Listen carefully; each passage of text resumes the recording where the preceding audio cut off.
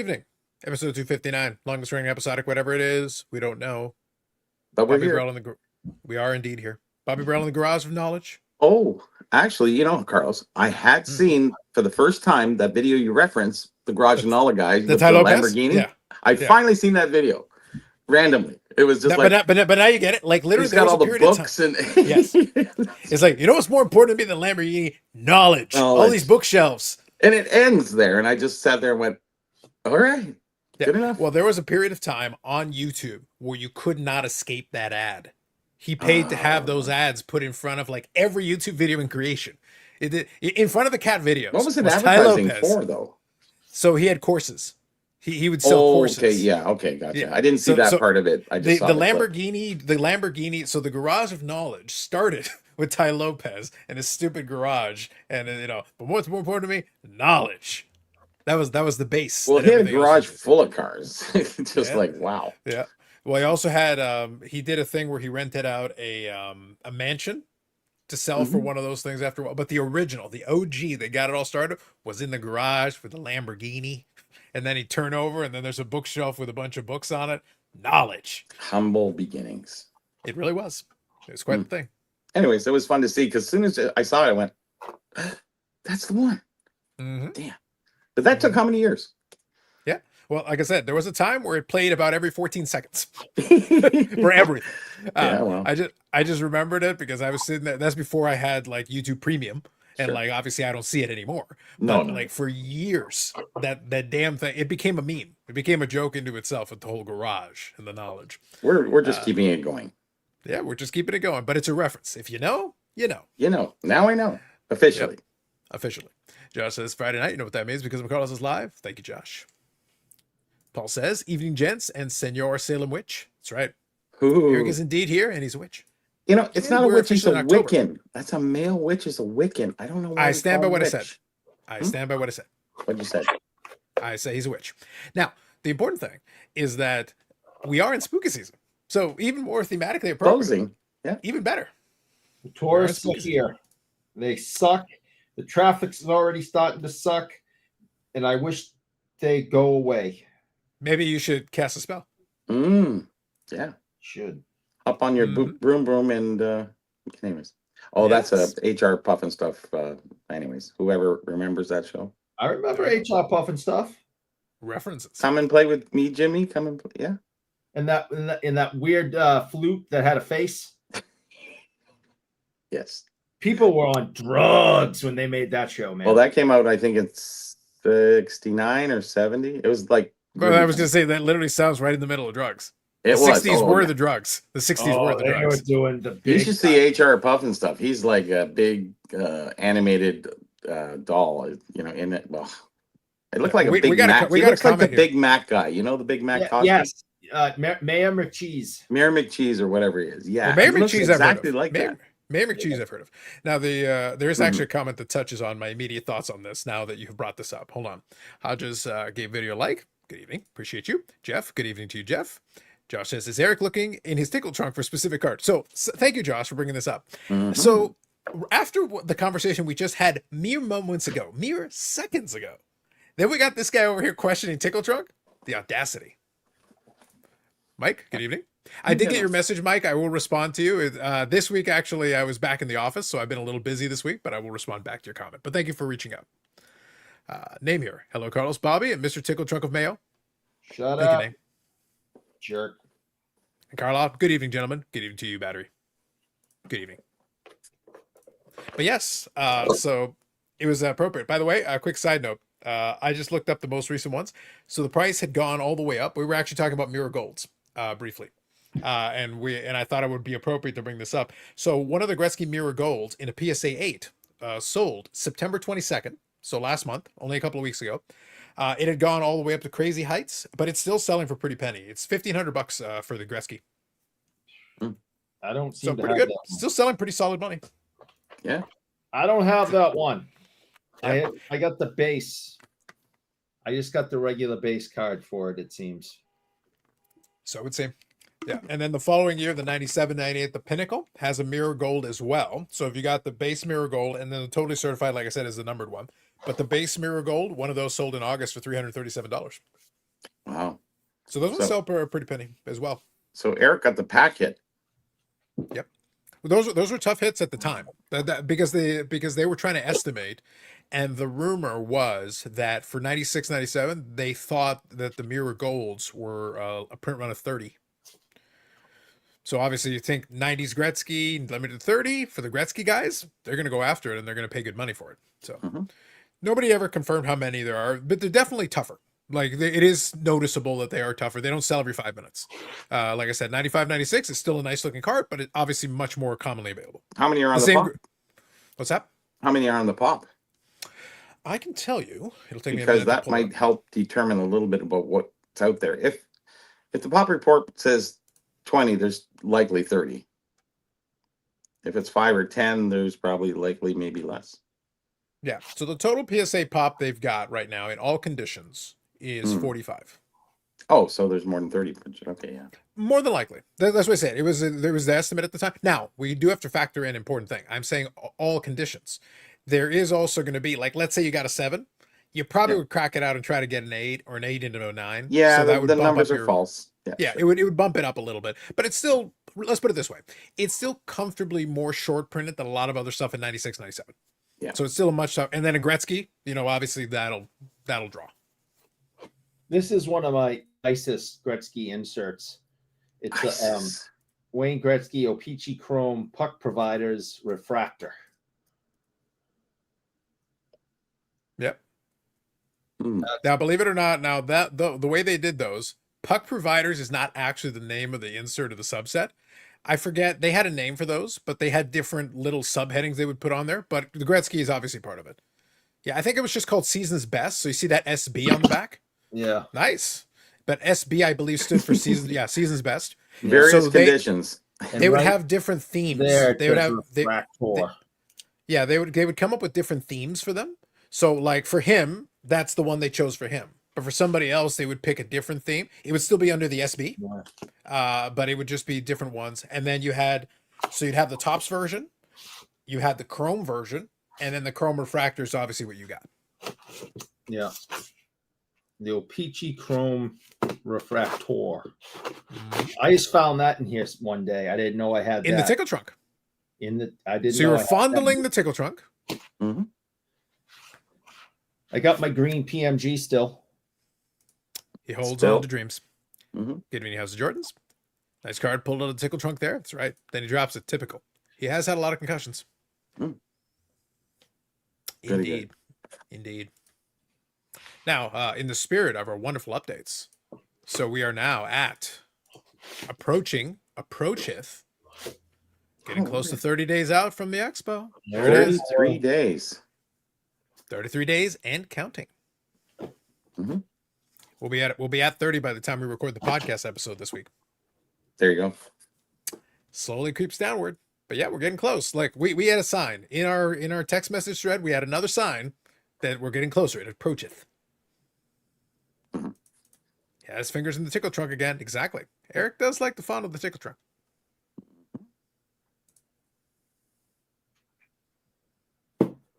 The best part is he keeps playing with that as if any of us. So how much you want to bet that is a card that everyone on this screen has owned at least one copy of? I thought he froze up. But yes, everybody has a Gretzky rookie, so I know. So do I. Skippy. I'm just saying. Maybe if it had been Hal fucking Gill, I might be impressed. But a Gretzky, doing nothing for me. You don't need to follow your ticket trunk for that, Eric. I think I got a door somewhere that's being held open by a couple if you want some. Maybe. Just saying. So this real quick. This is number 1 out of 99.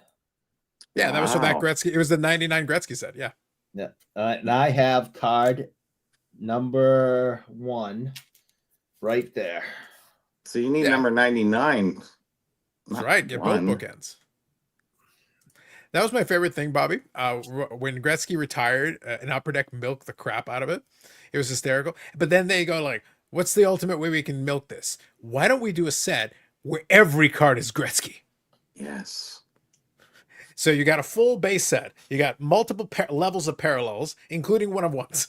So just stack Gretzky top, bottom, left, right, center. I think it was like 99, the Gretzky collection or whatever it was. It was Upper Deck Gretzky. Mhm. And it was like, and here's the thing. They made some, if you're a Gretzky fan, they made some nice cards. They found some pictures and covered his whole career from front to back. They covered it. So if you're a Gretzky fanboy, you put together a base set, you can actually look through all the pictures and you got like a full chronology of his career from beginning to end.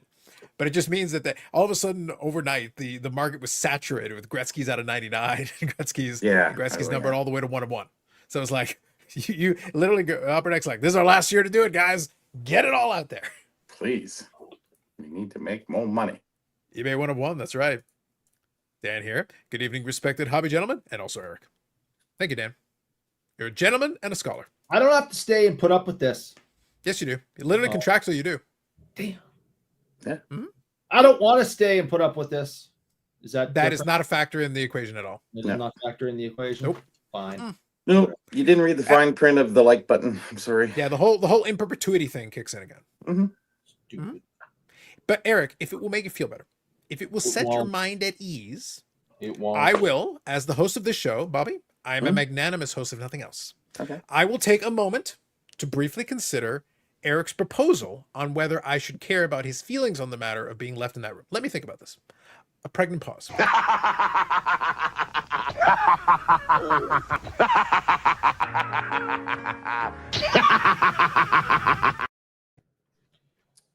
After a moment of sober reflection. Apropos. After a moment of sober reflection, I continue to be indifferent to your feelings. Fair enough. But I did think about it. The point is, I did think about it. Thank you. We're getting closer to getting something done. Just saying. I didn't know how it was going to end up, but there you go. It was open-ended. Who knew where it could have happened? It's crazy. I just said did the same thing with Ted Williams in 59. Tara said Ted Williams. Yes, exactly. That's a good example. Oh, yeah. Exactly. There you go. Yeah, for sure. Yeah. It was like the full, they covered the full gamut. Yeah. We're not talking autographs here, Eric. We're talking cards. Yeah. All of them. Listen, given the sheer quantity of Ted Williams autos out there, maybe they should have all been autographed. That would have really sold. His freaking scumbag son. I'm surprised they didn't make him do it. Well, the set came out in 59. I don't think he was. I'm not sure if his son was necessarily born at that time. Maybe he was. Maybe. He might have been. He might have been a little young to exploit that. John at that time. Henry was such a piece of shit that I'm surprised he didn't invent the first time machine, go back and try to screw his father over in 1959. Well, that's why they say it's the terrible twos. You know, there you go. It's trying, man. It's trying. Hobby Champs here. Good evening. Here's the discussion. Are we sure that Topps hockey cards from the 70s and 80s were printed more than OPG? Hockey was bigger in Canada. Why would Topps print more than OPG then? So I don't know. You got any theories on this one, Bobby? Kind of fill in the gaps. Yeah, it's a good question. Let me read it again here. A discussion of the Topps hockey cards in the 70s. Yeah, you know, we're 10% of your population, but hockey being more practical in Canada, I would say that there's probably more OPG, and it's really hard to tell because we always had more in our sets. You know, you'd have 264, we have 396. So by sheer numbers alone in that breakdown, I would say that there is certainly more OPGs. Did they print more? I would say yes. I would say yes. Now, one thing I would throw in for Hobby Champs, and it kind of plays into this idea as well, though. I think one thing also, I think maybe, and Hobby Champs, you can clarify this. The question is a fair one, but I think one thing I would throw out there, though, is that the Topps is simply less popular. So even if you make less, but it's also less popular. So the demand is also important. We talked about this before. You want to look at a price on something, supply and demand. I can have low supply, but if nobody wants, like Reggie Lemon, that could be low supply. Pretty much Eric only wants it. Yep. So that's going to keep your price low. Very low. But if you take something that's very wanted, like, you know, an equivalent Gretzky, like if he had a Wayne Gretzky game used jersey back there, well, there's lots of people who would want that. And the supply is relatively low. Therefore, the price would be very high. So it's about the demand as much as anything else. So I think it's a fair point that you bring up, and I think Bobby kind of corroborated that. I think it's reasonable to assume that probably they printed less Topps, but that just the demand for Topps is substantially less to the point that it kind of leveled off the prices for the two. The funny part about that, if we look at it in a wax sense, there's more leftover Gretzky packs or Gretzky boxes in 79 than there is of OPG. So, but then again, if you're talking about the distribution channel being left over, you know, United States is so big, but hockey was very small. So there's a lot of leftovers in different places, where in Canada, basically everything got sold for the most part, I would think. You know, Yeah, we had a captive audience that was definitely interested, so it Sure. consumed a lot. It consumed a lot for sure. oh, we did. And I would also say that it was a funny thing. It's kind of the opposite in a way. I remember going to garage sales and finding a lot of O-Pee-Chee baseball. It's not that it wasn't out there, but it was sporadic. Like some of it really is just, and it's kind of the opposite situation. Like we've got less supply, but also less consumption. So it kind of, so what would happen is I'd find hordes of them, little hordes in pockets, because certain people who really wanted them actually Mhm. were the ones opening the majority of it. But then so was distribution really bad, or was it that it just didn't sell super well because not as many people were interested? I think lower production too, on top of that. Exactly. Yeah. Certainly is. You know, I don't really remember opening a baseball pack, to be honest, or buying one. And I'm going back to 1970. 71, 72. I don't remember. I might have bought the random one, but I don't remember even having any baseball cards. I bought wacky packages in 73, but basically it was all hockey. Yeah, pretty much. It's pretty much it. And even like I like to go to a flea market where there are a couple flea market dealers there that would accumulate all kinds of stuff from all over the place. And inside of the little boxes, you'd have the little kind of, 25-cent bin, 50-cent bin, whatever. And you could go through it. And what would happen sporadically if you went looking through, I would look for, and I would occasionally find like, so for example, 1970 O-Pee-Chee baseball. Mhm. I would find some because obviously you got the bilingual on the back, you got the Sure. different coloration and all that, so you can tell what it is. But they didn't bother to market because for the most part they didn't care and they didn't pay close attention. So they would have 70 Topps baseball, but also 70 O-Pee-Chee baseball in the same box, and it was just like they didn't even bother to look. No. But you'd have to know what you're looking for and pay attention to the backs and kind of you'd notice certain things and it would. In more recent years, yeah, a lot of people are getting into the O-Pee-Chee. Yeah. Yeah, because for them it's more of a challenge. It offers them an alternative because so for Mantle, a lot of the years of Mantle, you can get a 65 Topps Mantle pretty easily, but some of those 60s Mantle O-Pee-Chees are a little tougher to find. So I think, like I said on Victor's last podcast, where we were talking about the pre-rookie cards, is that those O-Pee-Chee is still under the license of Topps, so they really are basically Topps, but still O-Pee-Chee. If you're Richard Scott, everything's O-Pee-Chee. Everything. I was about to say. I was about to say. I thought we I established got the you guys canon is before everything's that. O-Pee-Chee. Everything's O-Pee-Chee. So anyway, because we did talk about the Canadian CFL and whether it was a major league and all these other different things. Joe Theismann, what's his real true rookie? So anyways. Mhm. That's fair. So kind of your comment here, Hobby Champs, like it's fair. Yeah. So to your comment there at the end, there is an arbitrage opportunity, but I think one of the key things you're going to have to do is you're going to have to suddenly convince the audience that is used to. So in the hockey side, the audience that's used to caring more about the O-Pee-Chee, you just have to convince them that, hey, the Topps is probably producing lesser production a lot of those years. Maybe that's some, which has started to happen a little bit with the baseball. That's what we were talking about a moment ago. So like, I believe, correct me if I'm wrong, guys, and Dan, maybe you can refresh my memory here. I think like for 68, you've obviously got the the Nolan Ryan Kuzman rookie, but you've also, I believe, got an O-Pee-Chee version, and I believe there's one more. I want to say Nestle or something. So there's like, or Milton Bradley, I forget. So, but the point is that card has like 3 variants. So you've got the Topps version. I believe you got an O-Pee-Chee version. Oh, from the and I think board you've got- game. Yes. yeah, and I think you've got one more. And so if you're, say, a Ryan collector, Milton Bradley. So thank you, Dan. That was the confirmation I was looking for. Mhm. So for example, though, using the Nolan Ryan as an example, the 68 Topps is not a cheap card anymore. The price has steadily gone up on that. But if you're more of a connoisseur and you're out there looking for like a tougher copy, the O-Pee-Chee offers you an option and the Milton Bradley offers you an option. Sure does. So that gets you into the obscure. Technically, it's the same card, but they're tougher to find, those other 2 versions. Whereas the Topps version, I can go on eBay right now and buy you one all day. The other ones are out there too, but I'm just saying there's less quantity available. So if you're looking for the tougher one, there are some options there. And for that one, so using your example, Hobby Champs, that's one where somebody can take advantage of it. And now there's some baseball guys that are starting to take advantage of this fact, and it's starting to get a premium which is correct relative to the supply and Nolan Ryan being such a popular player and all that stuff. Sure. So definitely a thing there. Mike here says, good evening all. And Eric, looks like you've gone high and tight on us. Got the same haircut I've gotten since high school. He set your clock to it. I just says, Every I enjoy blue collecting the lady. 71 O-Pee-Chee baseball because the backs are far superior in my opinion. Agreed. 71, definitely superior backs on those. Correct. Milton Bradley, yes. Good evening, Orlando. Peaches are great. Yep. Lots of people like them. Tops Venezuela is the rarest. Yes. Yes. Yeah. So I think it's, I don't know. I would say it probably depends on the year. I think there's some year Venezuelan that probably are tougher. I don't know. You guys can debate the relative I merits. The don't know point the is year. they're less common than tops. We can all agree on Yes. that. They're both less common than tops. I Go ahead. do not know the year, but I know that some Venezuelan baseball cards that are being discussed came into the shop, like I think on Monday, and I know that my friend / boss was all excited about it because they are rare, and they were in this collection and we're going through, and he just is like, he gets all excited. I'm like, what are you so excited about? He goes, do you know what these are? And I'm like, no, I can't say that I do. And he explained to me that they were from Venezuela, and I'm like, they look just like Major League Baseball cards, and like, they are, but they're from Venezuela.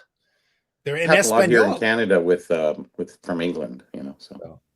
Go ahead. So yeah, he was all excited that a couple of them slipped through and came into the shop. So yeah, so that's where a lot of the collectors who are used to all those other ones so often, you're going to be looking for some of those variants. You're going to be looking for some of those alternative options because, like I said, I use the 68 just because it was an example. You had very easily definable different versions. The point is that 68 tops, look, if you've got the money, we can probably get you one in all kinds of conditions, all kinds of levels, any day of the week, twice on Sunday, So, and that's still popular. It's still extremely popular. But the point is that with those other ones, you have the popularity combined with, it's just tougher to find. Especially if at that point, you don't have the option of being as picky. You can still find them out there. There are plenty there. But now you're looking for certain specific things.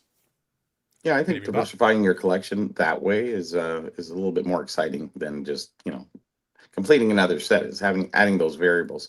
And you don't even have to add the full other sets. You just want to get the key cards that kind of complements your key cards in that set.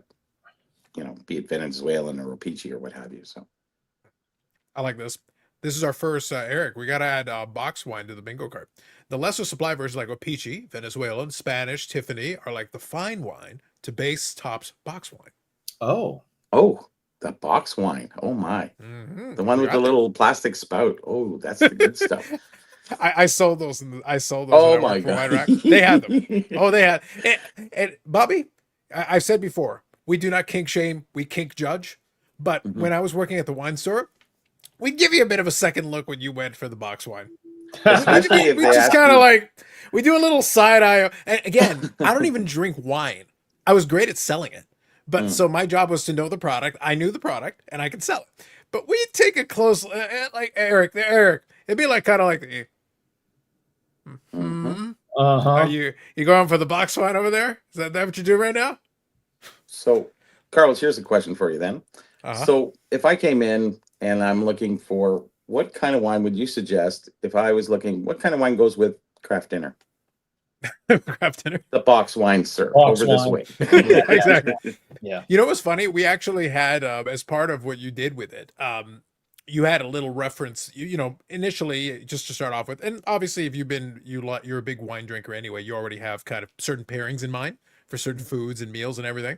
But obviously there are certain, because I remember after I was there long enough that I was training a few folks, and I'd be like, look, the reality is, even if you're not a chef, there's a couple of we had a little chart to go, here's some basic stuff that like makes sense with it. That doesn't mean you're not gonna prescribe it, because it's not your job to be a sommelier for these people. But you can at least give them a general nudge in a certain direction. If they're completely clueless, you can at least nudge them in that direction, but it's still on them. They still have to make that decision. But yes, there are a very interesting situation with the box. But I'm just saying, the clientele that came in for the box wine, Bobby, you could walk in and go, I see. Come this way. Yes. Sort of like the indeed. kegger. One brand does everybody. Yeah. Yep. Yeah. Right. Mhm. I wish there was Opeachy NFL. There you go. But you didn't have Opeachy NFL, but you know what you did, Eric, for 1 year, one glorious year? You had Proset Espanol. I might have a not swell fella Proset Espanol rookie. God. Fantastic. One step up from Ripple. Yes. Ritz crackers or wheat thins. There you go. The Just, box about wine, wine. you got to go Ritz.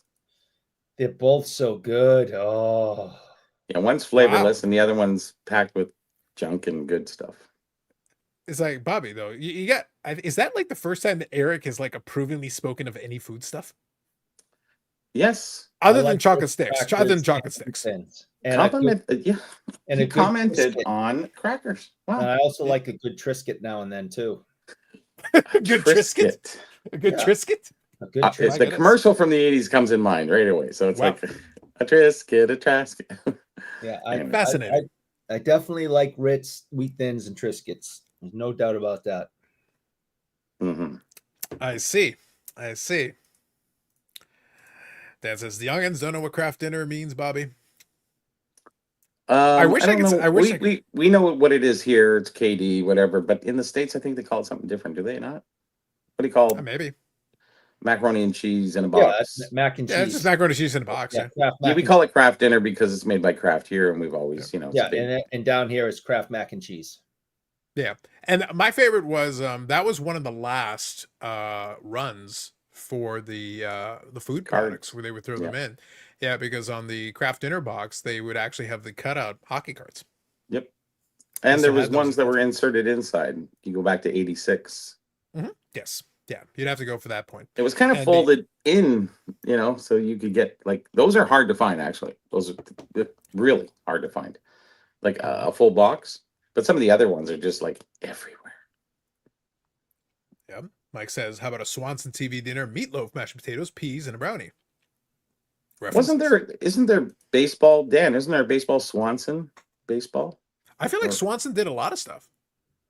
I feel like Swanson there was a makes little it while good. where they threw in That's some the stuff tagline. like But Yeah. I'm sure there's a baseball issue or something that does Swanson. I've heard of it. I'm trying to remember. I think Swanson did wrestling for a run too. I think they did WWF. I feel like they did Swanson. Yeah, I'll double check, but I'm pretty sure Swanson did a WWF for sure. Mac and cheese, yes. I feel like they changed the recipe in the last 10 years or so. Tastes a bit different these days. The craft dinner. Oh, you mean the powder has changed? Oh, dear. Maybe. And do you know the extra creamy version? The only thing that had was on the instructions was add 2 more tablespoons of margarine. That is it. That's how you make the extra creamy because the instructions to. All right. Yes. There was no more powder. There's no more whatever. I hate mac and cheese. I think it's just horrendous. My sister loves it. Nope, And gross. people grew up on that stuff, but I just never liked it. I always like a homemade one myself. I don't like it homemade. I don't like it from the package. I don't like mac and cheese. It's gross. It's barely, I don't even know how you live because you don't eat anything. Well, with Eric, we're not Chocolate convinced he sticks. lives. This is bordering on a Rayborg situation. So confirmation in the chat, but also this. Yes, There it is. I knew I was remembering correctly. So this is Swanson, 1991 Swanson WWF. And they're in the package too, so they're frozen. Yeah, condition sensitive, I would say. And the black border as well, on top of everything else. You Black double border down, series. yeah. Yep. Bob just said, anyone ever open a box of the stupid corner press in thing, or are they still made of titanium? That's a question I'll open up to the chat for Bob. Evening all in, Eric. Swanson cards. So yeah, we did touch on that. So like I said, I was remembering correctly. There was the WWF Swanson for sure. Okay, Swanson so it was Homemade Dinner. WWF I was thinking of then. I knew there was a card out there. I just couldn't figure Yeah, it I knew that they had at least gotten into some categories. So there was a Yeah. Like at this point, you may as well. Like, why not? Honestly. Powder Ender Noodles, something is off. There you go. Well, Name has 48 kids, so he's got to know these things. He does have 48 kids. Genuinely simulated cheese. I don't recall Swanson MLB cards. That's a shame. Oh, yeah. That's right. Oh, yeah. There you go. I like that the hand gestures were included. That's important. Oh, you have to. Yes. Homemade for me. No packaged stuff for frozen dinners. There you go, Orlando. The cream of the crop. That's right. I would show more clips, but there's some people who rely heavily on clips. I was actually meant to say crap, not crop. But anyway. No, it's cream of the crop. That's a Macho Man promo he did. Oh, sorry. Okay. Yeah. So I was actually funny. I was watching Dustin Sports Card Dads. He did an interview with Professor Sports Cards. So they did talk about content. And then they devolved into talking about somehow he tried to squeeze in something about the Saints. And it's like, we don't need to talk about the Saints. I turned it off at that point. That was halfway. I said, So anyway, I'll live without the information. Yeah. So anyway, I did listen through it at 2.5 speed, as you do. So I was able to zip through that. But I will say that, like, you know, he's still kind of, and again, it was a fine enough conversation for what it was, because at least it was more kind of just getting to the point, asking questions and going back and forth. That's fine. But all I'll say is this: I still don't agree with his general premise, because he looks at certain, you know, videos, and he still double downs on his idea that, include all this editing. It's like, we don't need editing just for editing's sake. If the editing adds to the message or contributes to, you could take the most boring message in the world and put 5,000 clips in it and spend 3 days editing it, and it's not going to make it good. Well, the only thing I would have to give that would be the Gong Show. You know, Louis does an amazing job at editing. If you've seen some of the shorts, you know. Oh yeah, they put together so in great shorts stuff. And His media, editing is just that's like where you can use it. Insert video, take it. You know, so it is different. There is quality editing. There's obviously. But Bobby, you'll laugh. Dustin, you know, he of the high technology, taught Professor Sports Cards that you could put media into StreamYard, because they recorded that on StreamYard, and he didn't realize that you could do that. Guess what? Because you're poor. That's right. Point. You're poor. He didn't know. So I was like, okay. I was just like, Dustin has taught you technology? I wouldn't admit that. I'd ask him to cut that out. Yeah, Dustin with that girl on that unicorn or whatever that insert was so silly. Anyways, remember he used to enter his show. Anyways. Are you talking about the cartoon? The little cartoon bit? It was a girl on a unicorn, a blow-up unicorn or something that used to always be in his intro. I genuinely have no idea what you're talking about. That one you for lost Dustin's video. Don't you remember when he for Sports Card Dad? He had the cartoon Sports Card Dad, but there's no unicorn that I'm aware of. Yeah, it was a girl saying on a unicorn. Yeah. Okay, Bobby. Yeah, he's the one who has Alf and a cartoon intro. We sure we're talking about the same person? Dustin. Yeah, Sports Card Dad. Yeah. Where's the unicorn come in? He used to have it at the beginning. Maybe about maybe a year ago. Girl on a unicorn. Let's not forget that's what was said. Yes. Eric, stop stroking the ticket. It was like a blow-up unicorn kind of thing. Maybe. Okay. Okay. We'll have to go back and look. The chat will answer. The chat will answer for this. Please. The chat probably knows. Yes. I defer to the wisdom of the chat on this one. I blame the concussions for Eric not liking mac and cheese. Eric hates a lot of things. Yeah, don't like mac and cheese? That's fucking un-American. So finally, Paul, y'all get it. I've been trying to tell Bobby, have I not been warning the people? Have I not been warning the Americans? Not only is Eric a witch, he hates the troops, he hates America, and he hates freedom. Nope. I've been very clear on this point. And mac and cheese, obviously. And mac and cheese, yes. Mac and cheese is gross. They had a press spot here to open the box, and you could cave in the corner of the box, and it still wouldn't open on the spot. I see. Name is right. It's not the same. All right. Validation.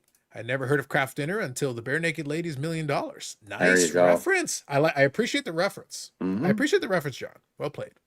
Step into a Slim Jim. Go ahead, Eric. Step into a Slim Jim. No, I don't want. This is like the one thing we complimented. Yeah. That's right.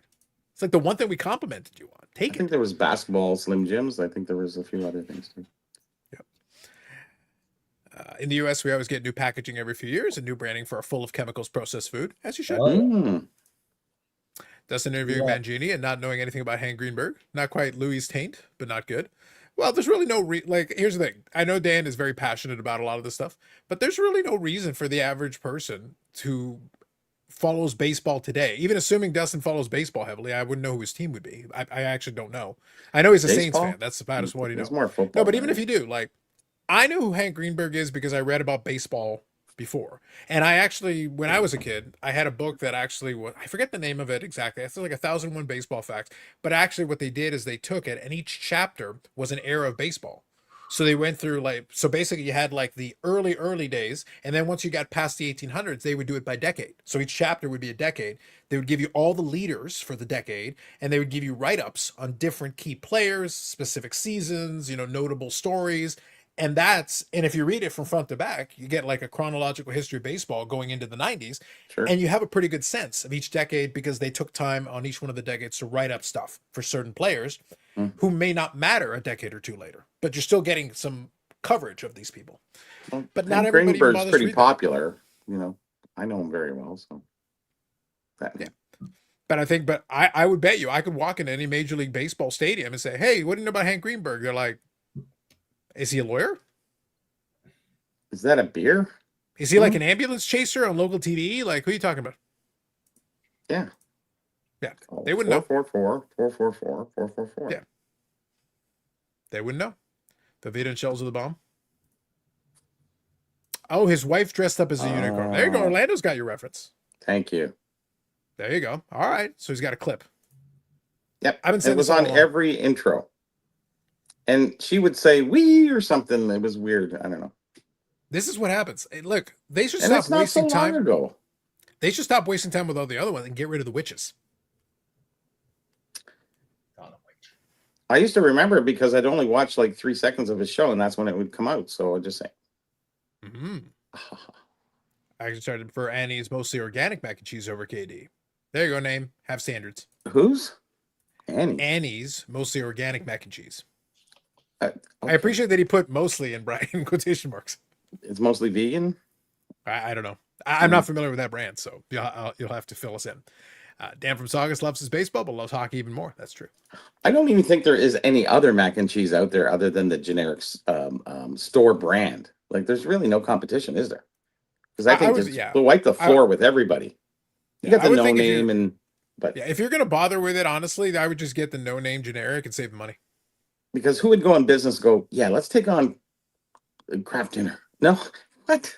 No. Eric's over there. He stops tickling his trunk and he goes, "I'll do it." Just for the diversity's sake. Much like Geoff before me, I'm going to revolutionize an industry that already existed. Yes. I'll get to that in a second. Name says 2 of my kids can't even eat mac and cheese due to dairy allergy, so it's mostly just me eating it. There's no dairy. There's no dairy in the mac and cheese in the powder. It's cheese-ish. Oh, just poison. It's cheese. Hold on, Eric. It's cheese adjacent. Yes. Yeah. At least it made it. Cheese adjacent. Yeah, Come on. I would go with that. I support that. That's valid. I think it's valid. There might be milk powder in there or something. Foul ball. Dan might fight you. Greenberg is overrated, the foul ball says. Oh. Dan is like, I will fight you. I will fight you in the streets. Mm-hmm. You're dead after And school. I want to say it's B-Roth on YouTube, who has the Hank Greenberg collection. I think he'll fight you too. Dan and B-Roth will fight you in the streets of New York. Yes. Velveeta shells and cheese. Well, yeah, there is the Velveeta, but I think Kraft owns Velveeta, so. Oh, maybe. Yes.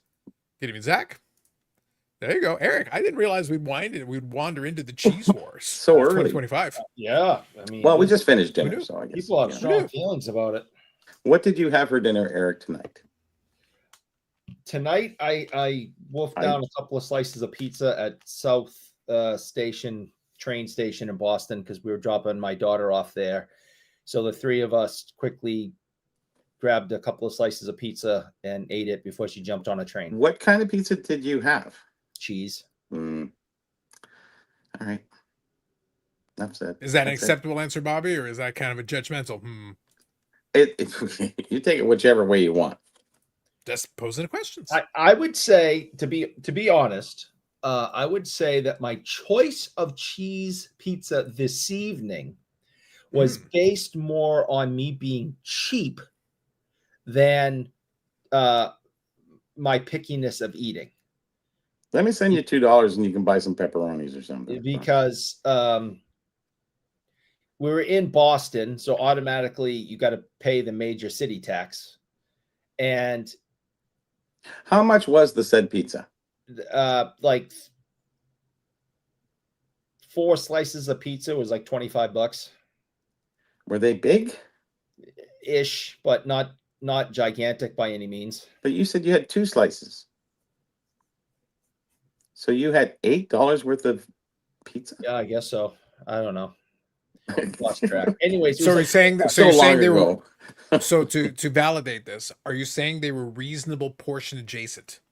Yeah, reasonable portion adjacent, and is that what we're talking about here? More than I am picky. I am cheap first, and that was the cheapest pizza available, so I ordered cheese. Well, we're gonna find out after the fact. Now, my wife and daughter, who they obviously live in a different tax bracket, they got pepperoni. Oh, wow. The highlight. So I definitely went for. I had to bring the average down. Yeah. So I went with the cheese. They kept it bougie for them and not for you. They did. They did. All right, we got some good comments here, so I'm gonna get caught up here in a second. So Foul Ball says thoughts on hamburger helper. That might start a civil war. You saw the passion for cheese. I You think can't it's even a imagine. salt lick. It's like, oh my God. Mike here says Velveeta in the microwave, then add salsa, great for dipping. All right. Oh, Paul says cheese pizza, and Eric ate it with a fork. There you go. Cheese pizza seems like a waste of having pizza. Josh says. Carlos says finest mac and cheese recipe is Hugh Atchison. Google it. Applewood smoked bacon. Leeks. Gruyere. Gruyere, yeah. Gruyere Okay, cheese. cheddar, Yeah. Very strong. breadcrumbs. All right. All right. My Yeah, good put says bacon 4 on slices. anything, it's good, right? Well, bacon helps. Yeah. Mm. My good says 4 slices for 25. Jesse James just using on. By the way, it will surprise none of you to know that Eric also doesn't like bacon. no bacon. Oh, yeah, that's right. Jesus. Yeah. I mean, Jesus. That's my favorite. Eric, scene in most Pulp Fiction. people wait until their body has decomposed to I don't die dig and on disintegrate. swine. Eric likes to start early. Swine is I divine. don't dig on swine. Oh, bacon. I Pigs think I eat could eat root bacon the and rest of road my shit. life and nothing else. Dogs If there's eat one their food own I would shit. eat, it would be bacon. Yeah, but dogs There have you go. personality. Huh? Wow. I'm just telling you my favorite scene in Pulp Fiction. What They're was that? talking about I don't dig on swine. Yeah, I got that as soon as you said it. Yeah. Mm-hmm. And then I just Mr. continued. Jackson said that. Yes, I know. Bob Jackson says, I think Eric is secretly an 8-year-old in a large person-sized suit. His dietary choices and loves riding a bicycle. It's all true. And he loves piggyback rides. There you go. Bob's got it right. I can't even argue. How's it Jordan says 25 for 4 is cheaper than one at Expo. Yes. Well, that's True enough. That's the different conversation entirely. But actually, the Expo one, like normally Pizza, that brand that known in Toronto, isn't decorated the way they put the stuff on. It's like you get barely anything and it seems old. At the Expo, at least they have like a nice amount of toppings, I would say, other than just cheese, but I'm just saying. So if you get something, you get a hearty slice and it seems really fresh. But otherwise, if you order one, like I haven't ordered pizza in forever, because it's just dirt pizza. But now at the Expo, it seems to be pretty good. Wow. I've had Yeah. Expo pizza. Wasn't bad the last time I had it. Yeah, and that's one of the worst pizzas. It's been around forever. Mhm. It's called How's pizza. Jordan says Lipton sidekicks and go. All right. Carlos fancy. Ooh. Hey, the should've sidekicks said aren't bougie. bad. You should have said bougie. That would have been funny. I like the sidekicks. They're good. Josh says Eric should ask for an advance on his allowance so he can get pepperoni. There you go. Yeah. Spend less on cards, Hey, more on Hey, pepperoni. jackass! You and Paul are almost 30 days away from getting slapped in the face. All right. Almost. So just start the countdown that you got 33 days until I punch you in the mouth. Keep it up. Keep it up. I'll be waiting for Promise this. is I'll a be promise. there. Bringing some rights and some lefts to Canada with me.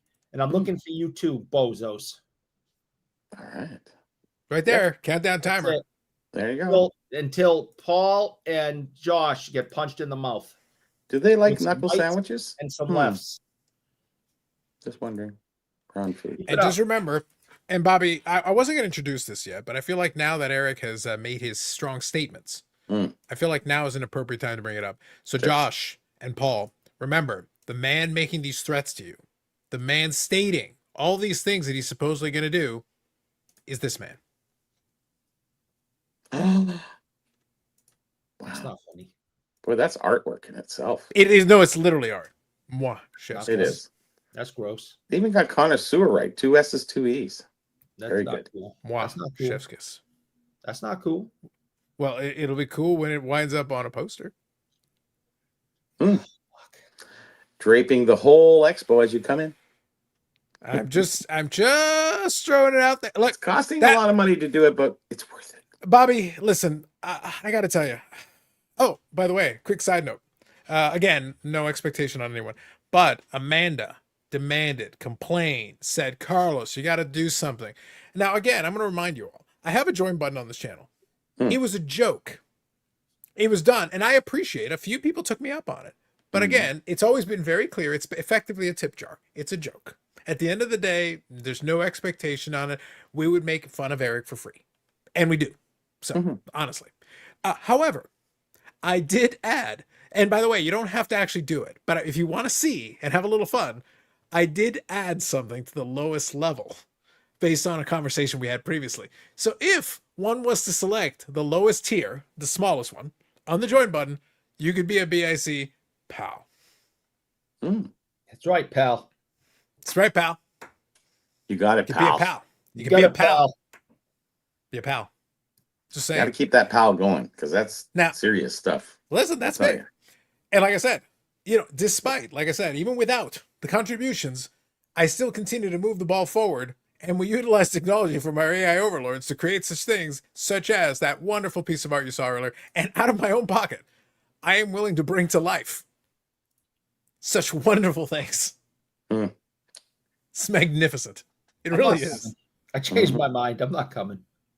It almost looks like Jimmy Carter. You know, My favorite thing, Bobby, is that it I should be took peanut butter if it's Jimmy My Carter. favorite thing is that I took a real picture, and like the secret sauce is the prompt. And I was able to get it to take that picture and generate this. And Amazing. I was like, That's I'm so good. proud. I'm so proud. God love AI. Don't you, aren't you glad though, Eric, that you took a picture where you actually look like a professional, like, you know, human I was being at for a once, wedding. You and look it like was you're- used against you in such a wonderful way? Yeah, I was at a wedding like 2 or so years ago when that picture got taken. Yeah. Mm. And look, little did you know that this is what fate ought wrought for you. Yes. Pretty good. All right, real quick. I'm going to read a couple of these real quick here. Let me skip through. Bear with me a second because there is actually some good comments that I want to make sure I get. Oh, I'm Okay, here we sure. go. Paul says, for context, Eric, the grocery store had a deal on ribs today. Got an entire rack of ribs for $7. Wow. That is a good better deal. value. Side ribs or doesn't eat back ribs? Question. Always. Valid question. Foulball says, I don't eat swine either, so at least you have some support, Eric. There you go. Dave says, I was expecting your favorite scene to be the Royale with cheese. Valid comp. There we go. Mike Good says, Eric, besides chocolate sticks, what junk food do you eat? We'll get back to that in a second. Stephen with a PH. Good evening. Good evening, Stephen. Expo Pizza, okay, but what happened to the sausage guy outside? Eric was asking this question too. It's becoming an unsolved mystery.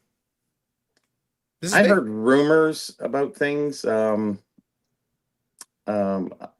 don't know. I'm not going to say anything. I'll just leave it All at that. I don't think it's Well, worth saying We'll keep because looking it's a into it, rumor. So I don't want to say. But a anything. valid question. But a valid question, Steve. A valid question.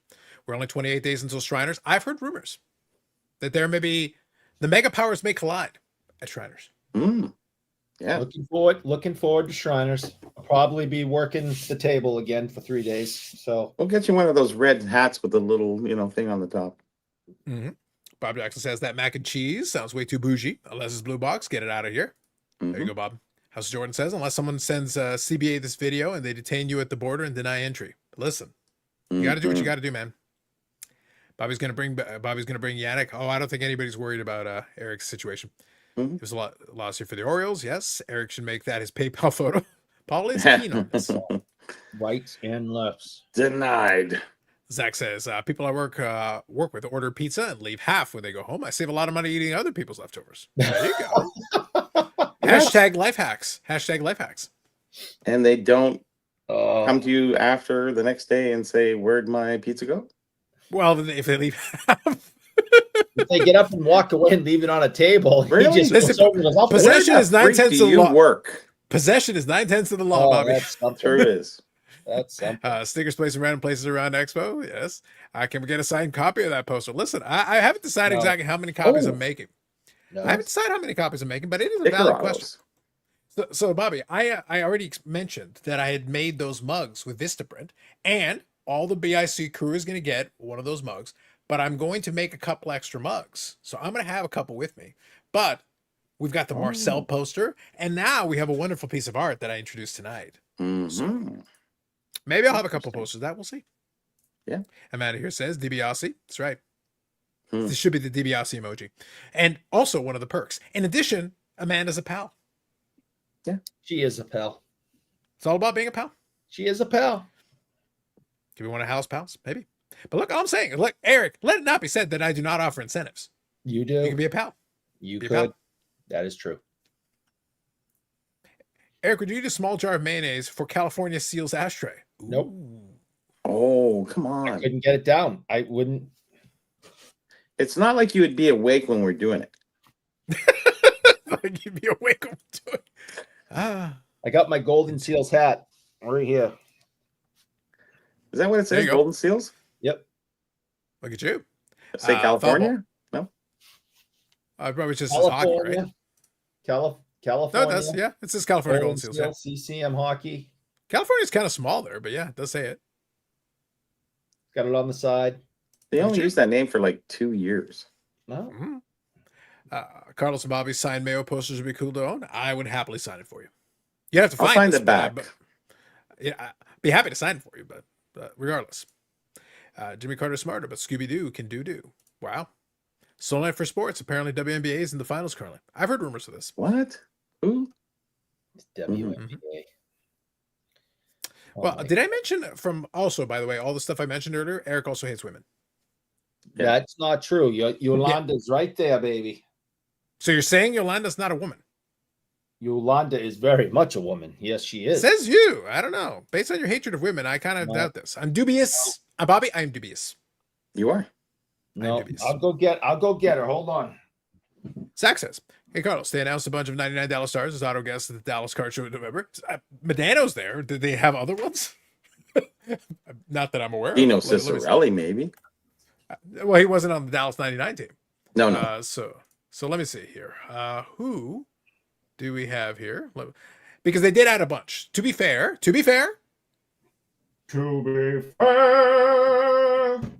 Good. They did add a bunch. So let me take a look here. I'm just scanning quickly.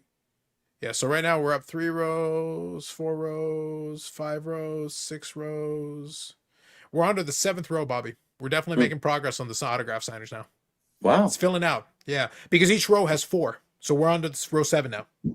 So it's getting pretty strong. So right now I'll read through them really quickly. Kevin Stevens, Tony McKegney. I probably butchered that. Bill Ranford, Steve Shutt, Andy Moog, Gary Unger, Matthew Nyes for the Toronto Maple Leaf contingents, the younger ones. Stevie Thomas as well. Norm Ullman, Pascal Dupuis, Willie O'Ree, Bill Barber, Dave Schultz, Duncan Keith, Gary Roberts, Medana, which we mentioned previously, Jennifer Botterill, Darcy Tucker, Yvonne Barrett, Michelle Goulet, Jake the Snake Roberts. Yvonne Barrett or is it Brett? Whatever. Anyway, Michelle Goulet, Jake the Snake Roberts, Trevor Kidd. Carlos, it would be easier to read out who's not coming. We have a lot of people that would live here. Trevor Kidd, John Casey, Brad Park, who's a newer one addition, Essa Tikkanen, Glenn Anderson, and Yari Curry. I think there's more Edmonton order. Is that 30? Like, gosh. It's a lot. And they're not done. Like, we're a month away still. So, like, there's definitely going to be more. 33 days specifically. Yeah, there's plenty of time to add more. So I'm just saying. I know Belfour is in the one in Montreal. Maybe that's what we're talking about. Oh, maybe. But that's so he would qualify. Or next weekend? So this weekend is Montreal and the Saskatchewan Card Show Experience, or however they phrased it. The Gong Show guys are in Saskatchewan. Oh, yeah, they are. As we speak. Yeah. And they might be dead under some wheat by now. Well, what Minnesota's right there, just go north and Saskatchewan. Yeah, but they also let Phil there. Oh, damn. They let Phil go from there. Ottawa? Yes. Wow. They even let him in the country. But Carlos is like, they let him in the country. Can you believe it? What kind of border security is that, y'all? Saskatchewan needs to do better, Eric. Yes. Build that wall. Mr. Wheatman, build that wall. Moving on. Collecticon next weekend, Vernon, BC. Nice. Back ribs instead of BBQ sauce. I added garlic parm sauce, and it's fantastic. Side ribs. Food's always the thing. Yeah. WIBA is the thing. Well, except for Eric. He hates all women's sports. It's fun to I tried to donate 23 cents via Super Chat, but the minimum is $1. Postage is not worth that much. Damn. Got to do better, man. Get Reggie Leach's number embroidered on the hat? Yes. I need to add Sidor and Zubov. That'd be nice. That'd be cool. I'd appreciate that. Is this alleged Yolanda from Psycho Cross? It's all fake. It's AI generated. Do you guys have any theories as to why the Expo can't get PWHL signees? Because they don't want to. Or they haven't. No, that's really... That was quick. Remember, Steve Menzie has a lot of connections with a lot of different groups. Yeah. Because if you look at all the different companies now that represent these different... By the way, Jennifer Botterill is in it. So is Jennifer Botterill, well, I don't know if she would qualify. I don't know. How old is Jennifer Botterill? Would she be in the PWHL? I know she's in Team Canada, but I genuinely don't know. I can't answer that. But the last 3 years that I've been, working... Oh, no, she'd be aged out of it. She's a broadcaster at this point, so she's got the time. The last 3 years that I've been working with the autograph groups up there, there's been plenty of women hockey players up there. No, it's not about getting women hockey players. It's about you got to get in touch with whoever the representation is. So I'm not, unlike Eric, we don't hate women. The rest, Bobby and I are cool with them. The point is that it's about representation. You have to get in touch with whatever company. So, like for example, so Medano, you've got AJ Sports and Jam Celebrity Connections. Those are two of the main ones that are supplying a lot of these names. So Jennifer Botterill, for example, right now it's listed under the same. So yeah, it's one or the other most likely. So right now those are the two that are supplying a lot of these names. So it's who is on their roster. So for the PWHL, kind of to answer this question, like again, it's being honest. I'm not joking about it. I'm being serious. So who is representing them? Whoever is representing them, that's who Menzie would need to get in touch with, because that's how you make the arrangements. Because at this point, because the Toronto team, so being serious again, because the Toronto team has been very popular and they are doing quite well, it wouldn't be a terrible idea. But it's just down to, can they get in touch with the representation and make a deal that everybody's happy with that makes sense? And right now they're dealing mainly with AJ and that Celebrity Jam grouping. So that's why I say Jake the Snake Roberts is far outside of the sports realm. But again, he's still represented by one of the companies that can do it. Yeah. So regardless, they're able to make that deal happen. And they had Hacksaw Jim Duggan in the past. They've been able to get Ric Flair, Mike Tyson. So they can get in touch with whoever the representation is, and they're able to make that work. So the question is, who's representing these PWHL players? Because the Toronto, I think it's the Toronto Scepters, who is the local team. I think they would do well if they could get a couple of those represented. But the question is, who's representing them that could do that? Yeah. And that'll answer the question. So right now, as to theory as to why, whoever that representation is, the two sides haven't connected, or maybe they haven't come to a deal. That's the answer. Are there cards for them? Yeah. PWHL's got a 2 years worth of cards now for Upper Deck. Upper Deck's producing them, so there's definitely available. Good. And right now, like I said, the Toronto team, I think they would do well. I think if they pick the right names, I think they do just fine. Yeah, but we know for a fact that Upper Deck will make cards for anybody. Not, certain people. Bobby, move your head. I want to go all the way down to. You're completely off the screen right now where Bobby's head is. So you're not even right close. Down the very bottom of the screen. The Upper Deck will make cards for anybody. All right. Wow. All they do is call up and go, "Hey, will you make cards for me?" And they're like, "Yeah, okay, fine." I mean, it's that simple. We haven't done cycling cards yet. True. I haven't called up and that's said, why make cards for me like other people have. They will soon. Call up and go, "Hi, this is so and so from Western Canada. Make cards for me," and they go like, "All right, we will." Wow. And they just do. Wow. Give me a Stu. Happy Champ says, Carlos, you should unban Mike Petty. He says he would apologize and let bygones be bygones. He says he feels bad he can't interact with Bobby and Eric. Fig Leaf, Man of Peace. I appreciate you invoking Man of Peace, but Happy Champs, I must assuage the rumors. Mike Petty isn't banned. Yeah. He's not actually banned. Yeah. I remember I saw somewhere. So Bobby, just to be clear, I saw somewhere that he claimed that. And here's the thing. I'm the one who does the bannings. So I'm aware. Well, to be fair, I don't remember that at all. Paul can do that. He hasn't done it, previously. He does, we do confer. However, I'm the one who does the bannings. I saw that and I go, I'm pretty sure I did. And here's the thing. I checked and I did not. But you know what I did do? What I did do is he was being annoying, so I gave him a 24-hour timeout. Oh. That's not the same as a ban. A 24-hour timeout is in fact going back 24 hours. A while, right? That's 24 hours. That's it. No, isn't this going back a while though? No, Eric, you're not going anywhere. Perpetuity. Yeah. So 24-hour timeout is not the same as a ban. When was that? That is a timeout. What's that? When was this? A while ago. Yeah, a while ago. Here's the thing. Yeah. I look, I'm going to be 100% honest with you. I have no doubt that and I've always talked about this, and Dan, I know, is one of the guys there, at Strongsville and a lot of things. A lot of these guys swear by Petty and they really like him. He does nothing for me. I've listened to him. I don't find him funny. I don't find him interesting, and I really don't care what he has to say.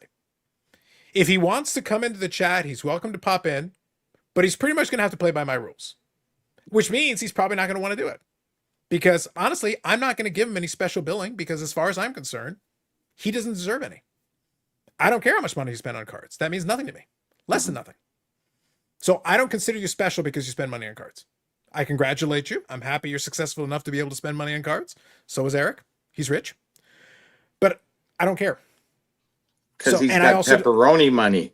he's got pepperoni money. No, He's got Michelle. Bobby. He's got double pepperoni money. No, Double. no, Oh yeah, no. that's right. And Michelle's sausage got pepperoni. without the swine. I got Ooh. plain cheese money. Mm-hmm. Yeah, it's because all the money you saved on not getting pepperoni, that's what the pepperoni money. Bam, you got it. So yeah, so bottom line is that we got mutual friends and mutual associations. There's a lot of folks. So yeah, Dan talks about here. Yeah, I don't care. So the way I'll put this is when you're in my chat, we're going to play by my rules. You got a persona, that's cool. You can persona elsewhere. And here's the cool part. You're going to love this. You don't have to buy me a beer. I can pay for my own, and I don't need a meal from you. So, you want to I was behave? going to treat this show. Oh, okay. All right. I won't. No, Bobby, you can pay. Oh. I'm talking about Petty. Petty brags about how he spends money, and he pays for people's things. No. I remember You're that my chat. $11 beer I owed you. It was like, Well, that's the going rate, Bobby. Inflation's a bitch. Deal with I shouldn't have said at the expo. That I was should have been foolish. somewhere That was- else. That was foolish. Yeah. Mhm. Yeah. Yep. Because when you lose a bet and then you have to pay the $11, If it's it at was like, Expo, it's inflated. mhm.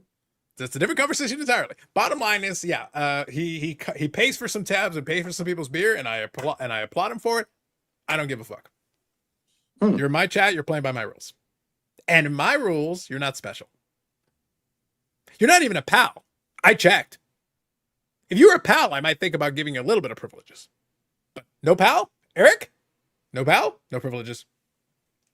Gotta be pal status is quite. An That's a accomplishment. minimum for me to even consider it. Yeah, I get it.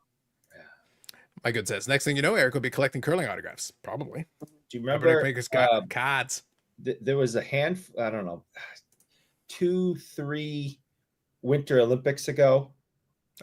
That women's curling was like the number one thing watched at the Winter Olympics because it just so happened that year the women were very, very beautiful. Mm-hmm. And the ratings went through the freaking roof.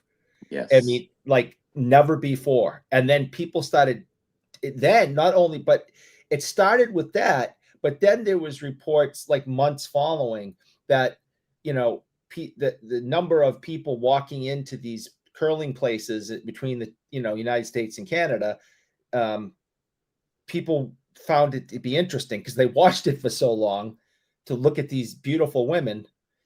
Then they ended up being interested in the sport. So they were interested in the spandex because they need to be aerodynamic in that field of. Listen, Eric was right there, front and center with his tickle trunk in full display. I was just stating a fact about what happened a few weeks ago. I was stating a fact too. Moving on. How does one earn a timeout? I decide that. So I'll actually answer a question that follows up to that. No, Eric, perpetuity. Damn it! So anyway, I'll actually answer this question with a follow-up question. So hang tight. We'll come to it. Strong's will, yes. I thought I gave him a day-long timeout. You asked me about it, and I confirmed. Yeah. So regardless, he got a 24-hour timeout. He can chime in whenever he wants. The chat works. If it doesn't, for whatever reason, somebody can reach out to me, but he's not banned. Bottom line is he's not banned. Too bad he doesn't have Eric's mayonnaise money. Few do. Online persona. They all claim to have personas. Eric has four pieces of pizza for $25 money. Facts. Mayo Magnet, yes. You're in the chat. That's right. You got a name. You could have got 40 boxes of entire Kraft dinner tables of meal. for that money. Yeah. Buys entire tables of meal. He says nothing. Then I don't care. And yet, I don't care if he buys out entire restaurant stand. I don't care if he buys out entire states worth of restaurants. It still means nothing to me. What are the chat rules? Easy. Easy, my friend. Easy. I got 3. Eric, I'm going to keep it simple. I'm going to stick to 3 rules. 3 rules of the chat. You ready? 3 rules. Okay. No politics. No religion.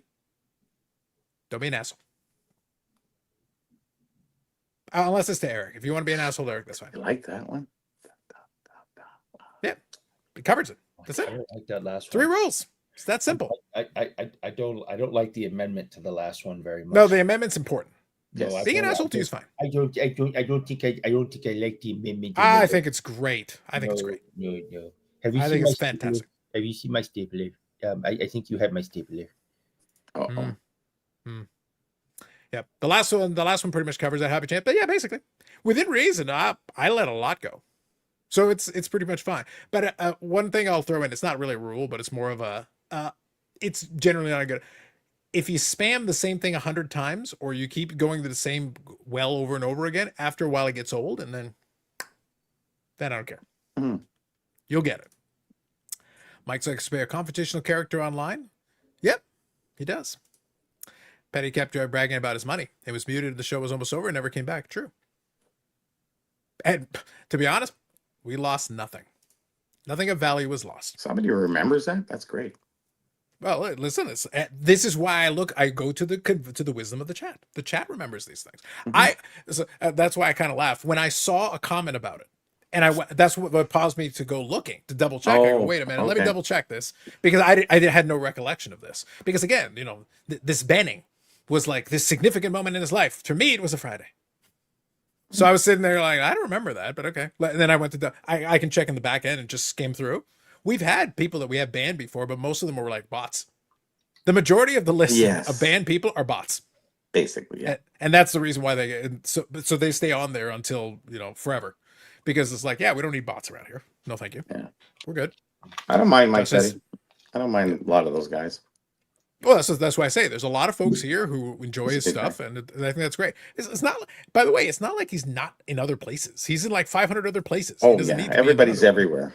Yeah, like it's like in these little cliques of different places everybody is. Yeah, and there's a hierarchy because everyone likes people in yoga pants. Eric likes all people in yoga pants. Yeah, he's not particular. Because Ziggy's all over the professor now. Until that day. Until that day. I remember the episode. And that day always comes with Ziggy. He's a special boy. Yep. It was a prank, bro. That's right. Well, as long as everything sucks. That's fair. Yeah. He's an ass, but not a hole. There you go. Eric, have you wrenched this week? Valid question. Wednesday, yeah. Carlos says, it's okay that I'm an asshole, just I can't be one during the show. Listen, we all got to be men of peace around here. Men of peace. Think about it. What if Eric was wearing yoga pants, though? He's a people. Is he, though? Oh. Does he? Wait, do we elevate him all the way to people? Does Eric count as people? Not pluralistically, but maybe. He is a witch. Maybe he counts as people. Well, maybe he is pluralized. That's a different thing. I remember everything, Bobby. There you go, Zach. Eric, does where you have pants? That's what bikers wear. Eric is a special boy with the pants. Which one? Which is each one of you targeting? What is each one of you targeting at the expo? Eric, is it about pants? I'm not wearing any pants at the expo this year. I see. Long johns. That's my big plan. I want to see how long it takes to get recognized and thrown out. Are you sure you'd even make it out of the I'm not even going there. Maybe. So you got anything you're actually targeting Expo? I'm looking forward to not going to Montana's. I am looking forward. I'm looking forward to going to Montana's every single night. Oh, thank you. Woo. Not to anymore. Never and we'll again. Cheers to Bobby. To Bobby. Yes. And I'll hear the echoes. Yes. While I'm eating at Mandarin Restaurant buffet.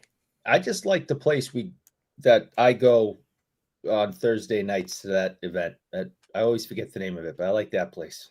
That place is good. The seventh circle of hell? The Dante's Inferno? Whatever the eighth circle is. What is it called? The what? Eighth circle. Jack Astor's. It just jumped. Oh, Jack Astor's. They used to be really good at one time. They've kind of fallen back a bit, but I got Jack Astor's fine. It's televisions. The food's pretty good. The company's trash. The prices are acceptable. It's they've actually the company doesn't have their heads attached. Yeah. It's weird. They have stepped up their game there at that place. Yeah, further. Well, listen, it's also open on Friday night, Saturday night, Sunday night. Just to let you know, it's not just open on Thursday night. No, Eric, I've gone on those nights. Just as far as I'm aware, on Thursdays it's closed. That's what I've been. That's my understanding. I don't think they have them there anymore. I think they actually moved to Arizona's. I think it's Arizona's now. Oh shit! Yeah, I think I might be So mistaken, no but I think- Montanas, no Arizona. Where am I going to go? Massachusetts. Massachusetts. So anyway, Mike, to answer your question, for me, I keep it's pretty open ended. I'll do a video where I'll talk about some. It's going to be just Medano stuff, but I don't have anything set on the list. It's just going to be I'll look around, and if I see something I like, that's basically the plan. The only thing that I might do that probably is the only plan, is we may have to record some content where we all bask in the warm glow, like, oh my god, it's Bobbles. We're getting very excited. That's gonna be very exciting. That will But be then the other part, yeah, it's gonna be fascinating. He's gonna walk in and it's gonna be like, my God, what is this modern technology? the And Yankees last are time- here. I'm gonna grab it and I'm gonna go. You better So sharpen that So thing. Eric's gonna get beaten several different times during the expo, like several. Mhm. Like it's gonna be a lot of beatings. Beatings will continue until morale improves. Think about it. So yes, so it'll be just Medano, whatever I see. The only thing that I think is planned is if I can, I will probably get one of those jerseys that I showed off previously signed. That's probably the only thing I've got planned. I'll probably chat with some of the Gong Show guys. So because I don't have a set plan, I'm thinking I'm going to try to have a little bit more content in there. My plan is to take a couple more clips and we'll try to incorporate some of that in there. The new phone seems to be pretty good for video, so I'll try to at least use that for some.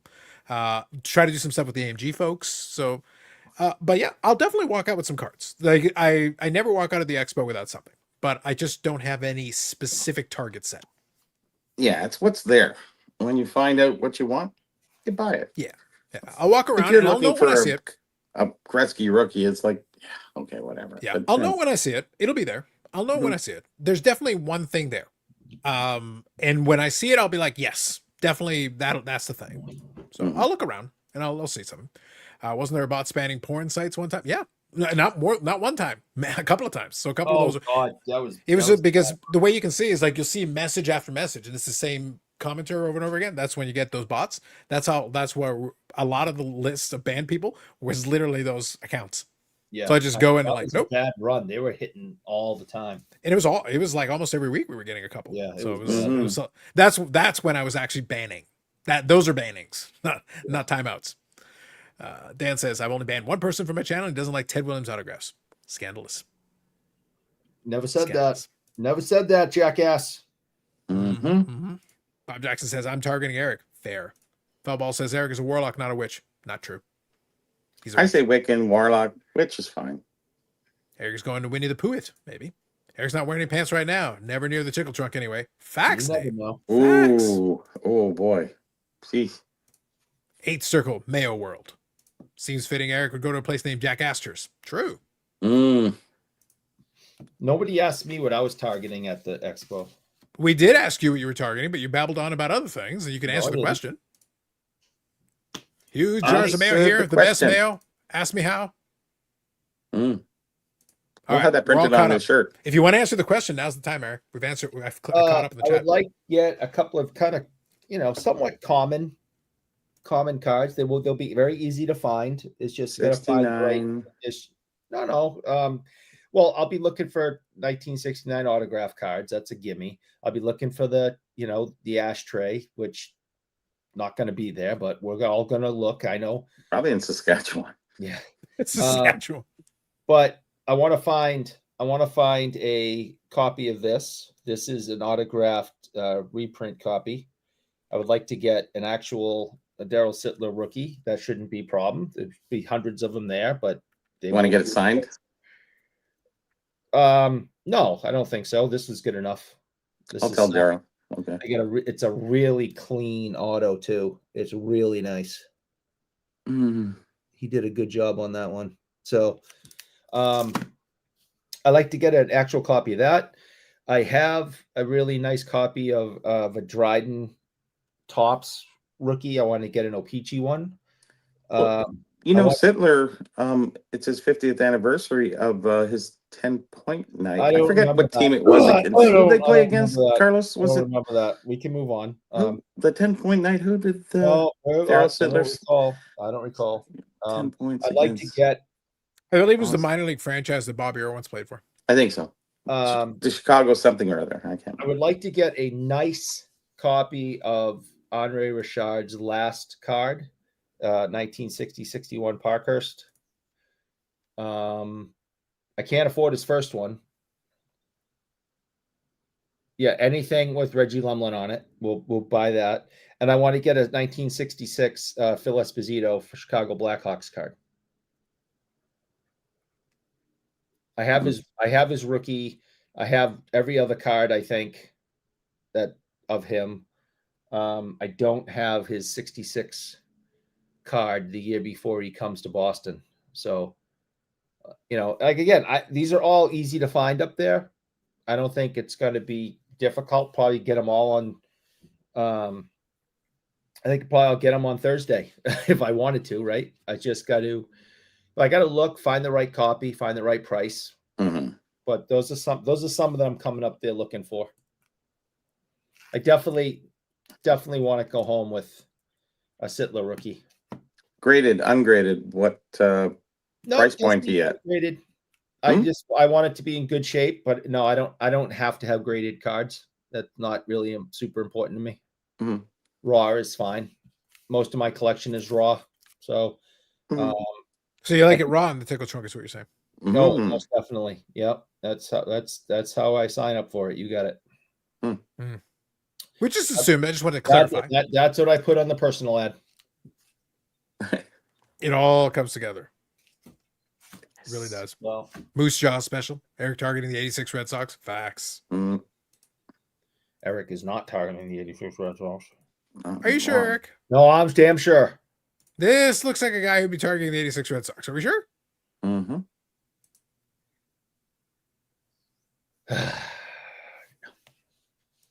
The AI Overlords, Bobby. We don't question the AI Overlords. We do not. They've done some good work. I'd say.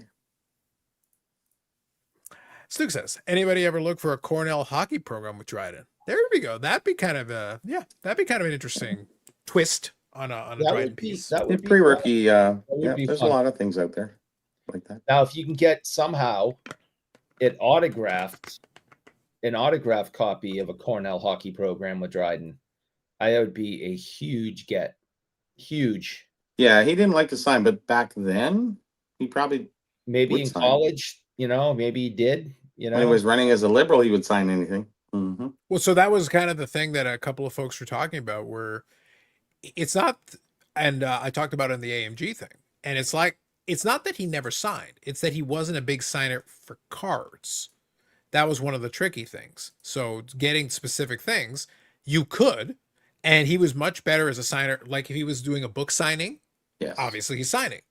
If he's running on the campaign trail, obviously, he's going to be a lot more open to that specific situation. But for the most part, like he wasn't interested in capitalizing on his hockey career per se, outside of the doors it opened for him for these other things that he liked to do. So he'll sign, but he'll sign certain specific things at certain specific places and times. He will sign it. It has to be to somebody. He would never just sign his name, because then you could sell it. And he didn't like the fact that people would sell it and make money off of his signature. Well, and that was kind of that. So he was correct, because that cost me some money.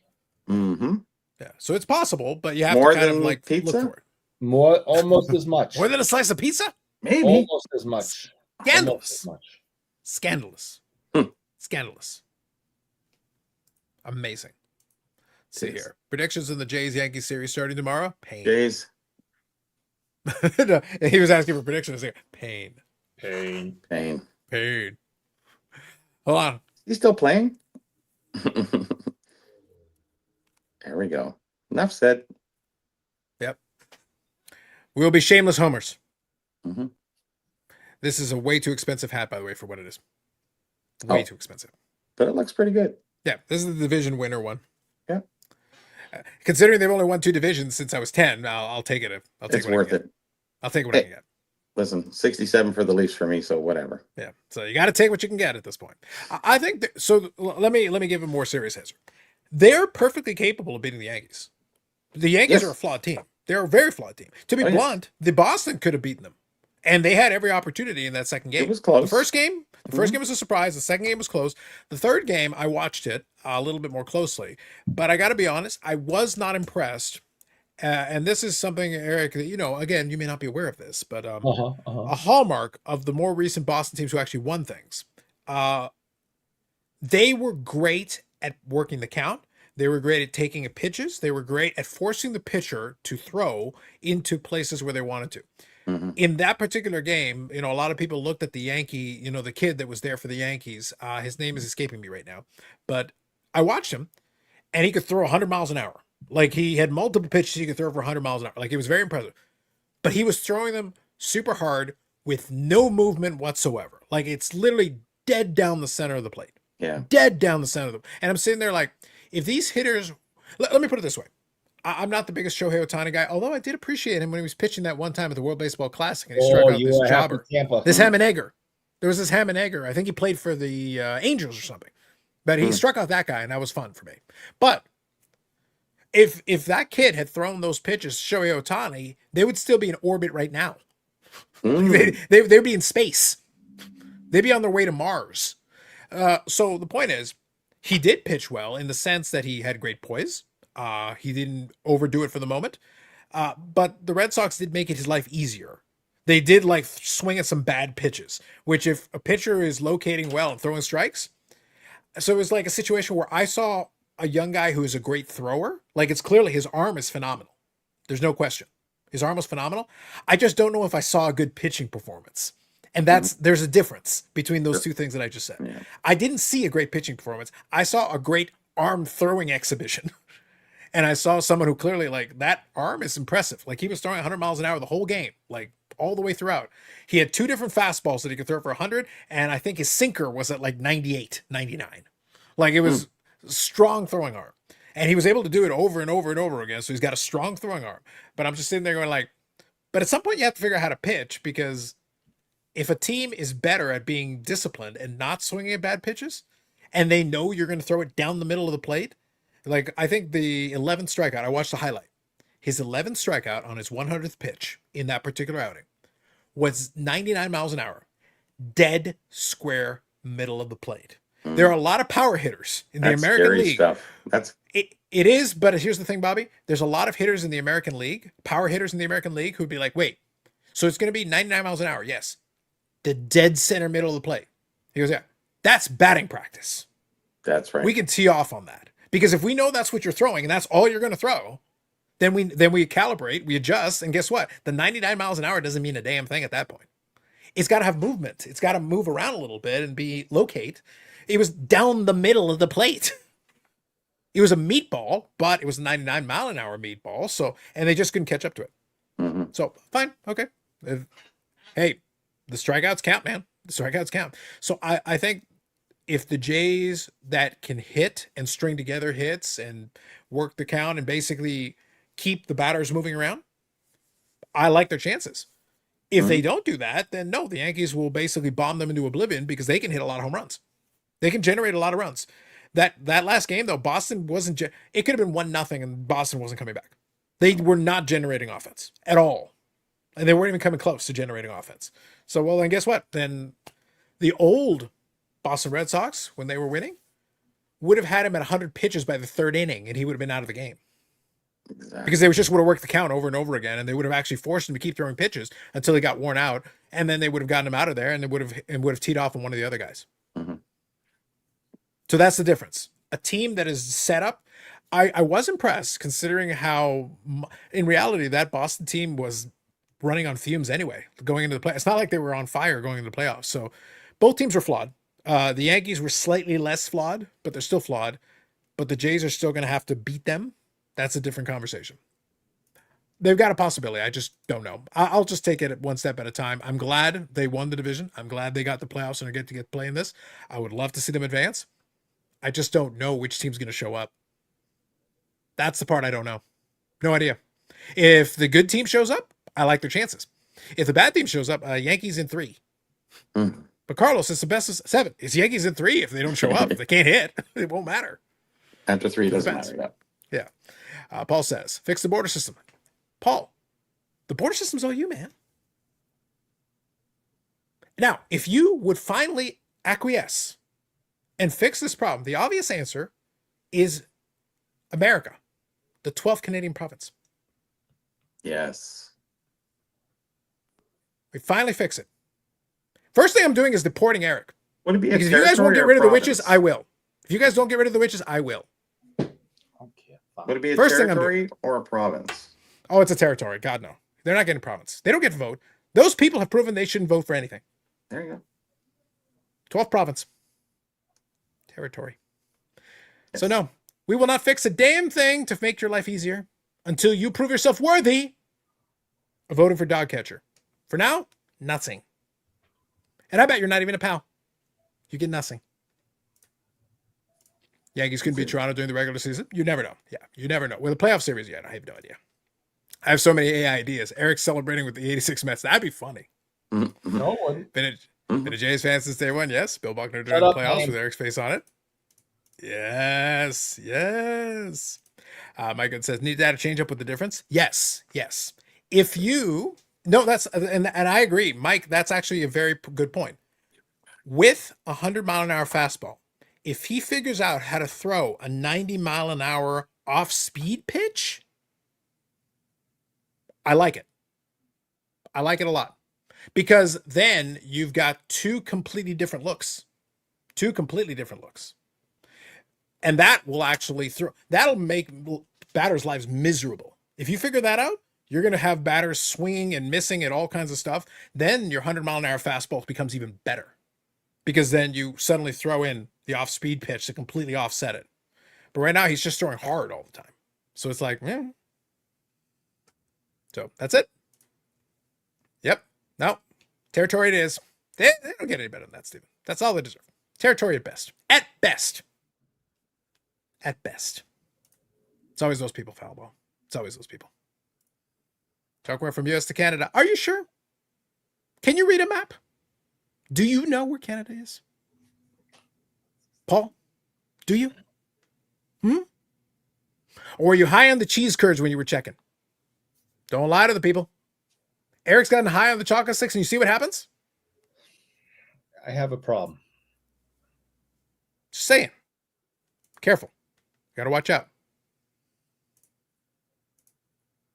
No. I do not accept your terms. And I would call it the Gulf of Mississauga.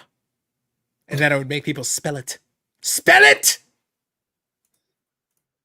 In all seriousness, I had one guy in Niagara Falls, busy as fuck with paperwork because the system was down. Terrible. I blame Eric.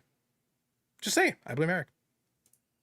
Carlos, Shannon Stewart, the greatest Jays hero of all time. Probably by default, maybe. I don't know. Wait a minute. Hold on. I'm pretty sure Ricky Henderson played in Toronto. He played on every. You do not get credit for being the greatest leadoff hitter if you're there for less than half a season. No. He's the greatest of all time. He wasn't the greatest that season. He's the greatest of all time. Great. So is Wayne Gretzky the greatest St. Louis Blue of all time? Because he played there once for like a minute? Kinda. No. No. Yeah. He's not better than Brett Hall. Brett Hall is the greatest St. Louis Blue. Get out of here. Fall ball. I've often said America deserves to be South Saskatchewan.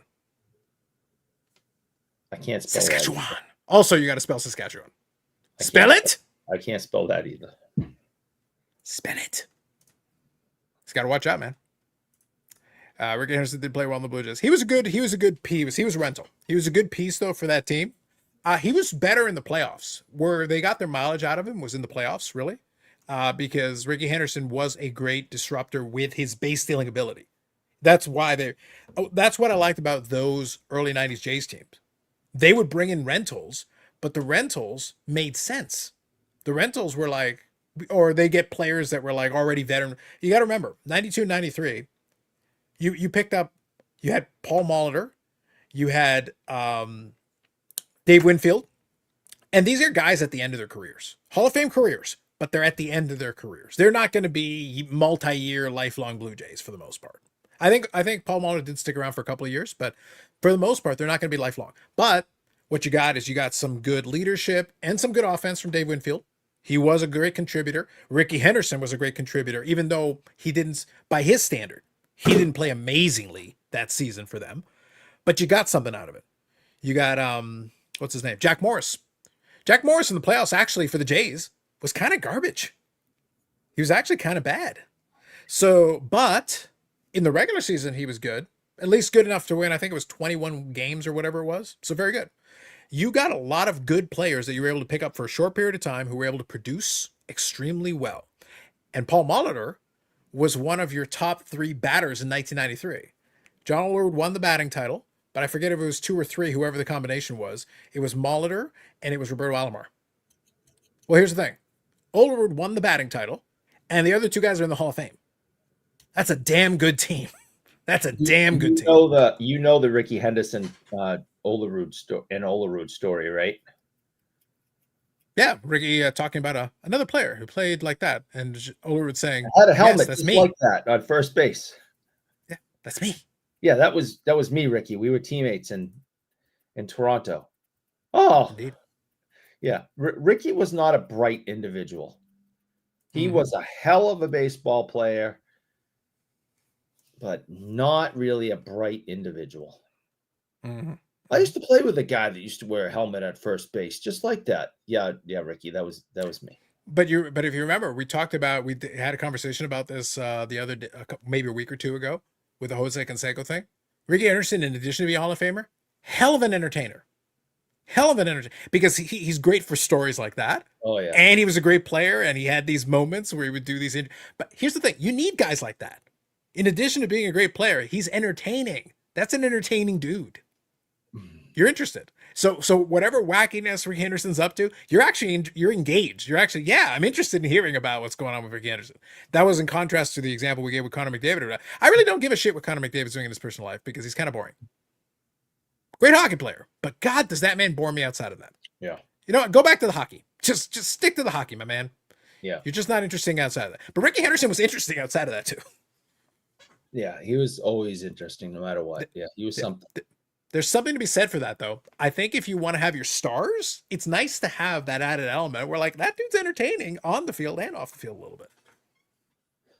Yeah, there's entertaining. Then there's just a little bit touched in the head, and he was a little touched in the head. It's okay, though. The man did not commit a crime. He was just an entertaining dude. Just an entertaining dude. And that's perfectly fine. Nothing wrong with that. Saskatchewan. Nah, you got to keep going, man. Saskatchewan. Vision Series. I was trying to remember if it was best of 5 or not. Okay. So then, like I said, if the Jays don't hit, then Yankees in 1. My point stands. My point is the same. If they don't hit, I don't like their chances. If they hit, okay. We could do a little bit of a slugfest with them. Again, they're still going to have to hold them down. Although, keep an eye on this space. Watch out for it. Aaron Judge did not impress me in that short series. He didn't really impress me. So watch what happens if, for whatever reason, Aaron Judge doesn't have a couple of home runs or, do a little bit. Again, I think this Yankee team is very beatable. I think all the teams in the American League are flawed. So they could still get to the World Series just based on the fact that they're all flawed. So they've all got their issues. So we'll see. Again, I'm not guaranteeing anything. It'd be fun to see what that looks like. I would love the Jays to go to the ALCS because I think Brad would lose his mind. And if they get to the ALCS, Eric, that'd be dangerously close to when PSA Canada opens its office. We could have a marauding Brad around here by that point. He could be losing his mind. That'd be funny. Yep, David Comas, another good one. Minnesota connection, Molitor, Morris, and Winfield. Yeah, absolutely. They all play for the Twins. Fernandez, yep. Winfield with the deepest voice in baseball history. Whamco plus Henderson, yes. I love those teams, Eric. Those are good teams. The 92, 93 teams, I'm very fond of those teams. Oh, yeah. 2 very different configured teams, but I'm very fond of them. Big time. Ricky loves himself some Ricky. Ricky saw second base, and Ricky stole second base. Ricky always talked in the first person. Love that. Love to see a Ricky Henderson autograph Ricky card. He has a great signature. He doesn't scribble, put initials. He does have a good signature, actually. It's a little bit more elaborate. I do appreciate that. 93, man. 1993 for, let me see. I'll actually tell you how many games it was. But it was 1993. He has a ring with the Jays from 1993, which is actually kind of funny. Let's see. Yeah, so Ricky Henderson in total has 2 World Series. And he was on the 92 Jays team. And let me see, what much was it here? Sorry, 93 Jays team. 93 Jays team, because 92 was Winfield. On the 93 Jays team, he played 44 games in the regular season. Hmm. So it wasn't too crazy. He hit 215 for the Jays in 93. Like it wasn't like he lit up the world. However, and here's the funny thing, Eric. In addition to that, this will be something maybe people don't realize. In the 93 World Series, he hit 170 in the World Series. Doesn't sound very good, does it? No. But you know what he did? He stole 3 bases. There was actually a sequence in the 93 World Series where he basically generated a couple of runs. So like I said, he hit 170, right? Yeah. Okay. In that World Series, he scored 10 runs. Eric, how do you score 10 runs when you only hit $170? Grand slams. You still find ways to get on. No, the thing that doesn't matter. It's about getting on base. You were the one scoring the run. You're the one crossing home plate, which means somebody drove you in. But Eric, you got to get on base for that. So Ricky Henderson still found ways to get on base. It didn't matter that he wasn't racking up hits. He was getting walks, and then he was stealing bases and being disruptive. So it wasn't that he did a ton of things, but he wreaked havoc and created little problems. That was Ricky Henderson's style. Get on base, cause problems. Cause problems. Which is why you like having a guy like that. That kind of individual can be very handy for you if you've got the right kind. This is why, using the hockey analogy, we always look at the stars, but sometimes the heroes and the people that help and contribute towards this are some of those other guys. And you go, hey, why did it? Because they get the critical goal, or they hit, or get the hit in the exact moment. There's, a defensive play, something that maybe you're not thinking about in the moment, but after the fact, you're like, without that, you don't get that rally going. You don't make that comeback. You don't do all those other things. You need those other people. Those other people are the ones that are going to help you. Your stars have to be your stars, but these other guys are the ones that do it. Ricky Henderson was a Hall of Famer, but in that particular series, the stat line doesn't come off the page, but he had 9 walks, Eric, which means he got on base 9 times that way without getting a hit. That's disruptive. And then you're worrying, is Ricky Henderson going to steal a base? Is he going to take off? Oh, yeah. And if you're the pitcher, you're thinking about all these things, and it's messing you up when you're trying to deal with everything else going on. Yep. And the 93 team was prolific because you had, again, the number 1, 2, and 3 highest batting averages in the American League that season. Yeah. That was in the lineup. So you're sitting there. So you're not even worrying about Ricky. That's before Ricky Henderson even showed up. So you're sitting there going like, wait, Olerud won the batting title. You got Paul Molitor out there, another Hall of Famer, and you got Roberto Alomar, who's in the Hall of Fame too. Those are 3 of your hitters. Joe Carter was a power hitter. You've got all these other things going on in the lineup that you have to worry about. And then Ricky Henderson's on first base, causing you problems already. And you're thinking about that while you should be pitching to these other guys. That's how you win a couple of World Series. You need to be willing to make moves for guys like that. That's how you do it. Brad buying you savage cards. That's the new pitcher. Eric, we need to warn Brad. Damn. No, don't do it. Don't do it. Never go full not. Manoa. We've been down this road before. Stay away. Run away. It's just spelled differently. Yeah. Molitor, Morris, and Winfield were all from St. Paul, Minnesota, along with Joe Mauer later. Nice. Thought I knew all the teams he was on. I do remember that. Ricky Anderson was a lot of teams, man. Yeah. He was on a lot of teams. I don't know why. I wonder why he changed so much. Like you would want to keep Ricky Henderson around, you'd think. That was a rental. Yes. For that year, that was a rental. Hmm. They knew that in the moment there was going to be a rental, but he was great for that. He was great for that. As Brad and his team prepared for a dozen dump trucks showing up in day one filled with Ted Williams autograph memorabilia, and that's just from Eric. Maybe. Indeed. If the Jays make it to the World Series, I would love to see him bring out some of the earlier Jays players. That'd be fun. One step at a time. Commemorative, yeah. If they beat the Yankees, I'm already appreciating it. I'm a happy camper. If they beat the Yankees, I'm already thrilled. I'm already off to a good start here. That's all I'm asking for is just give me that, and then we'll go from there. Let's see. Moneyball gets on base. Yes. No one talking about Ricky more than Ricky. That's right. What do you make some folks out here acting so the Blue Jays started in 2015? Eric doesn't even know the world started before 2015. He's had a lot of concussions. Most of the content creators, too. Yes. YouTube didn't even start until 2020. Didn't you hear? Mm-hmm. This is all new. Joe Carter had 10 seasons with 100 RBIs. He did. He was very consistent with the RBIs. It was fun. Blue Jays started at the bat flip. Truth. Jose Batista. Batista. You know what's funny, Bobby? I was actually looking. I was actually doing a scan because I was thinking about that the other day. The Jose Batista bat flip, the infamous bat flip. Um, I was pretty sure that there was a card out there that had it, and I found the one that There had. I think it's is. 2017 tops. Yeah, Yeah. and I'm thinking about maybe grabbing one of the parallels to it. It's like gonna be like $20, but the point is, it's like, oh, it was a really good moment though. That was a really good inning. That was fun. Oh yes. That was a good one. That was really. But yeah, just having the image of him throwing the bat, like literally the image of him throwing it at that moment, it's a beautiful thing. Mhm. Let's see here. They had a reunion for the 92 team in 2022. Alomar was not invited. Well, Alomar's kind of alienated himself a little bit. Still a great player. Still a great player.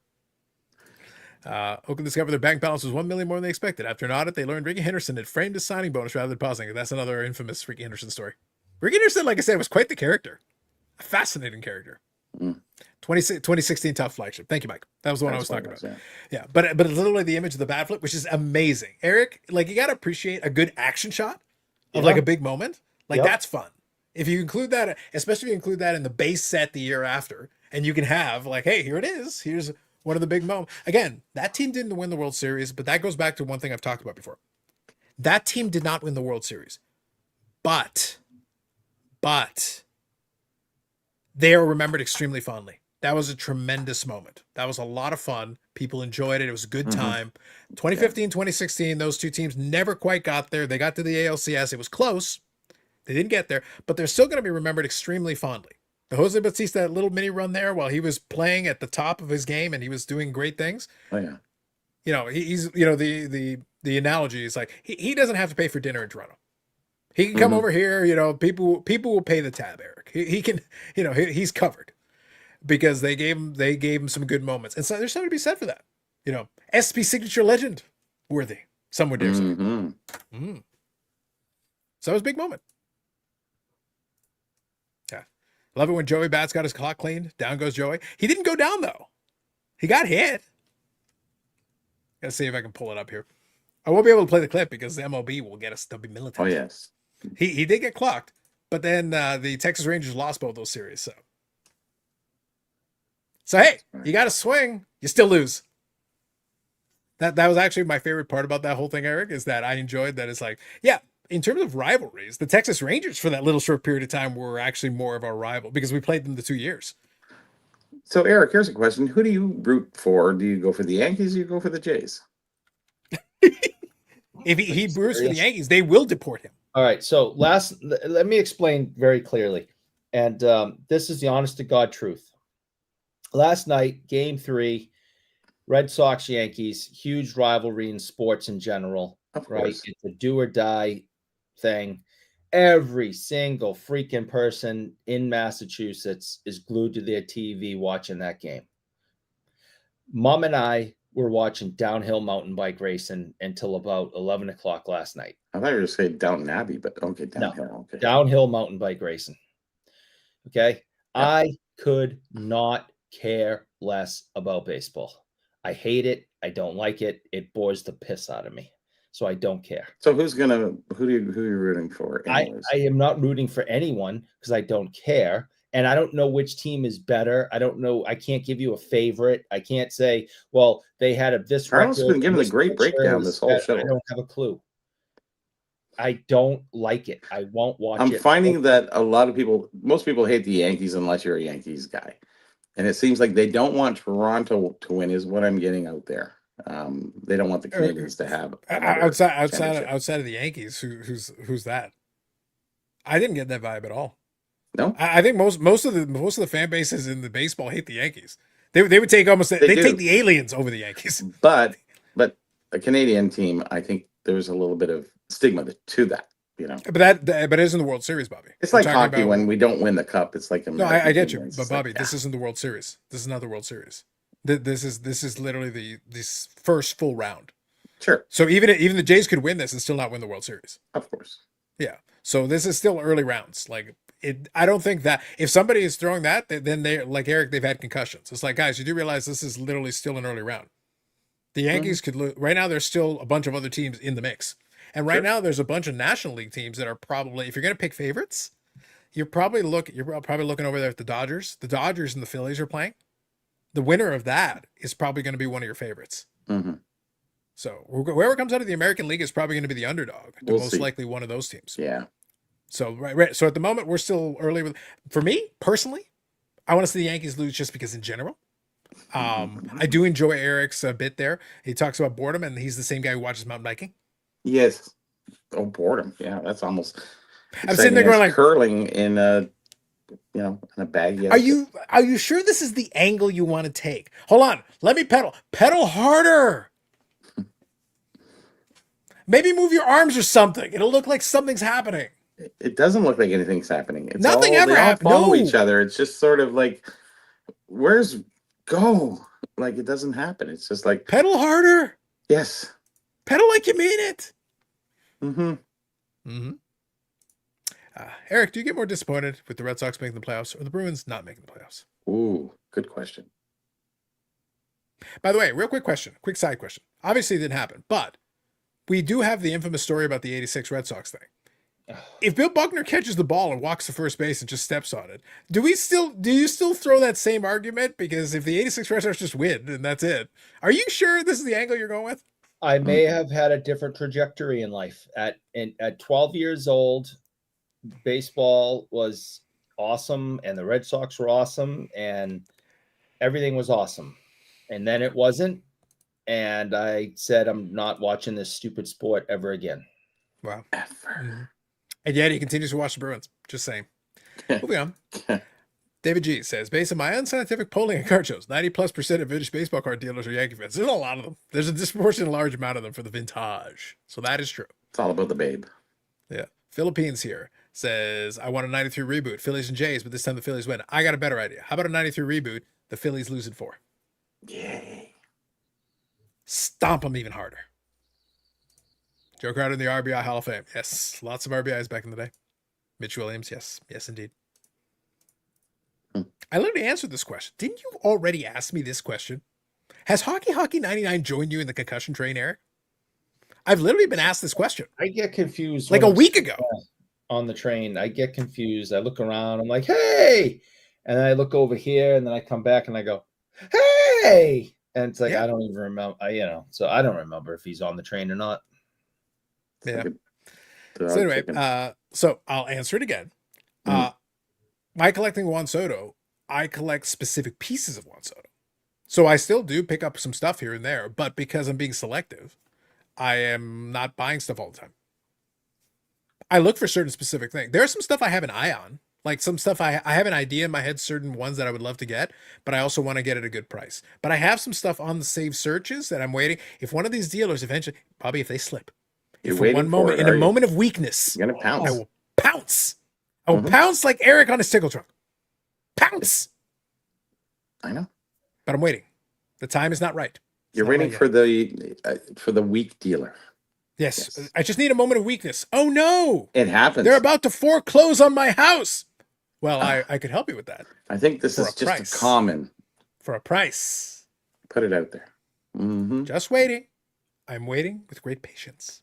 Living off Jeff your Scar Jr. rails. Good evening. Even if Buckner fielded the ball to Stanley, was never going to be Mookie Wilson at first base. There was a lot there, so there was a comedy of errors in that inning. It's the Bill Buckner always got the blame, but if you actually go back and look at how that inning played out, there was a comedy of errors that led to that situation. And they still could have won Game 7. Just to be clear, they still could have won Game 7. Yep. That was in play. That was an option. And if they win Game 7, no one gives a shit. They let it go. Yeah, nobody cares. Yeah.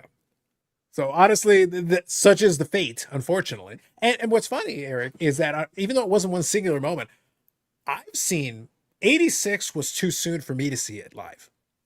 But I got to tell you, I started watching World Series in 91. That was a great World Series, the 7 games, and the Jack Morris in Game 7. But even in my lifetime watching, there was I think it was the 2011 World Series. I think it was the Cardinals 2011 World Series. That was a ridiculous World Series. The 2016, the Cubs and the Indians, one of them actually has to win. There's no choice. Do you know who that is? Henry Richard? No, it's Bob Stanley. There you go. Guy with 2 first names? Okay. That was referenced earlier here about the Jeff's card journey. He said Stanley was never going to be Mookie Wilson at first base. Mm-hmm. So there's a chance that the 86 Red Sox won. Eric is a huge baseball fan today. We did cover the alternative Yes. in one of the podcast episodes. I asked you, instead of Sanderson Door, what's the alternate universe, Eric? Yes. The 86 Red Sox wins. It would definitely have Boggs in it without a doubt. So Probably. I think so. you know, I don't know what else I would add. Like Boggs, Wade Boggs. Boggs would definitely be in it. I mean, I was a huge Wade Boggs. Now you have to understand, I'm like, 12, right? So the guy had the same name as me, in a way. So automatically I thought that was cool. No way. Right. So, well, his first name, my last name, right? So Oh yeah, it's like, I got it. Okay. And my entire life, everyone asked me jokingly, "Oh, are you related to Wade Boggs?" And I'd look at him and I go, "That Wade's my last name, so no." And they're like, "No, just kidding." And I go, "Yeah." And then you fought them. I don't And you're like, as a kid, I'm like, "You're an idiot." And it was like I told adults, that's stupid. But so anyways, this guy was hitting. Maybe Boggs Boyd. I mean, there was a span of time he was the best hitter in baseball. Okay, the guy had 200 hits several years in a row. I mean, he was phenomenal. He was a Gold Glove third baseman, and he 200 hits a season. So he was like up here, and then I fell seven straight seasons for Boggs and 5 batting titles. Yeah, I mean, the guy was phenomenal, right? So Boggs would definitely be in there somewhere. Maybe probably Clemens also, Boggs Clemens 86. I don't know. But who knows what I would have. I was a Dewey fan too. I liked Dwight Evans. But yeah, it could totally have been different if they had won. But I swore off baseball when the Mets won. I was like, I'm done. Screw them. And in the years since, the Boston Bruins would go on to win 1 Stanley Cup, allegedly. I'm saying I still got questions. They did play Vancouver. Vancouver was just in it for the riots. Does that even count? I got questions. It was a win-win situation. Just saying. I think they were in it for the riots. Got what they wanted. Boston got what they wanted. It was a win-win. And the aforementioned Red Sox would go on to win 4 World Series. With steroid abusers leading the way. So whatever. I happen to know the entire Boston Bruins team was on steroids. That is not true. The mascot wasn't steroids. Yes, true. He was the dealer. You should look at that Bruin. That Bruin would have been very thin had there not been the steroids. Had there not? No. Just saying. All right, real quick. Eric, you can answer this in the form of interpretive dance. Please. I will read the question, and then I will move on to the next questions. Yes. What are your thoughts on Geoff Wilson declaring grading to Flip as being dead? Answer in the form of interpretive dance. I will continue. I'm a Tigers and Twins fan and hometown guy Roger Maris. Fair. Carlos, did you see Matthew Good release an EP today? I did not know he released an EP today. I am fascinated and mortified. Fascinated because I'm fascinated, and mortified because the last couple of things have been the quality of the Matthew Good release. Again, Matthew Good is my favorite musician, but the quality of releases have steadily decreased over time. They're right down like every band.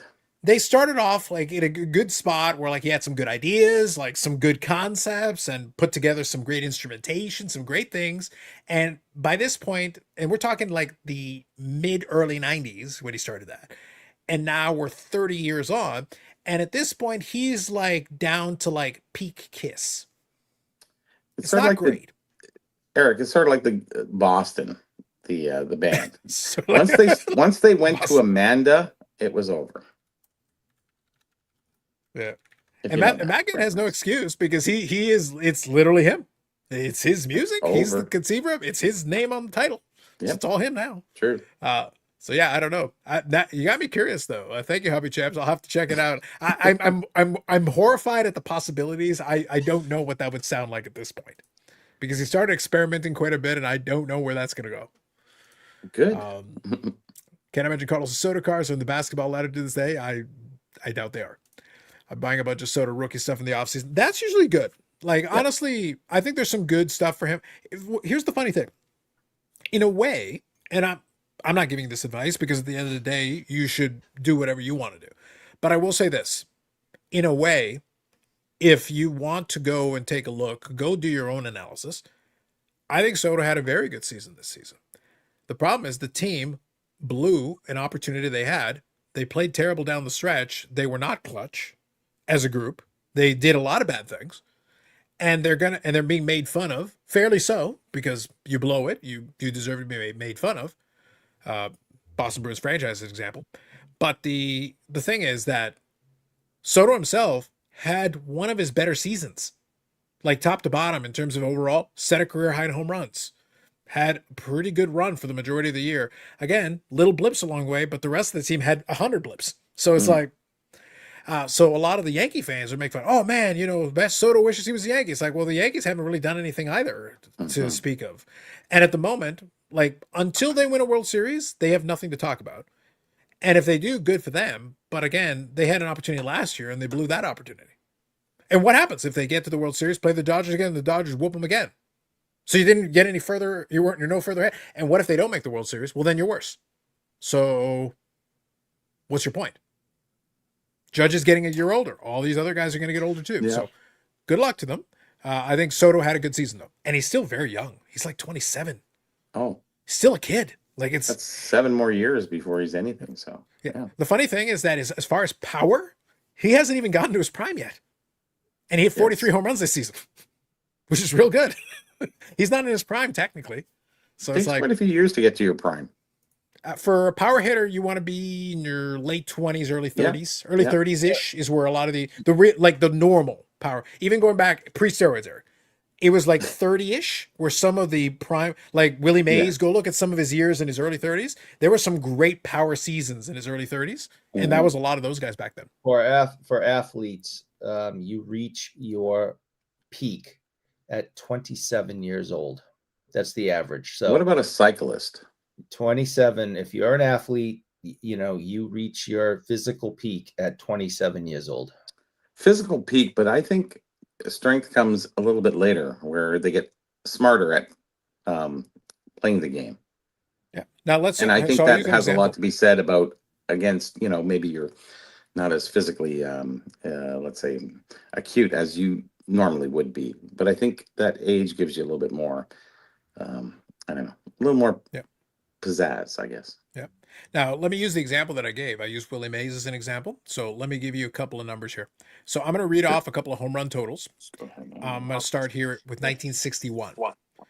40 home runs, 49 home runs, leading the league. 38 home runs, 47 home runs, leading the league. 52 home runs, leading the league. And 37 home runs. That run, Eric, is from 1961 when he's 30 years old until 1966 when he's 35 years old. Yeah. I mean, it's.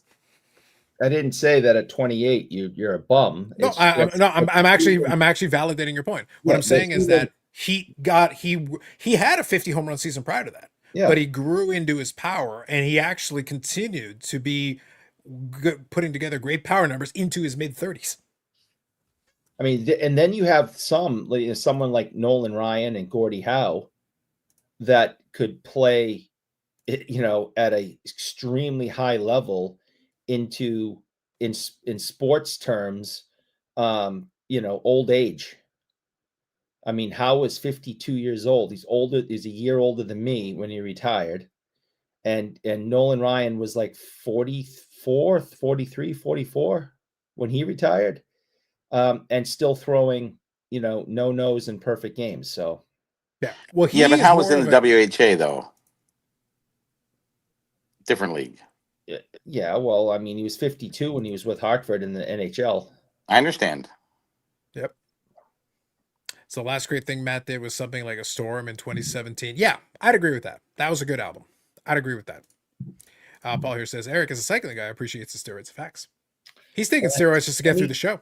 And anybody that cheated in cycling should be tossed out. So. Yep. Willie Mays had over 50 home runs in his 14th season. Yes, that was the aforementioned 65 season. So 1965 at 34, he had 52 home runs and led the league. And he hit 317. Very impressive. Like, honestly, excellent. So that's why I say I like a Soto kind of player. Again, anything can happen. Injuries, all kinds of stuff can happen. But what's interesting is that if he continues to hit line drives the way he does, he's got good power, but he hits line drives. I would like to see his average pick a little up with all the walks he gets. I would like to see his average up a little bit. But in terms of overall, like, he's solid. He's very good, and he's putting together some good numbers. I'm pretty happy with it. The good news is, again, if you're somebody who's looking for value a little bit, the fact that the Mets are a laughing stock because of the opportunity they blew means that actually there's attention off Soto. People are not looking at him at the moment because the team is no longer in the playoffs. Out of sight, out of mind. So that's why I say, Eric, I would love for some of these dealers to give up on him and be like, oh man, he sucks. It's like, well, actually, I'm looking at the season he had. It's pretty good.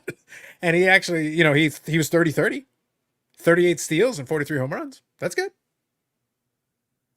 Seems decent to me. 263, not terrible. No. Seems solid. Seems solid. For a guy who put together decent power, seems solid to me. If they can fix some of the stuff the Mets are missing, then maybe next season they play better.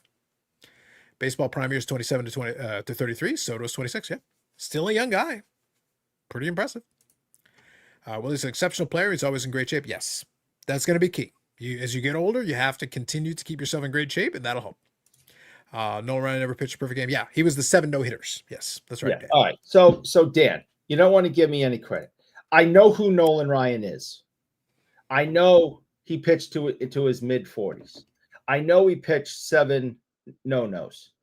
But you don't give me credit for any of that. I said, at the end, I kind of threw in perfect games. And no perfect games. No perfect games. Not, Eric, I'm really impressed.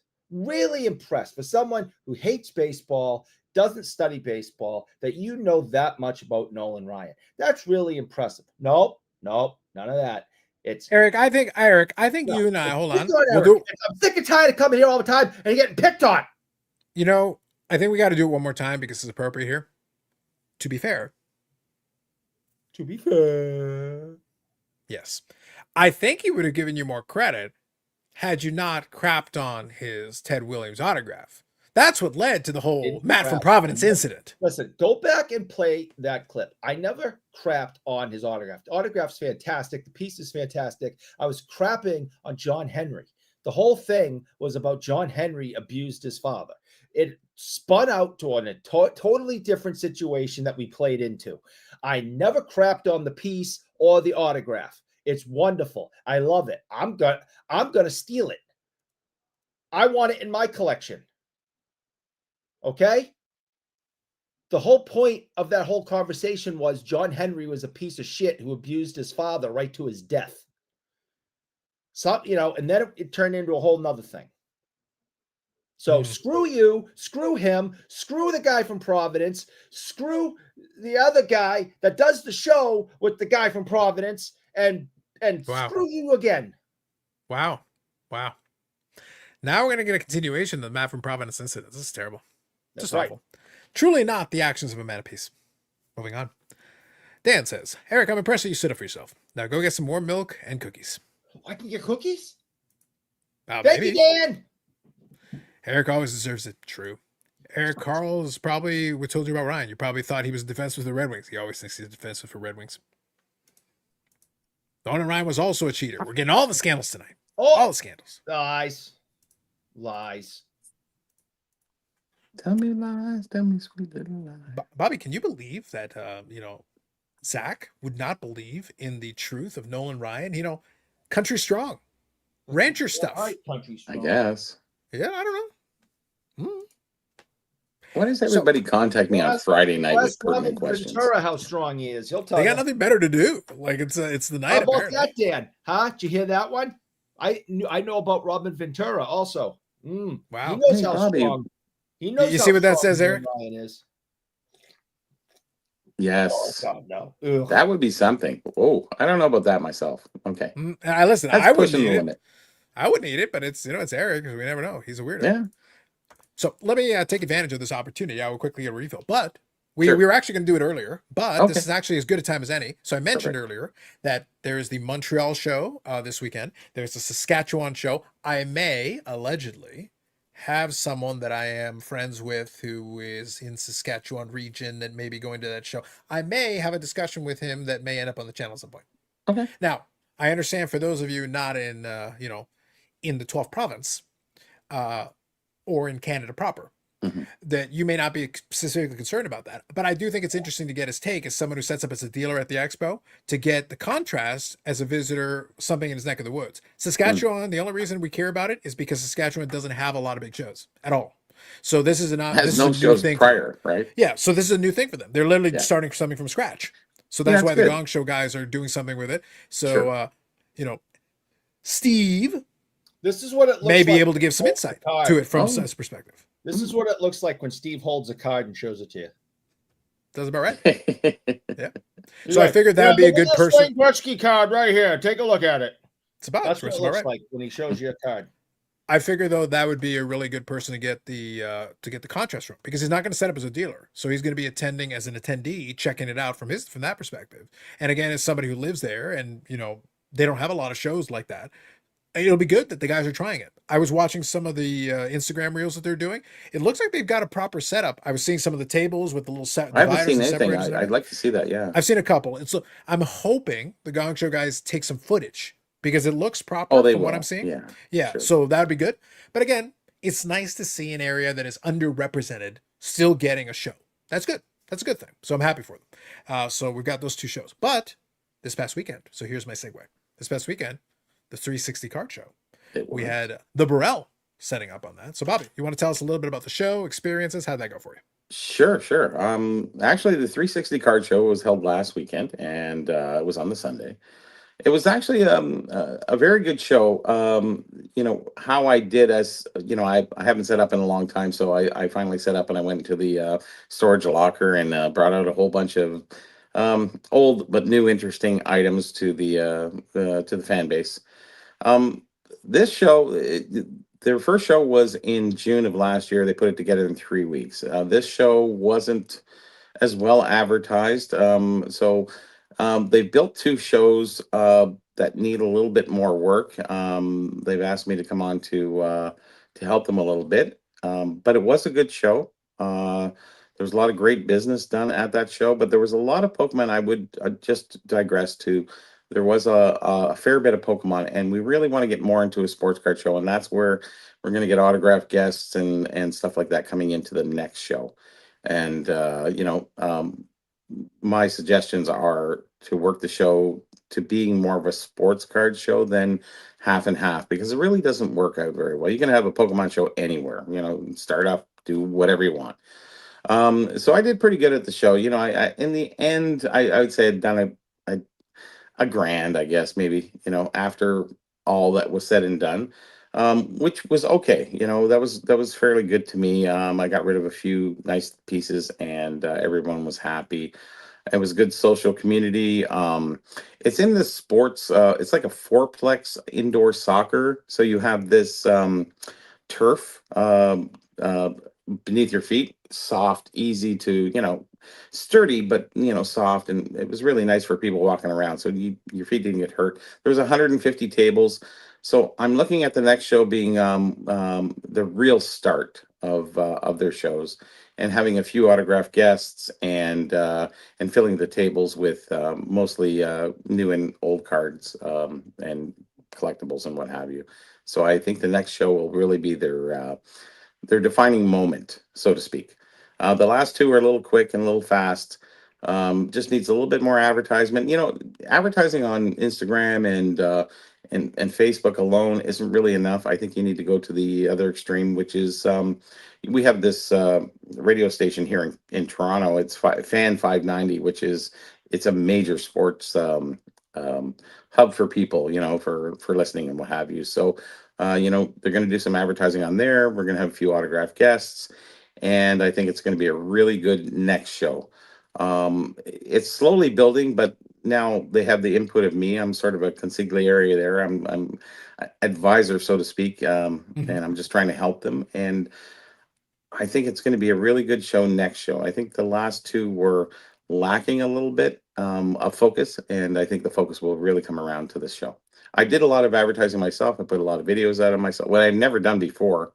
So I thought that was kind of neat, but it didn't drive enough people there. The Jays were in their last game just before they You know, they won. It was like 3 o'clock that day, so I knew like 3 or 4 major people who didn't come because were going to the Jays game.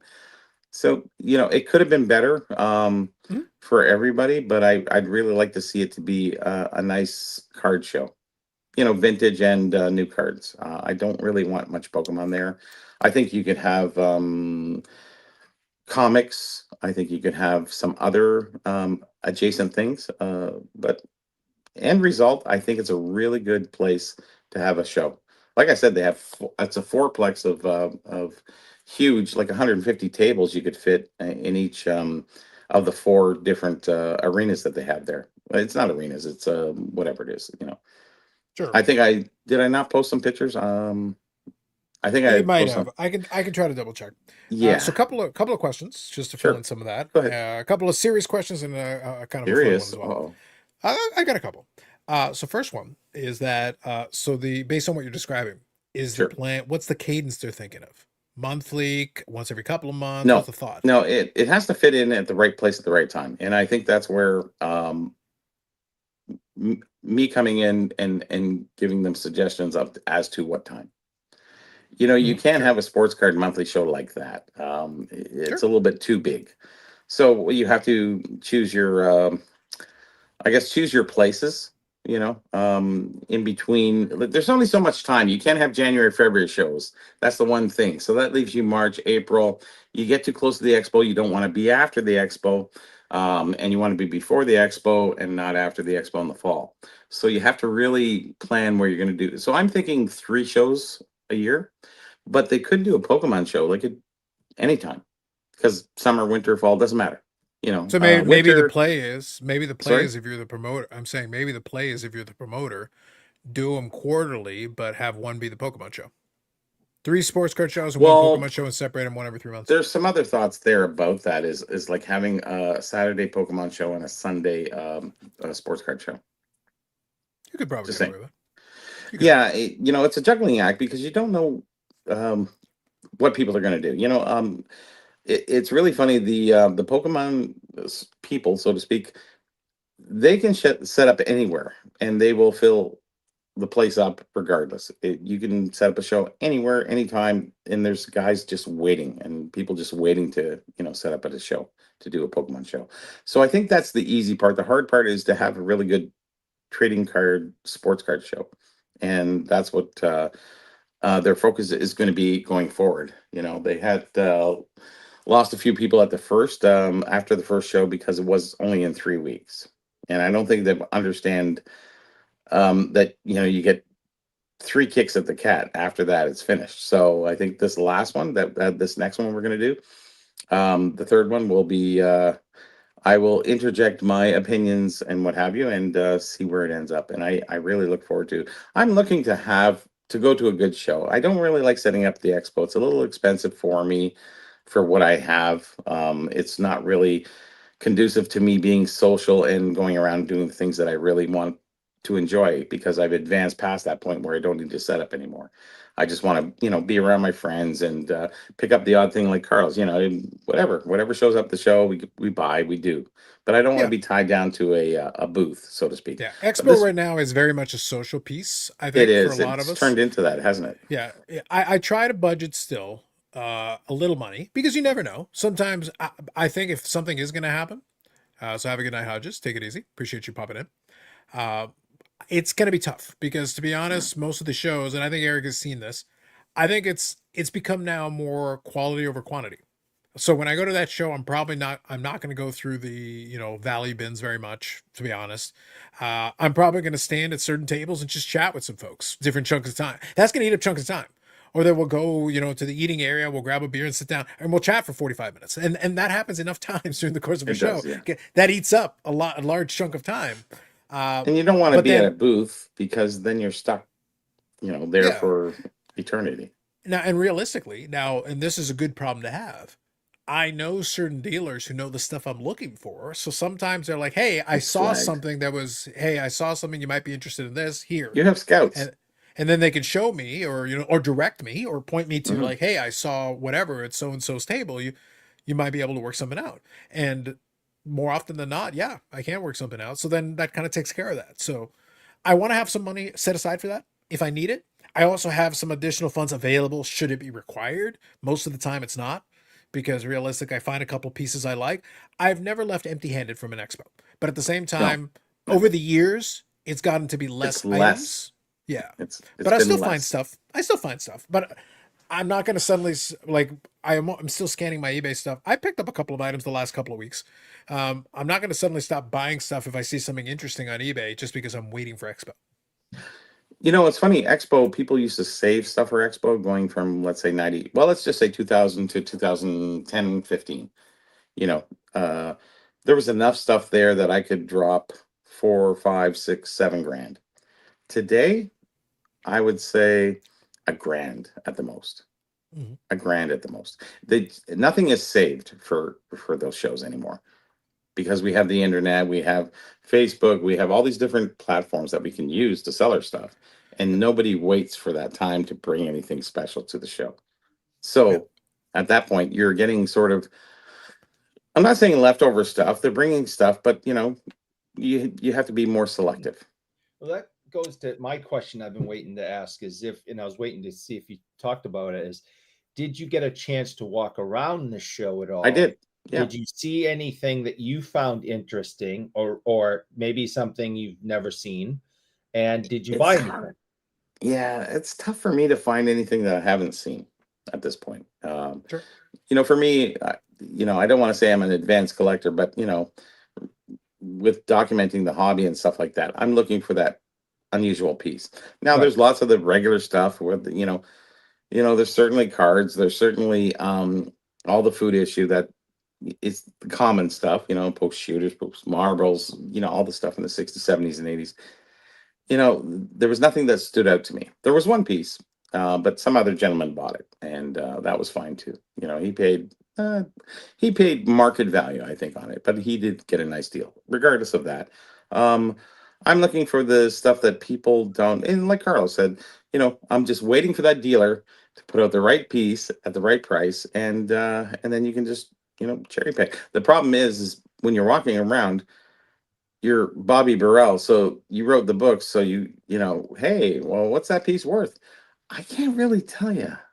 Why don't you get the app? Then you can figure it out. Because I'm not here to price your stuff for you.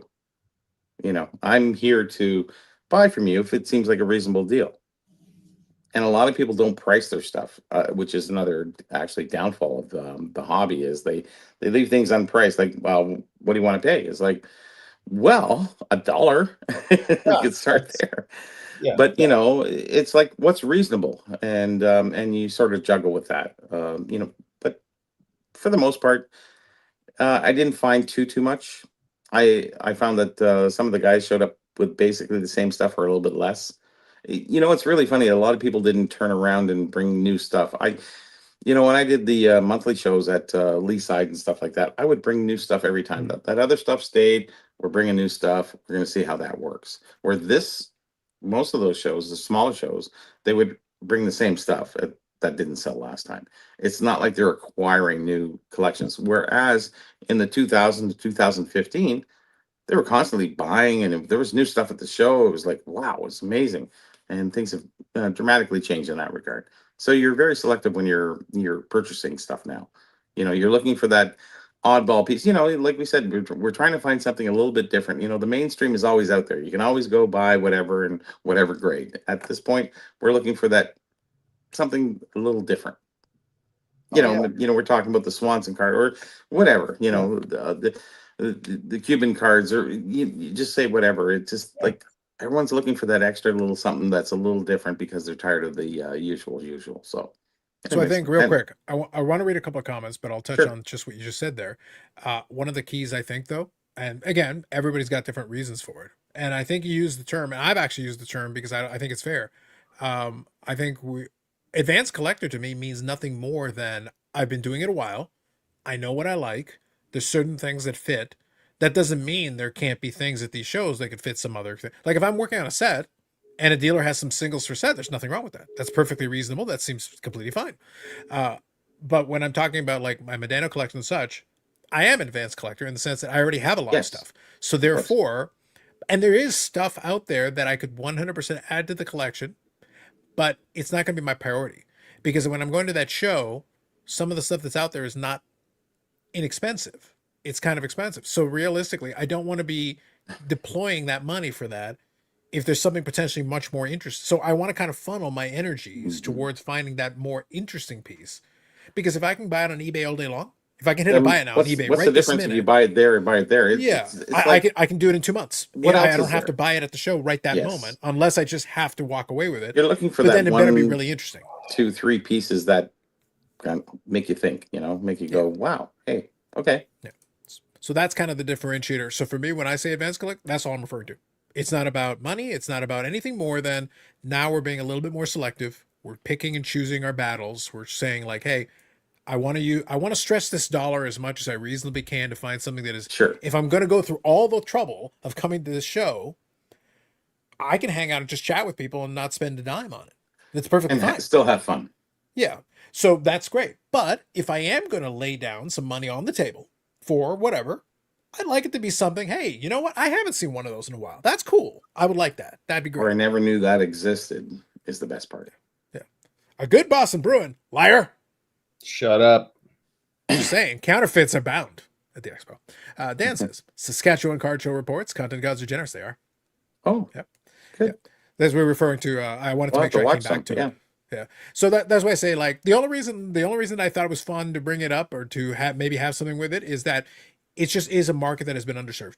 And Mhm. I think I genuinely would love to see, and this is what I'm hoping, I would love to see if any really interesting or cool cards come out of the woodwork because we have evidence that out in the Maritimes, there's some There's sneaky some stuff that has crazy, gotten out yes. there. And you're like, Mhm. how did you find that? Why did that end up all the way over there? So I'm wondering if in the wheat fields, there is some interesting stuff that we haven't seen. If you get one or two dealers or guys who set up who never been to a show or never done a show, like that is gold. That's gold. Yeah. So I'm hoping that maybe there's some of those guys who don't make it out to the expo, who don't go out to some of these other Yes, shows. who don't. And Yes, maybe, exactly. Yeah. we're, and you know what? Hey, you're doing like a 150 table show or whatever, because I think they cleared 100, which is good. So I think if they, especially considering there is no other shows in that area, what if a couple of guys say, you know what? Hey, I'll bring it to the show and see if anybody's interested in whatever. And they got a box with a couple of interesting pieces. That'd be cool. There's these I would love to see it. probably some great old farmers who have some stuff stowed away because they Yeah. keep everything. So Yeah. So we're crossing our that's all fingers. you We need would is love a to. couple guys to show up with some stuff, and they might have some mantles. They might be, hey, Yeah. who knows, right? I would love to. I'm crossing my fingers. I would love to hear a good story of something Yes. interesting getting uncovered. I don't even care what category it's under. I would It love doesn't to matter, just yeah. see something interesting We pop want the out of there stories. that isn't expected. Yes. Yeah. Stu says we used to have a few collectors come down from Regina to a Bismarck, North Dakota show. Yeah, wouldn't surprise me. Sure. Turf shows are seriously underrated, Paul says. Yes. Mike said earlier, I'm going to be sure I get caught up on it. Not to cause trouble, but don't forget to hit the like button. Sorry, Eric. I know it's taking expo money out of your pocket. It's important though. Mike had to Dan put here that in says. there. Dan here says the Brooklyn show last weekend, the Pokemon tables had no business. Definitely more of a sports card. That sounds fair. In Really? Brooklyn, that makes sense to me. In Brooklyn, Okay, that makes yeah, sense to me. maybe, yeah. I think they'd be a little more sports centric over there. Interesting. Mike says, I don't want to be the guy that gets off my lawn, but why can't the Pokemon have its own show? Eric wants They the show do. to have the Poke. Eric They wants have all those, the but shows they to have also the Pokies. incorporate into the sports card shows too. On top of that, because they're looking, dealers the Pokemon dealers are looking to get in wherever they can. It's like everybody became a dealer at a certain point. So they have a large stock and they just want to get rid of it. You can see how they set up their tables. It's just they're underutilizing their tables, just putting out these flat things that you can pick through the 9 pocket pages or whatever. And I'm sitting there going, you got so much table space and this is all you do. You have all the space behind you and you're not utilizing it. I don't understand why people don't use their square footage to their advantage. It's typical simple marketing that you need to be better at. I think that's the problem with shows is people don't know how to organize or put their stuff out properly. And I think that's a key thing that most people need to learn, I think, getting into this sort of hobby, and they've never been a dealer before. So It's fair. I like it. Paul says Dino's not having new stuff at local shows is a major drag. Yeah, it's unfortunate. That's the reason why it's taken. I love And Eric would be a good example of this. He could kind of speak to it. And Dan as well, to be honest. Even old Florida man, Ham, usually in his thing. There's certain regions and territories that, especially now as things have boomed for a bit, there are places that have a lot of shows. So I'll give you kind of a contrasting example from back in the day, ye old days, the previous boom, not the COVID boom, the one before that, the 90s boom. There used to be monthly card shows here, monthly card shows there. I used to go into Toronto with the family. I go with my dad, Carlos Senior. I give Carlos Senior a lot of flack, but he has his appearance, of course, during Christmas time. But he was always good for coming down. He was never a card guy, really. He was never his deal. But he would go with us. He'd be like, "All right, you want to go to the show? I'll take you to the show. We'll go to whatever." And he'd look around. He's interested in looking at stuff, and he'd start chatting up some of the dealers. For him, it's just a social thing. He'd hang out and chat. That's Carlos Senior style. So it worked out great for him, and he amused himself while we were looking. So I'd have my little bit of money, and I'd go around looking at the cards and everything. But in that early '90s period, there were a lot of mall shows. There were a lot of like shows inside of the hotels, inside of these little ballrooms and everything. And the 40, 50 table show, there'd be like monthly shows for this, bi-weekly shows for that, a mall show here and there. And they'd have them some of them have all the time. There were Mall so shows many were big, and little hotels were big. Yeah. I went to a lot of them.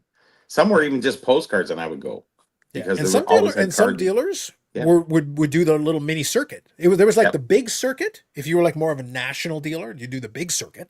But then there were folks that would do like the mini circuit. Like they'd be like a step up from the Weekend Warrior because they weren't all the way Weekend Warrior. They would actually go like, okay, I'm going to hit up the mall show here, but then next week I'm going to be at this little show over here, and then the following week I'd be at this show over here. But it's the same material for the most part. It does get to be a bit repetitive though. So if you'd attend some of these different little shows, you'd start to see the same dealers with the same stuff, but then there'd be the occasional person who would come in with some new stuff. And that was interesting because they'd be like, oh wait, this person's got some different stuff that isn't just the same stuff as the other guy. But to be honest with you, a lot of them acquired stuff constantly. There was people selling stuff left and right. And every week they would show up, or every month it was just new stuff. And you go, wow, where did this stuff come from? And you would buy it up. It was just, it was fine. And whereas the expo is a little bit, scripted in a sense that you pretty much know what somebody's going to have, what they didn't sell last time. It's all going to be out there. So I'm always looking for new stuff. And I'm looking for those dealers who have something new and different. And, I don't mind spending the money. I just want to find something interesting. Yeah. I think it gets trickier though, the longer you go forward. Yeah. Like at the beginning, if you're looking for all kinds of stuff, well, that's easy. Then the good news is not only are there options, there are multiple options. So you can shop around and find a good price. So that's great. That's actually good. That's a good thing from that perspective. Yeah. It gets a little tougher though when you're like, okay, my list has gotten a little bit more streamlined. So I'm looking for opportunities here. I don't just want you to show me the thing. So I'll give you a good example. I watch I don't watch as many of the card show vlogs as I usually have in the past because honestly they've gotten a bit repetitive. It's kind of gotten a bit dull. But GP Sports Cards does a lot of business around here, and they're going to be at the Saskatchewan show. And obviously they're doing some box breaking with the Gong Show guys. I even think they're doing some tonight. So I've subscribed to the channel just to keep an eye on it. But they were at a show. They were at the Van City Card Show, which is out in Vancouver. So they had that show out there. And Eric, while I was watching the vlog, because I'll skim through it quickly, because, it's pretty straightforward. It's nothing too crazy. On the show floor at the Van City Card Show, one of the dealers there, I hadn't seen that dealer before, but he had one of the dealers who was set up at that show, had one of the Medanos from Stature and had one of the one-of-ones. No. And Grant, who is the GPS guy there, I think he bought it for $250. I was like, son of a bitch. For the one. I don't need it. I need another Medano one-of-one like I need a hole in the head. But the point is, for $250, I bought it.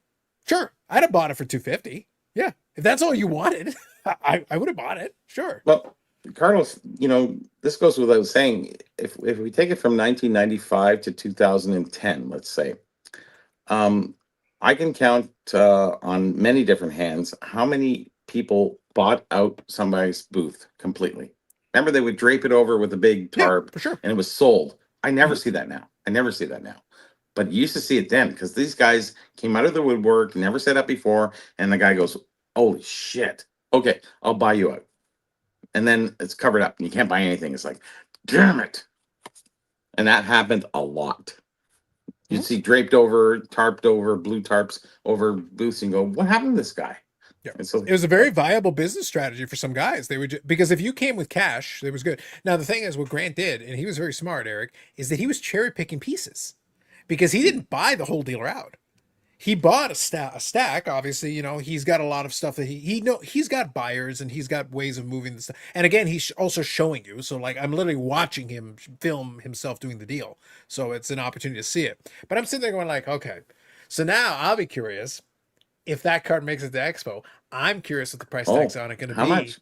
If that one makes it to Expo, 255, you think? I know I listened to the deal for said card on the YouTubes, and I'll be like, I'm here, 251. Let's go. Bam. Bam. Good luck with that. Instant. I know, but I'll be curious to see what the sticker price is on that if it happens to be. What do you think it's going to be? Like 350, $100? I think they'll put 5 on it. Oh, really? That'd be my guess. I'm just guessing. That would be my guess. So do you think they'll take 350? Well, I think it would probably help. So in the conversation, so I'll be honest. If again, there's a couple of ifs here. Sure. If that specific card happens to be at their booth, or they haven't already sold it by then or whatever, because there's still a little bit of time between now and then, because they do sell in a couple of different venues. So if somebody buys it in one of the other things, sure. If I see it available, great. But if it's there, at the show, I'm assuming it's there at the show. If it's there at the show and they put the sticker on it or whatever, that would be one of those things where it's like, okay, because sometimes I know from the same blogs, for some stuff, they actually pay very strong. There's some stuff where I go, that's on the high end of probably, again, if I was in the market for it, that's on the high end of what I would pay.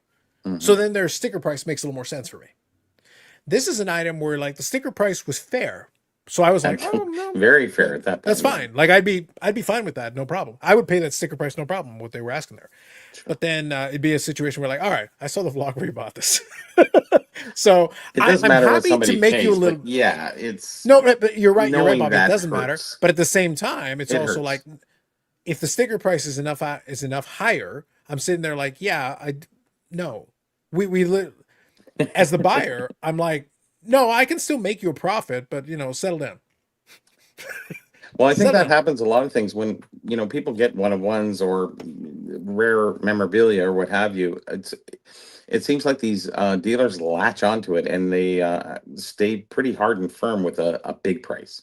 And that is right. They 6 months goes by, and then the next show comes around, and then you can start making your deals. But unfortunately, a lot of people just jack it up. I see some stuff like, honestly, I'm going, dude, like the last one sold for 500. Why do you have 1,200 on it? Hey, if they want it, they can get it. They can't find it anywhere else. It's like you're just driving people away. Like I don't understand that mentality. It's a commerce. It's move the stuff, get it in, move it, make some money. Like you don't have to make $1 billion.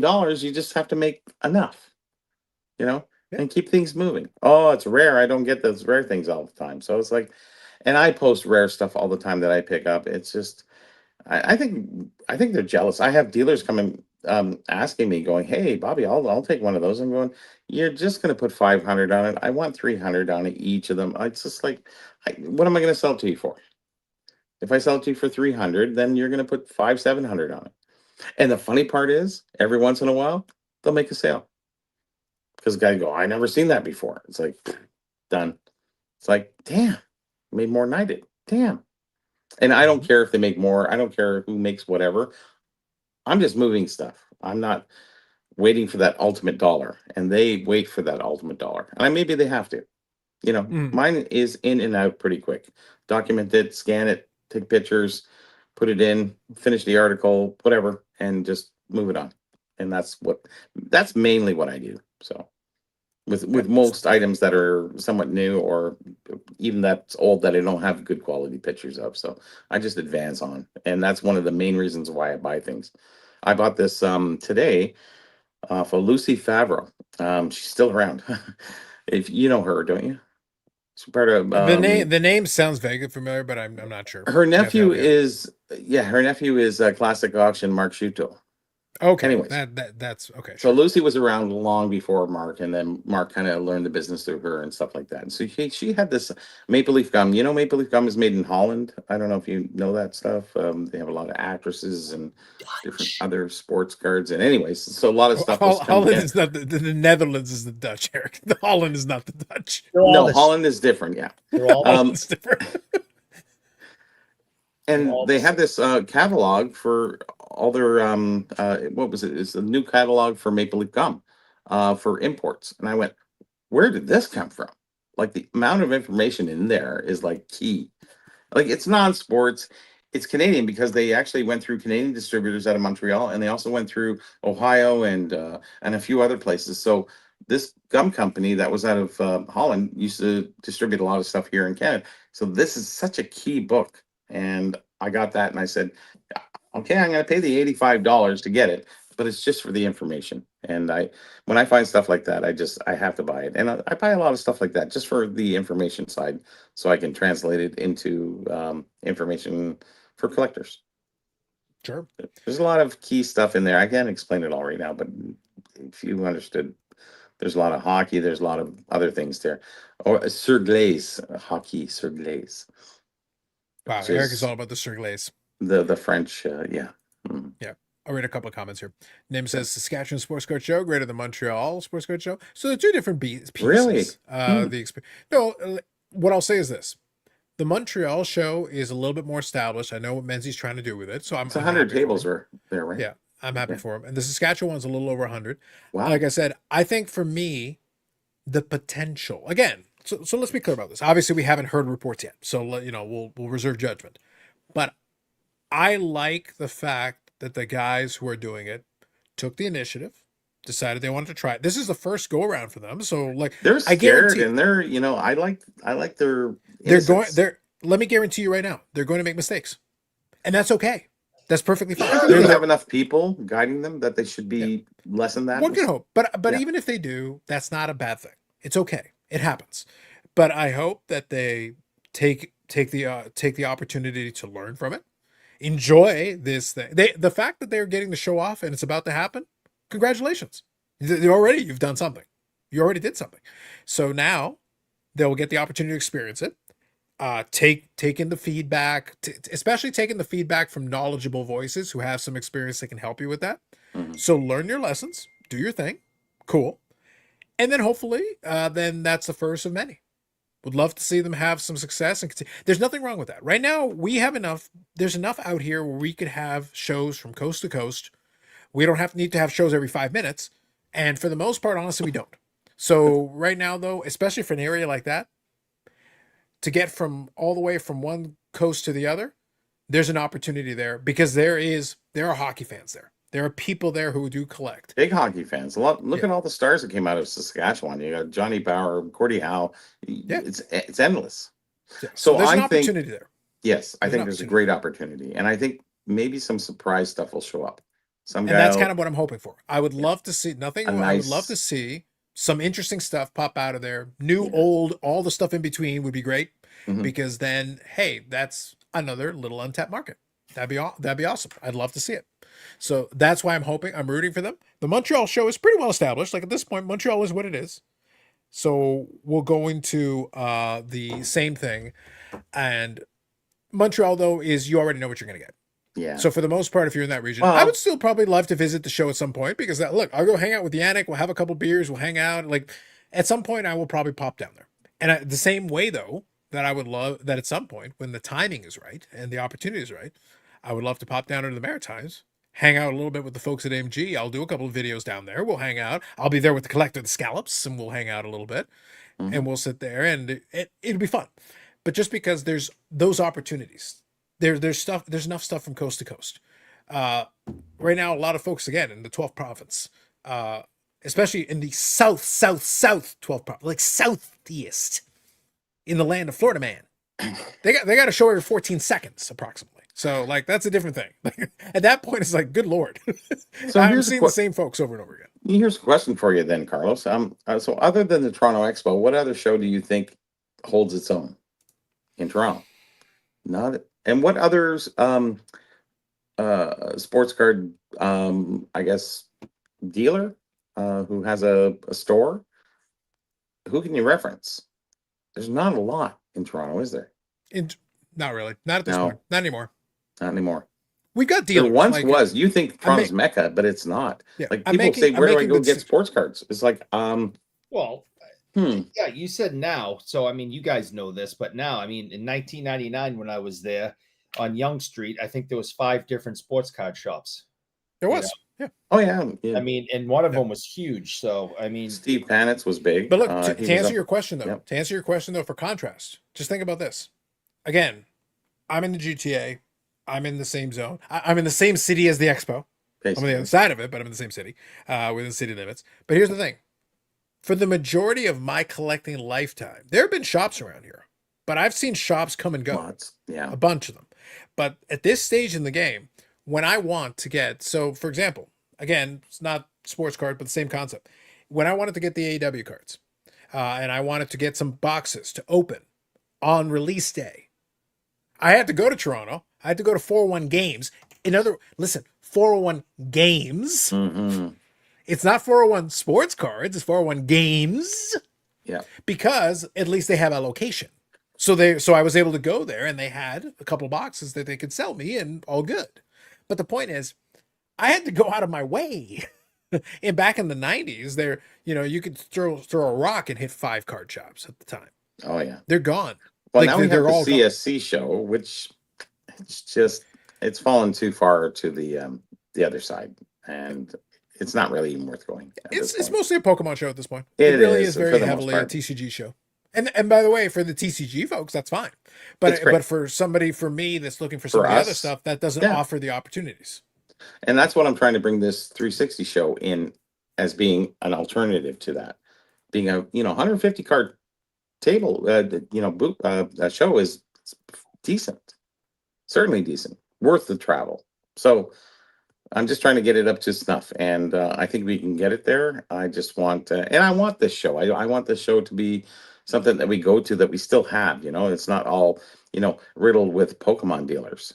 All these young kids who don't know anything about anything. They're just trying to make a few bucks. and just to let everyone know that's listening, and because Bobby, it sounds as if Bobby is poo-pooing the Pokemans and stuff, and that's not true. And if you want to, if you come into the expo and you want to meet Bobby Burrell, okay, in person, the easiest place to find him is you walk in, and he's going to be in the far left corner of the expo. All right, that's where he spends all his time, in the far left corner of the expo. There's like 5 or 6 aisles, just up and down the entire 4 days in the far left corner of the expo. That's where you'll find him if you're looking for him. Just wanted you to know. I'm everywhere, man. No, Scandalous. the far left corner. That is where you'll find him. Hmm. All right, let me read a couple comments here, and I got caught up. In the course of the conversation, I didn't want to get too far behind, so I'm going to make sure I get caught up. Hang on for 1 second. I'm gonna grab some Dan good said- stuff. Go for it. Dan says, I buy a lot of guys that Dustin has never heard of. In fairness, that's kind of a low bar. Bless Dustin, but his knowledge is, it's lacking a bit. If we get past Bobby Hebert and random New Orleans Saints, it's a little weak. It's a little weak. But, the boy tries. Menzie has great instincts. The Saskatchewan Vancouver. Now, I like Steve Menzie, but I do want to make sure Menzie is not actually involved in the Saskatchewan show. The Montreal one, the Montreal Expo, is under Menzie's Expo banner. This Saskatchewan thing is the Saskatchewan Card Show. I forget the name. Experience is what they call it. Regardless, it's these 2 dudes from Saskatchewan that are actually doing it. That's why I say they don't necessarily have the experience, but good on them. That's what I say. I'm actually, Eric, as a man of peace, but also a man of mockery, I've been known to do that. I feel that I'm going out of my way to be like, no, these guys are probably going to have some growing pains. They're probably going to make a couple of mistakes, Sure, but they're literally new to this. So bless them for taking it on. It's not an easy thing. Menzie actually has a ton of experience at this point. Menzie has he has people. Not only does he have experience, he has people running around, and you still see him running around with his hair on fire at every show. Yeah. And he's developed a really good system. He's got some good people working with him that are very smart. They do a great job, and they've done some tremendous business. The Saskatchewan guys, they're new to this business. They haven't been doing it before. So good on them for giving it a go. There will probably be some growing pains, but as soon as that show is over, they deserve some applause for giving it a go, for making a go at it, and hopefully they learn some lessons and do even better next time. I would love nothing more than to hear that it was successful. I would love to hear nothing more that they did some good business there, got a chance to get a little social media buzz. That'd be great. It's a good thing. Even if I'm not going to go necessarily out of my way out there. But if down the road, Eric, in the coming years, it becomes a thing, that'd be awesome. Because then, hey, maybe I will pop down there and I'll hang out with my buddy Steve. That'd be great. I would love a good legitimate excuse to do that. That'd be great. But it's one step at a time. One step at a time. These days, especially, I have no qualms about the idea. Eric, I have only been to 2 Canadian provinces. Well, 3, actually. Quebec is almost another country, but 3 Canadian provinces. They wanted to. So it's another thing, yeah. So, but regardless, like I've lived in Ontario for many years. I've been to Quebec a number of times, and I've been to Alberta in Edmonton, specifically in the mall. But if you're Canadian, you know that reference. But the point is that, it's been very limited. But there are some opportunities. There's some good stuff, man. And if they can start doing some nice shows coast to coast, that'd be awesome. That'd be great. It's not like when I say I've been to Atlanta, but it was in the airport. Well, I spent a week there, so I felt think that like counts it was more. a week. Well, I spent an actual week, and I bought cards there, and I gambled at the casino. Does that count? I bought lunch as we waited for our I hit golf balls at the driving range. No, I just sat in the airport and waited. We went to the shooting gallery and met a potential Columbine killer. No. See, you missed out, Eric. No, that's Alberta. Yes, it's Canadian Texas. Alberta's Canadian Texas. I know that. Yes. Yeah, I'm just saying. Throw it out there. Montreal is a great city. That is true. If you want to hang out, Montreal is a great city. The card show, like I said, is a different thing. But to be clear, the card show is not in Montreal proper. It's in a different place. Yeah, but I love that they include the word Montreal in it. Yeah, where have I heard that description before on a card show? Yeah, exactly. So it's like it's kind of a branding thing at this point. It's like, what is this? It's like, where's the nearest biggest city? Like, I mean, the Shriners show that's coming up that Dan and I are going to be at. It's run by the some people refer to it as the Boston Card Show, and it's like, no, it's in Wilmington, and it's at Shriners Auditorium, and it's been called Shriners for 20, 30 years, whatever it's been. But it's the organization that runs it is like the BB. I got to look it up and try to remember it, but yeah, people will still refer. Some people will refer to it as the Boston Card Show, and it's like, no, don't call it that. Not in Boston, it's in Wilmington. But yeah, I mean, it's because it's easier to brand them next to the biggest city. Well, it's basically what they did with the Toronto Expo. Toronto Expo, not in Toronto, right? And Toronto adjacent. It's Toronto adjacent. Use poor Brandon, so Bobbles doesn't know where the hell he's going. Oh, he'll be fine as long as he goes to the correct chopped. He'll be fine as long as he goes to the correct chopped. Hey, dude, that's GPS's fault, not mine. And I blame you guys because you weren't clear. Just go down this road. It's on your right. You could have just said, go down this road a mile and it's on your right. Nope. You're like, where is the fun in that? See you there. All right. I'll GPS it. Well, so there was 2 locations. One's 10 miles away and the other one's 1 mile away. And you chose Bobby. We brought that up. Miles away. Yeah. We brought that up. It's like logic is not a thing for Eric. Eric showed up for dessert. The one that was a mile away did not come up, or else how can it not? How can it not? I don't know. I think I don't know. I can Google it right now. I think some of Timmy Two Hat's magic cigarettes got on my phone. Maybe. Yeah. Just saying. Could be true. I'm going to read the rest of these comments up. Sasky shows big signage, Brian and Trottier. Yes. Dan says a bit more Canadian provinces than Carlos. I believe you. That could be the case. Yeah. That's what I say. For me, it's just been the 3. Too close by. I'm not a big traveling guy. Like it's never been my thing. There are a couple, although I will say, if I'm going to do it, it's, you know what one of my favorite trips was, Eric? I went a trip down to, still in province, but I went a trip down to Ottawa, and then we ended up in Montreal, but we started in Ottawa, and it was when my buddy wanted to go basically to the wanted to go visit the CFL team, wanted to go the Red Blacks, wanted to go hang out for the Red Blacks for a bit. Not the records. But I took the no, they were the Red Blacks by this point. This is the 3rd team. I took Via Rail over to Ottawa, and which is actually very nice. If you take the Via Rail, it's nice because you basically just chill. You go down to Union Station, then you can just cruise straight over to it. So it's always good. Basically, you just take the trip over. Do they serve it's nice. beer?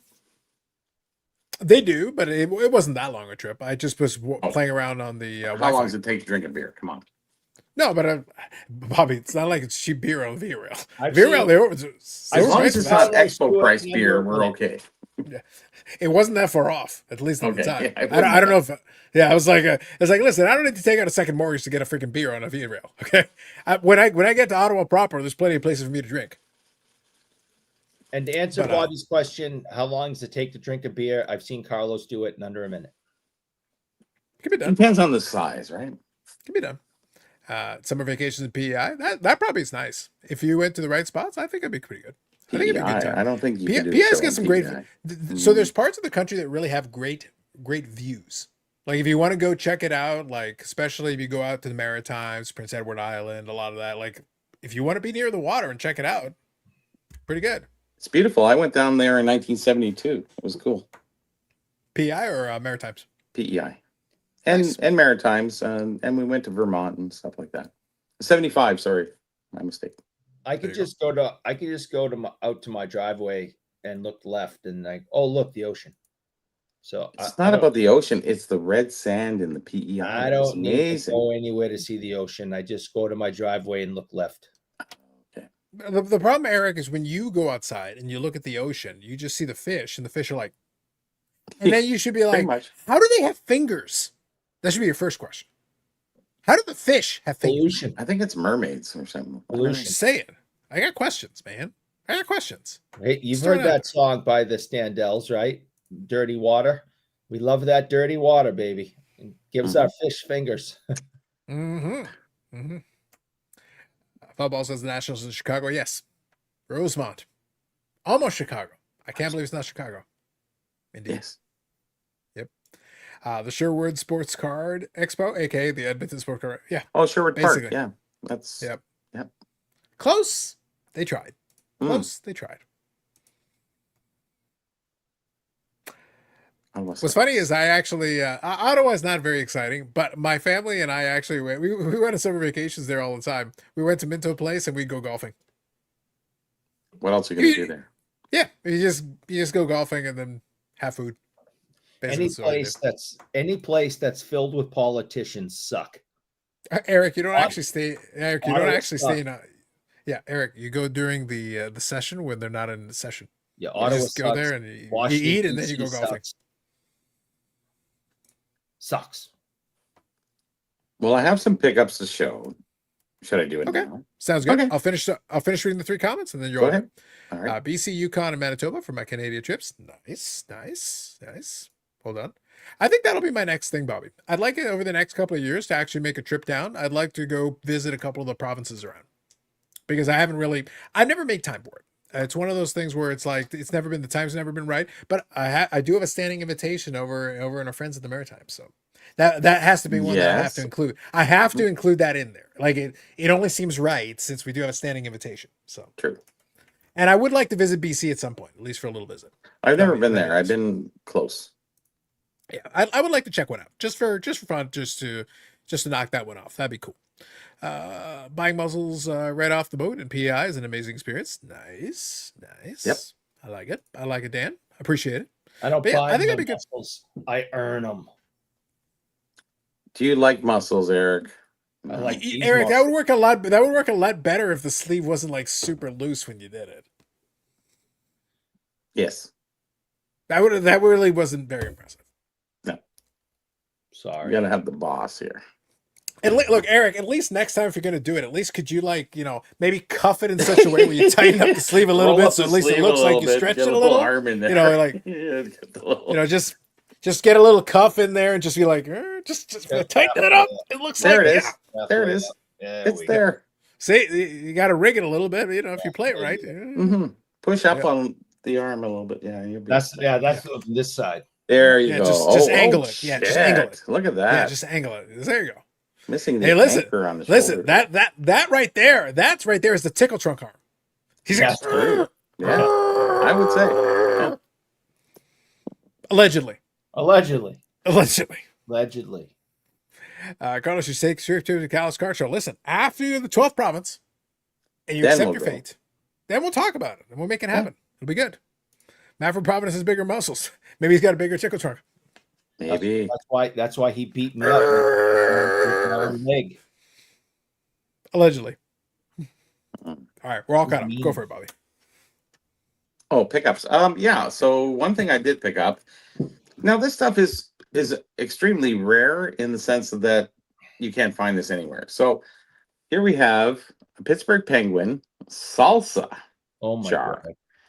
So what you do is you could send away for half price tickets on the back if you read it. Now this is 94. So if you consider the timeline, 94 is a long time ago. So people are looking for that weird piece that's a little different, and this is right up that line. Who's the player? Is it Yager? It actually, it's rather generic, but it almost looks like Yager. It's got 0-0 on his arm, so I think it's rather meant to be generic, but it does look like Yager. Yeah, so, I would say. And then I got Mr. Michael Pekka Pickles. Pekka Pickles. Like honestly, and this is full, right? This is like it's bread and butter pickles, but like this stuff is what people are looking for. That's something a little different along their line. Now that stuff at this point, Bobby, is where COVID came from. It came inside one of those jars. Let's try it. Let's open it. That was ground zero right there. Yeah, right. It was. But people want a player promoted stuff, and there's not a lot out there, to be honest. Bobby Clark did, and Trottier did, Yager did peanut butter. So a lot of people collect those jars because they want to add it to their collection. They're somewhat reasonable for the most part, but there's something different that someone looks and goes, "Oh, I didn't know he did peanut butter. That's awesome." That the player centric things. It doesn't even have to be your team or your even player. It's just a matter of something a little different. So another thing I did pick up was these York peanut butter towels in 1962. They came out with these towels from the transfer issue. So these are like transferred on here. So you have Beliveau, Howe, and Frank Mahovlich on here. So for $1, you get 2 towels in 1962-63. So. And there's 2 towels. So you have the one with the Maple Leaf base one. Although there's 3 teams, they left out Detroit as a player. They should have did 3, but and the other one is who do we have? Delvecchio, Henri Richard, and Eddie Shack. It's really funny that Eddie Shack makes it on here. If you talk about Eddie Shack and the popularity contest, or even so, let's just even Hall of Fame. He makes it on the towel. He has, Gretzky, Bobby Orr, and Eddie Shack lunch boxes. There's no others. Eddie Shack makes it on a lot of different things, and he's not in the Hall of Fame. And he's the most known for being an entertainer of the NHL, and probably one of the most popular people. I really think that he should make the Hall of Fame in a lot of different ways, because he was a very popular player. Pop Shop, all the other things he did promoting, things he did on the ice, things he did in Boston. He was running around with wigs on and dressing up like a woman and doing all these skate arounds, and he was very much of an entertainer of the industry. And I think that, and he was a decent player. He was a fast skater, a very fast skater. So basically, you're saying, Bobby, you're kind of pitching him as kind of under kind of the builder, more kind of builder side of things. I don't know if he's a builder. Yeah, okay. yes, half builder, half player. No, I get it, but I don't think it's mutually exclusive. I think you can be a builder. You're talking about the entertainment side of things. And we were talking earlier that I think the entertainment part is still part of it. I Sure. think that's still part of the package. It is, yes. Because at the end of the day, sports are entertainment. We're watching these True presumably enough. because we're True hoping to be enough. entertained. Okay. That's kind Yeah, of the enough said. concept. Yeah. We So, want yeah, our team to win entertainer, because that builder. entertains us more, but we still want the game to be good. We still want to Of be course. entertained. And when he scored, it was like Maple Leaf Gardens went crazy every time he scored. Yeah. You know, So I think clear there the is something to track. be Here said comes for entertainment. Shaq coming down the boards, does something crazy and gets a goal. It was like Yeah. it was like when Tiger Williams used to ride his stick after a goal. It was like mayhem. It was unbelievable. And for him not to be considered for the Hall of Fame, I think is kind of sad because he is everywhere in everything. He's a predominant figure in trying to make the Leaf lore, so to speak. And I think he should be nominated. But, you know, it's a political thing. So what are you going to do? Right. There you go. Pitch from the Burrell. Has the Burrell has spoken? Yep. Let's see here. Well, Ty look here at all the says- people they could have picked for the Maple Leafs and they pick Eddie Shack. Like, I get you. I get you. like, Ty says, I'm actually serious. The more rare the pickles and salsa are actually inside the jar seal, I think it's rarer that COVID is inside of that jar. Death. The Black Death is inside of that pekka. Yeah. pickles. there might be. It's I'm just staying saying. sealed, though. Don't open it. I'm just saying. I'm Don't just saying. open It's it. still sealed. You can see. There are that horror pops up movies. when it's 28 not. weeks later, 28 years later, started with a pekka pickle jar. Do not open I'm just it. saying. Michael Pekka Peppers. So Don't thank you, open it. Stephen. Thank you, Stephen. What was I right about, though? Just to clarify. Stephen says, that's right, Carlos. I just want to make sure I clarify. What was I right about? Yeah. What was I right about this I time? appreciate you either way. Stig says, cool towels. Yes, absolutely. Fair. Can't be too many of those around. Nice. Yes, better right. Appreciate you. Thank you. But yeah, no, some good stuff, Bobby. I like that. When you had the pickle, the pekka jar, though, that was like the first thought that I had in my thing is like there's like a toxin inside of that thing at this point. Well, see, if they would have done a Medano one, that'd be cool. You would get that, would you not? I would want to empty the contents. It doesn't matter if it's empty The or hazmat full or suit. whatever. It The just jar, saying that sure. it is full. Actually, it's worth more money when it's full opposed to. I have no, Bobby, I have no doubt, but I'm actually not joking when I say like, Eric, I'm worried about the contents of these things. Like, I don't If want that any part. job I would breaks- wear a hazmat suit and be like, no, Yeah. I am If dumping that this job somewhere. breaks, they're gonna have to It's been evacuate sealed the for whole 20, neighborhood. 30 years, and same with 94, right? So, Yeah. you know, it's fine. And actually, people Well, rather have a full well, jar that- than an empty jar. You saw ET, right? Elliot. That's what's gonna happen if that job breaks. That they're all gonna come knocking Oh, on the no. door in those suits and just Ah, damn it. put a bubble over the whole house, and oh, it's gonna be bad. Who's going to call? Ghostbusters. Ghostbusters. I knew it. I was waiting for it. God damn Eric, it. look at you hitting it right on the same Both time. you guys went right in on that. It's right there, man. Right there. Very good. Thank you. So real quick, our friends that shipped my cards just confirmed that a couple of items came in. This is thematically appropriate. This is something we talked about earlier tonight. This one I could save for the podcast, but I think it's appropriate here. This is actually from the new Topps Finest WB. They've got an insert set called Finishers. And on this one, they got the $1 Million Man, Ted DiBiase, giving the $1 Million Dream to Virgil. Oh my I'm like, God. I like this. I'm like, you know what? I saw that on eBay and I was like, It's all out right, there. I like it. I like it. With shipping, it was under $5. So I was like, all right, I accept your terms. That's Well, fine. Who wouldn't for $5? I'll take that for $5. Let's do it. So that's the I'd buy it refractor for version, $5. Eric. It's got a little shiny $1 Million Dream, and the $1 Million Man Is it giving die the $1 cut Million across Dream. the top there? No, it is, but it is shiny on that one. But can't see it's that. like the $1 Million Man giving the $1 Million Dream to Virgil. Eric, I like this on levels. I like this on levels. Yeah. Love it. It's the entertainment side of the hobby, right? I was excited. It was good times. There you go. Zach says, I can't stop thinking about the contents of the jar smell like. Lord knows. You know, there's enough sugar and salt in these things that it's probably still good. I would have to say. Enough vinegar in the Pekka pickles for sure. So Pekka's with, I'm thinking, well, he's in a green shirt. I think he's with Buffalo at this time. Where's this company? What year was it? I don't know. It doesn't really say. Let's have a look here. If it was late 90s, he'd be with Buffalo. Pittsburgh, PA. Pittsburgh. Was he with Pittsburgh? I don't remember. Michael Off the top Pekka? of my I don't head, think To so. be honest, I don't remember.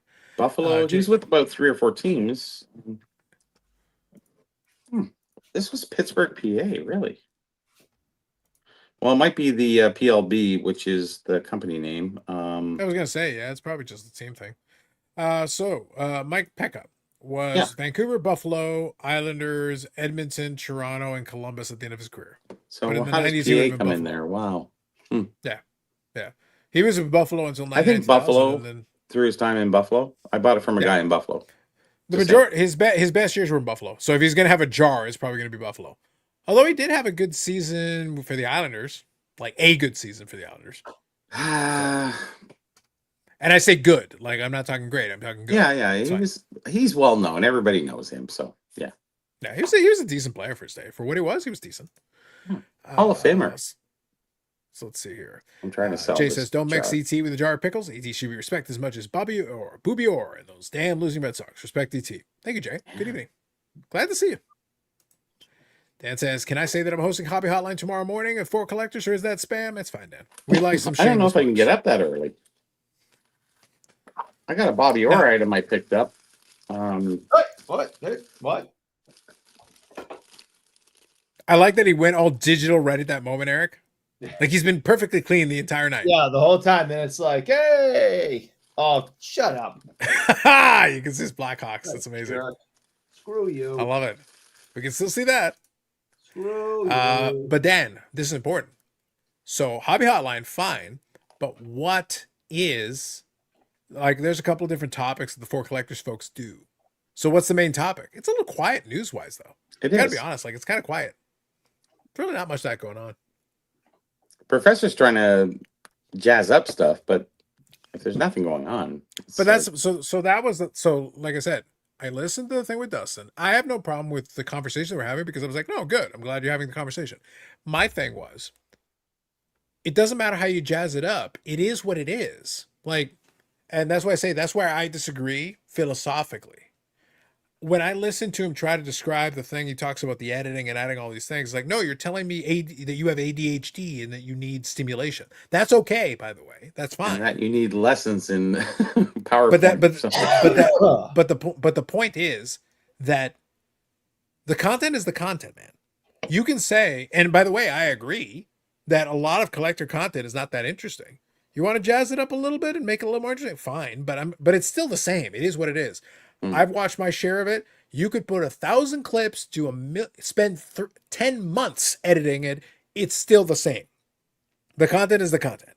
So if it's not that interesting, all the editing in the world isn't going to make it interesting. I'm sorry. No.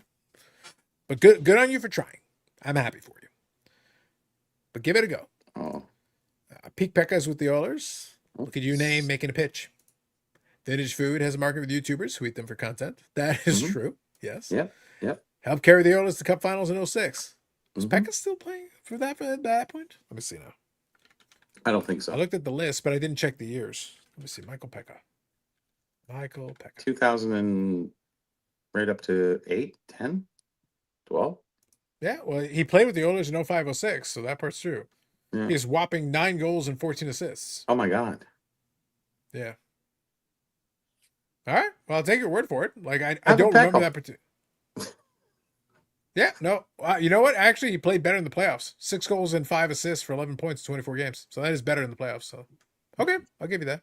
Sure. Hard to know. Why not? Why not? Sure. Why not? PSA price increase, gem rate report, and SGC falling off the map. MLB playoffs. Man, you're leaning on see? They question. They say, Eric, why is grading so pervasive? All of these things, except for MLB playoffs, is grading related. Yeah. All of them. PSA grade increase, gem rate report, which is grading, and SGC falling off the map, grading, and then MLB playoffs. Grading. Yeah. And by the way, SGC falling off the map, that was not only predictable, it was also intentional, and I would argue correct. Because if SGC is just focusing on being a boutique, that means they're basically just grading vintage. So guess what? They're not going to have that much to grade. The good news is, well, if they fall, Carlos, didn't you predict that, there's no reason to get rid of SGC? And I still agree with that. No, the two different things, Bobby. The Yep. numbers. So he's talking about SGC falling off the map in terms of graded cards, and Oh, I believe generate- that will continue to do so. Right? And Yeah. it will actually go lower. And I actually don't think that's a problem. Reason why I say that is if they end up being the boutique, which is what they've already said they're going to be, but if they grade only vintage, guess what? There's not that much vintage to grade. Well, all the clickbait I've been reading says that they're going under. Oh well, they're going to exist. I Like think right they're now, gonna be based on fine. gem rate numbers, they could grade 20,000 cards a month, and still and that's still all be they fine. need to do. Yeah. And no That's all one's they going to need to go do. away from that. If you have all your cards graded with SGC, why would you go elsewhere? Like, honestly, you're going to keep going with it. You're not going to put PSA or CGC in there or something else. No, I didn't even mention Beckett. Don't worry. I always appreciate a good tickle trunk reference. Thank you, name. True. Yeah, Dan called in. That'll teach him. Yeah. Him and Pronger, yes. A deeper Why dive isn't into numbers Dan tells in a the very show? bad- Why is not Dan in the show? Because he's waiting for Dan from Saugus to show up. That's the Dan, one if you I want to, Dan, That's if the you one want to I come want in, in you the let me show. know. Yeah, Dan, if you want to come in, you let me know. Dan from Saugus has got his own spot, but if you want to come in, you just let me know. A deeper dive into numbers tells a very bad story. No, it doesn't. No, here's the thing. I can tell you right now, sight unseen, before Hobby Hotline even starts, Eric, I vehemently disagree. I think SGC should grade 10,000 cards a month max, and that's it. Okay. So as far as I'm concerned, they're already grading 6 times too many. They need to drop another 50,000. You see, I put this in a Ziploc before I wrapped it up. You should at this point, honestly. It And is by the scary. way, You got to watch stuff with glass and whatever. yeah. And by the way, what's going to be fun is what I've asked before. I've posed the question. What if SGC's numbers continue to drop, but then they stabilize? And then, Eric, what if the turnaround time goes back to about a couple of weeks? Yeah, And a that's couple great. people are like, okay, yeah, 14 days, sure, yeah, here you I'm go. there. I'll take Yeah, They're not going to send 5,000 cards, but they'll be like, yeah, I'll send 15, 20 cards. it's worth If it. you get at them back that in a point, couple of right? weeks and the price points are decent, you're like, okay, great. It's never going to be like this crazy thing where they're grading 1 million cards a month or 100,000 cards a month again.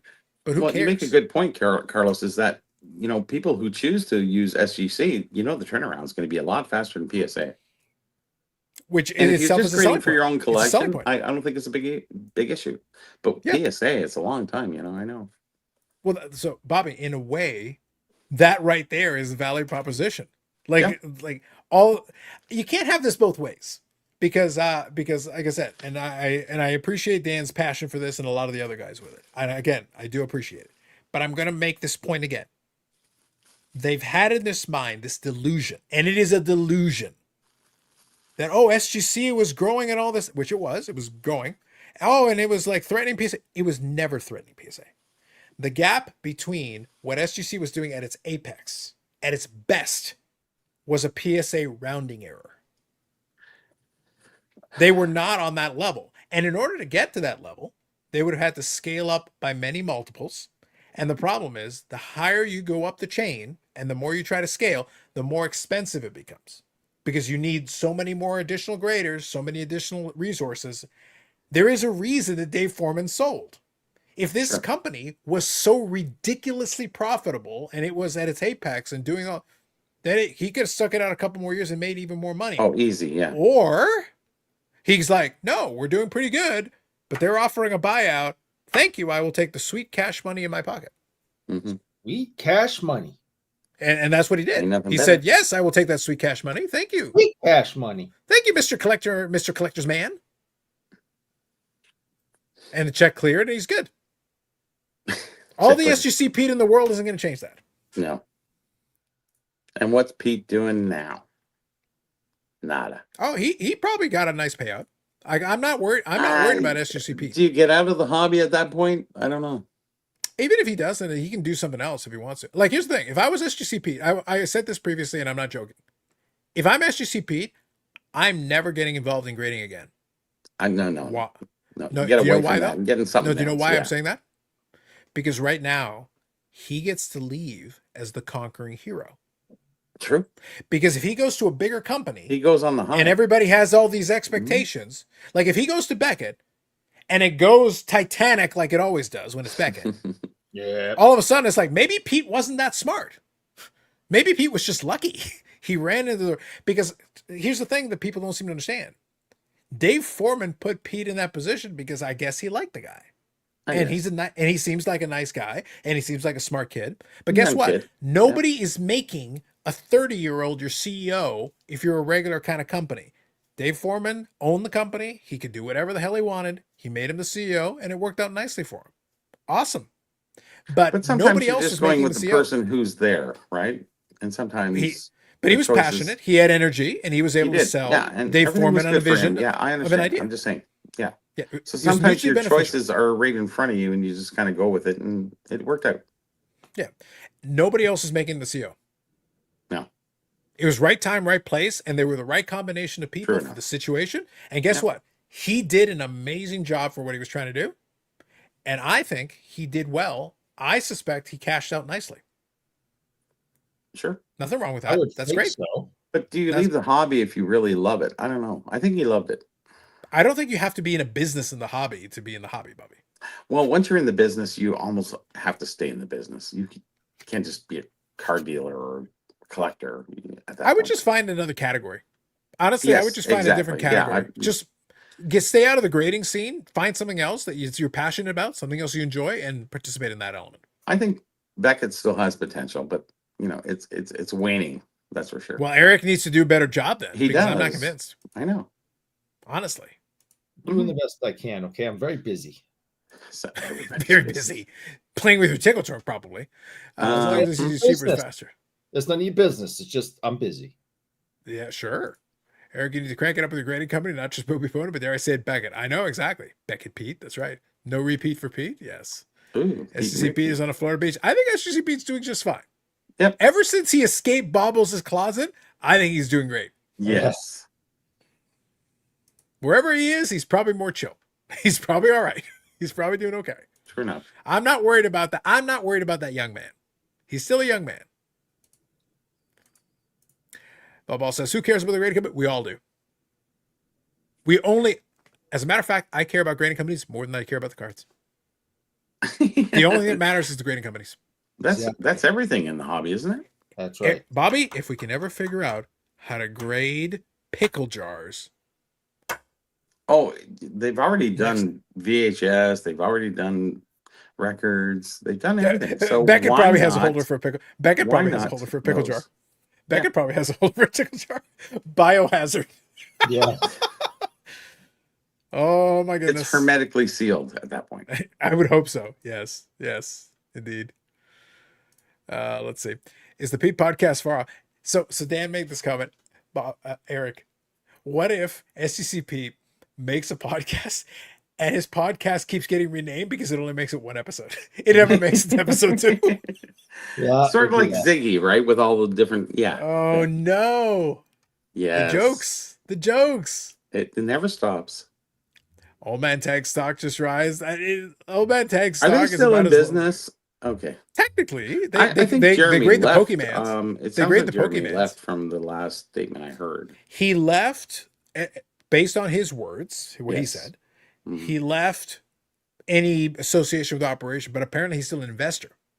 So Oh, so he got out of the. so he's still got role like of, money in. So he's still, national. so old man what tag was he, has his national money. representative or something. Old man tag has his money basically. Sure. So whatever that means, he's got his money. So I don't know what that means. none of us do. Is Pete in St. Pete or is he St. Pete? Valid questions. Valid questions. I think you have Pete to put podcast. SA. See, Eric, I like this. Read this comment. I like this one. Pete podcast should be called episode 2. Yeah. I like that. Well, I like that. New beginnings. The new beginnings of episode 2. We're still But waiting. episode 2 only makes it to episode 1. Yes. Amazing. Amazing. Mhm. Still looking for a company to grade my slabs. Valid. That might be the next play. It might be. Just trying to see if I missed any other comments from Mike. I'm just looking here. I just want to make sure. But yeah. Well, listen. Here's the funny thing. I understand foul ball's comment, but I want to make sure I touch on this. the irony, and Dan kind of touched on this as well, indirectly with his rundown of what Hobby Hotline is going to talk about. Yeah, A lot of be people interesting. complain about the grading topics, which I get, but I'm going to remind you that a lot of people watch those videos and a lot of people tune in because they still want to opine on. They're like, oh, I don't care about grading. Okay, cool. Then why are you giving me your opinion on grading? Well, now they're with four collectors. I think they're going to get a lot more publicity from watching, being in the group, so to speak. No, that's not the point that I'm making, Bobby. What I'm getting at is the topic itself. A lot of people say, oh, I don't care about grading. I don't want to talk about grading. Okay, whatever. Cool. But other people do. And you're one person. So if everybody else wants to talk about it and you don't, then you don't have to watch it. But then the other people will because they already are. Okay, that's factual. Yeah, like that's just the way this plays out. Like for collectors and the Hobby Hotline guys, their goal is to actually get people to watch it. So It they is. probably, Eric, this is a scandalous take. The majority of the people that watch Uh-huh. it. Yes, I'm going to of stand course. by this, Eric. It's a Okay. scandalous take. Scandalous. I think Uh-huh. for collectors Yes. and the Hobby Hotline people Yes. should probably be catering to topics that Mhm. most people actually want to listen to or discuss or opine on. That's genius. You're talking out of your ass. Yep. What the fuck? This is a crazy idea. I'm throwing it, It out is. there. It's off the wall. You're talking Maybe out they your should try to talk about the stuff that people actually end up talking about and complaining about. So even if they complain about it in the comment section, they're still watching it to complain and bitch and moan about it. That means it's correct. Yes. In the like department. Yes. At the end of the day, if the goal is views, opinions, and interactions, maybe you need to be talking about the topics that cause people to react and either complain or praise Mm-hmm. and interact. Maybe that's what you need to be talking about. Yes. It's a crazy idea. Whose time has come? Okay, I gotta put these back. Go for it. Eric, this is a comment for you. Okay. See, that's not nice. Well, Beckett probably has a holder for it. That's probably true. Just saying. Throw it out there. Zach says, any thoughts on Probstein snipe demo? I kind of liked it. Not for everyone, I get it. Ooh, I love it. All right, I'm going to come back to this comment because I do want to talk about snipe, as a matter of fact, Zach. I do. And I happen to have some thoughts. Eric, I was in the office this week, Mm-hmm. and what that led to was an unfortunate circumstance. And that is that Carlos did not get to make a video that he wanted to make before this live stream aired about snipe. Snipe. I wanted to talk about Rick Probstein's snipe. Of course you did. So you know what, Zach? I do want to talk about it. Thank you for asking. Okay. Brendan Ryan says, good luck, Carlos, getting collectors to agree on baseline reality. It is a hill that we will all die on. We will never escape. The baseline reality is not a thing that the hobby is ready for. They're just not ready. Engagement. That's right, Dan. Shill, indeed. And there were some comments. I will touch on those comments on the podcast episode that will air on Tuesday. But yes, there were some comments to this effect brought up. But yes. But let me talk about it. Snipe by Probstein. Eric's favorite person in the hobby. Yep. Bar none. Sure. Okay. Why not? So real quick, let me have a serious conversation with you people for a second. Okay. And Dan, by the way, like I said, if you I assume you're just chilling in your place, all good, preparing for the four collectors. But if you want to chime in at all for any of this, let me know and I can send you a link. We're going to go for a little while longer. Not too crazy tonight. We're not going to go too far. I got up early today because it's been a long week. But regardless, we'll go for a little bit. But I do want to talk about this for a minute. Okay.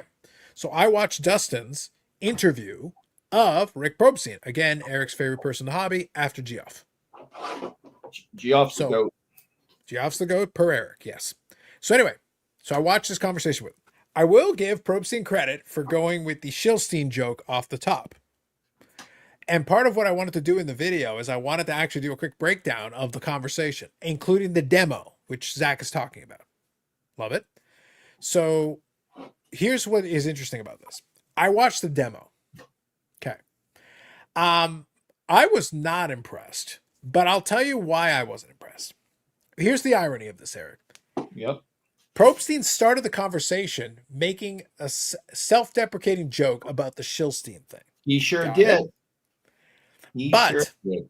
when he did the demo, and I'm being serious about this, so I want to take a moment and actually talk about this here, okay? Yep. Okay. I'm So when listening. he did the demo, he showed two things that played directly against the idea of actually hurting the ability of doing shill bidding.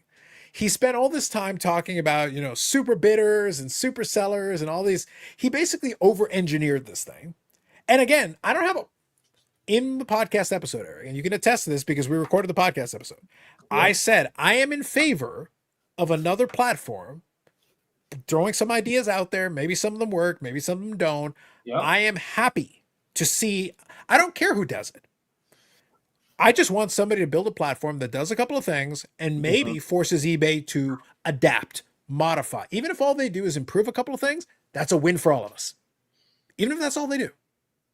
There's things about the idea that I don't mind. I don't mind the idea of consolidating the shipments. I don't mind the idea of them being a fulfillment arm. Don't mind that because that's basically consignment. All good. Don't mind that. Here's what I do mind. Even in his demo. So first of all, the chat section, comment section, whatever, that's stupid. I'm sorry. That's dumb.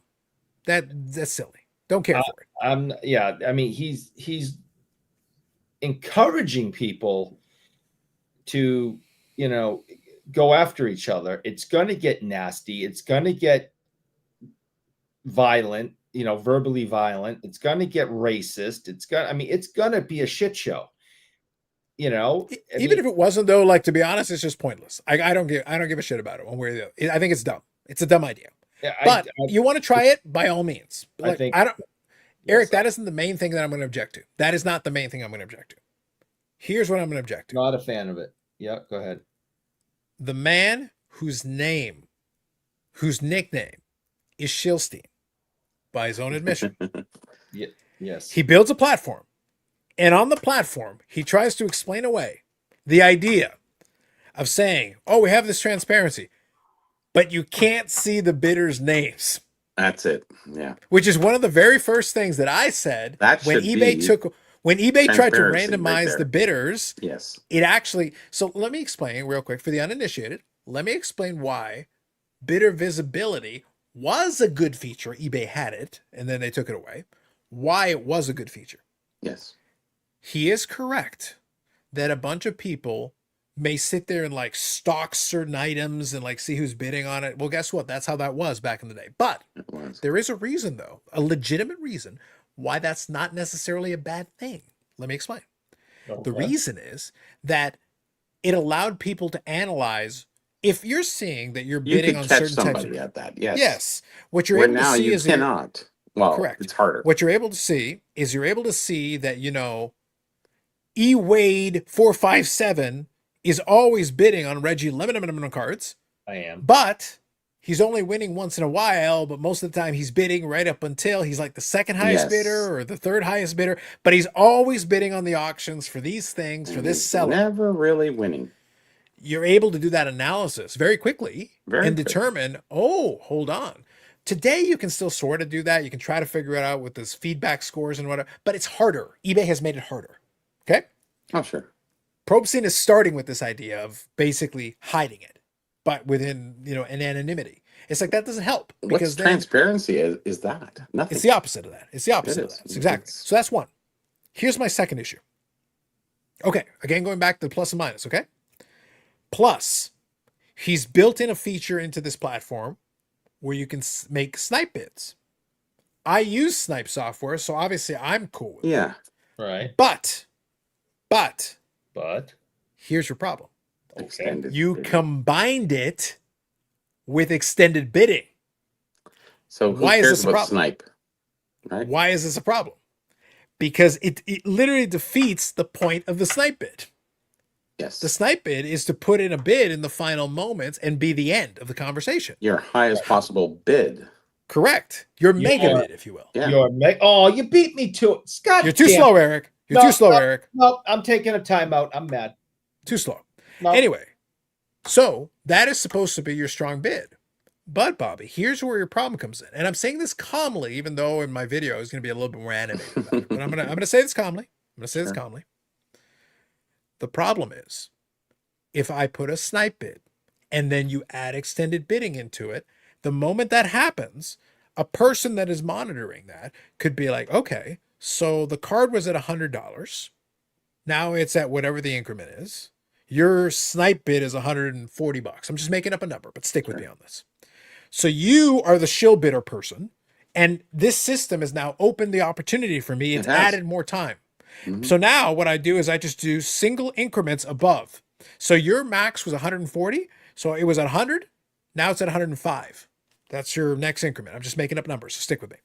Okay. So you say, okay, 110 it goes to 115, 120 it goes to 125, 130 it goes to 135, and then you stop.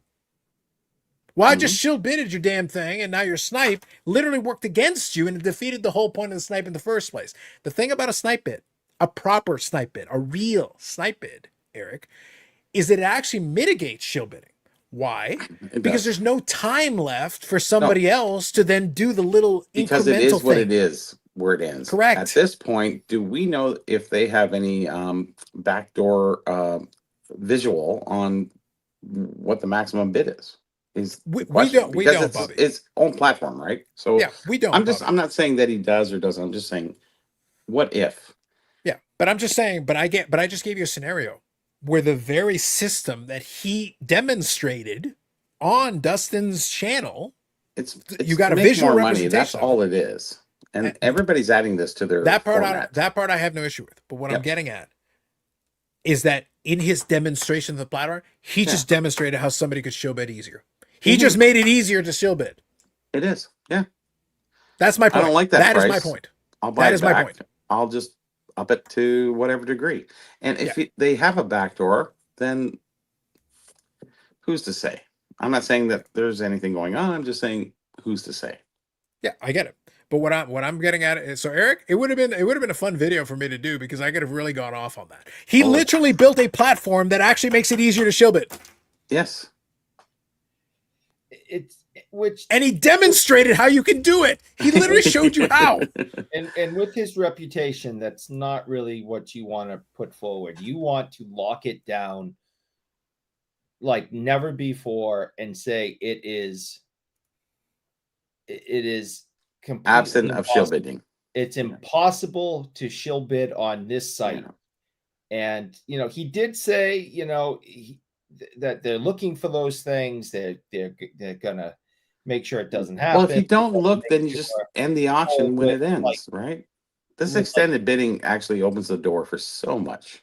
Oh, I that's the reason why I said, Bobby, the combination of those two things together. It's just the snipe bid thing. So why Bobby, would you start with something like that? Like, everybody knows nobody's stupid here, right?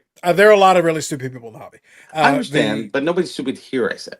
I get it. So, but my thing was the issue that's why I say I would love to have done the video in the way that I was thinking of doing it if I hadn't just run out of time.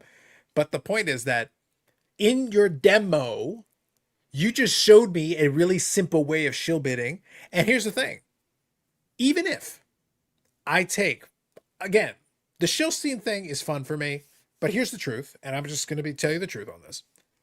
Any big consignor on eBay, they're all getting shill bid. And here's the truth. The majority of them don't have to participate in it. It's just a mechanism of having enough auctions. That's it. The eBay doesn't have mechanisms to prevent it anyway. No. So everybody and their brother can shill bid on every Not single when it's auction. blind the way it is. Yes. Yeah. It was good before, as you said. Yeah. And now it's like irrelevant. Who cares? So it's like, so the reality is unless you deep trace it down to, hey, this guy has this much feedback. That's what you have to. That's the so only way. Deep. Like, you don't want to go there. And it's just people give up and just go whatever. Yeah. You would need basically a team on the eBay payroll whose only job it is to ferret that out and boot them. And well, the funny part is before that, we did have a team of, collectors. This guy's buying a lot of wrappers and he's selling all these packs. What's going on? Hey, I just saw he bought all those. And, and then we all kept among a small community of people that we knew when wax was bad or why he's buying empty display boxes all the time and wrappers. And all of a sudden he has these, full boxes. Like, what's going on? And this happened with a couple, people that I know, that I knew through the industry, and they got caught. So you can't catch people now because eBay eliminated that, and he walks in with this new system that's rife for chill bidding. Yep. It's almost silly. It's almost like, hey, I got something great and new. And it's like, no, it's actually recessive. It's not progenitive. I don't see it. Mhm. You know? I think the biggest problem is that, and Eric, I'll just take this angle on it. All right. I don't think that Probstein is involved in 95%. Like, honestly, I don't think He's sitting in loses an one office, right? I don't think he spends 1 second of his day working on an evil master plan to show bid his own auctions. No, I don't think he, but I've the thing is, never- he doesn't need to. The I've never reality accused is, him of that. I've never accused him on that. no, and I I'll be- understand, but what I'm Right. getting at is this: I don't think the reality is he doesn't need to, and the truth is, though, in the same vein, the reputation that he has, fair or unfair, is there. He knows this. As I said, he acknowledged it in the first couple of seconds with his little Shieldstein joke. Yeah. So guess what? So you already know this. You already know that you associate with people like Bill Mastro. So you've leaned into that.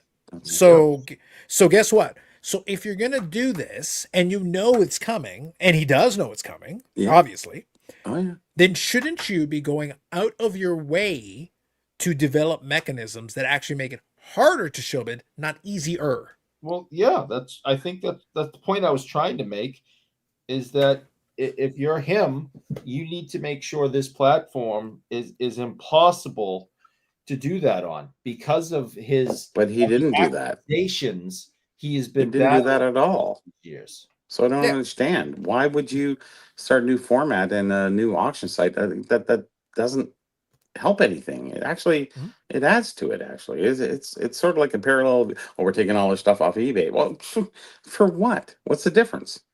To something better? I think he's gotten too big for his britches. No, not for the britches. For the riches. What's But wrong like I with said, britches? my stance has always remained the same, Britches. is that there are mechanisms that you can use to try to mitigate it to a certain degree. Like I said, I'm never going to accuse him of any of the sort, because the reality is No. he doesn't need to do it. And like, it's not required for it. But his stuff will still get show bid, and it will happen, and it does happen. And eBay hasn't done much to prevent it. No. But you're building a platform where now you've built in even less mechanisms to prevent it. So of course you're going to get accused of that even more Extended because you've bidding. created it. So the It's- problem with what Probstein has proposed here is that Probstein is a smart guy who thinks he's a genius, I and that's think so. dangerous. I think you're right. That's where it gets That's dangerous. He Probably is the a best definition smart I guy. heard. Yes. He is a smart guy because he is. He's a good businessman. He's made money. Yeah. Like, no question that. But he's a smart guy who thinks he's like at the very tippy top of genius level. And I'm sitting there going like, I can pick a hole in it. So, and this is why I wanted to make a video, Eric. I got to be honest with you. In Dustin's video, in the comment section, friend of the channel, Victor, the rookie card specialist, was in there, and he had himself a comment. And I want to make sure I'm going to read this comment. And it's nothing wrong with the comment, but I'm going to read the comment. boy. Oh, we're doing it. Carlos, a quick question. Have you ever won anything from Probstein? I think maybe 1 or 2 items at Years most. ago, Over how many years? I've had my eBay account since '98. What, 5 years, 10 years, maybe? I've made it Well, clear. Anything 19 recently? Nothing recent. It's been a long time. Eric? I've made it clear that I used to purchase things from him all the Yes. time until Mhm. the Mastro video. And then I said, never again. If you're gonna do business So with that was that 2 guy, years ago now. I so guess. whatever it's been, I have not purchased one thing since the Mastro video. And I'm 0 for nothing ever. Yeah, no, I'm confident. I am very confident. I couldn't tell you a specific item, but I'm very confident that there has been at least a few items that have been, but that's over like now a 27-year span. And I think we're a Like- little different, and I think we have a better understanding of what's going on out there. So yeah, I understand. Yeah, but also when I bid on my stuff, I do use sniping software, so I'm too. not really super worried about it. Like, my bid was my bid, and it was late in the game, and if somebody managed, hey, congratulations to you. That's fine. But I'm comfortable with what I bought. This is my point. So I think the majority, again, going back to what I said earlier, I think the majority of Probstein auctions are perfectly fine. Because if somebody wants to sit there and go, oh, they show all the auctions, really? You're going to have a tough time proving that because the data doesn't back that up. Yeah, but There's you're at plenty of the end auctions that just operate normally, but there's plenty of them that don't. And that's going to be the case with a lot of consigners. I guess.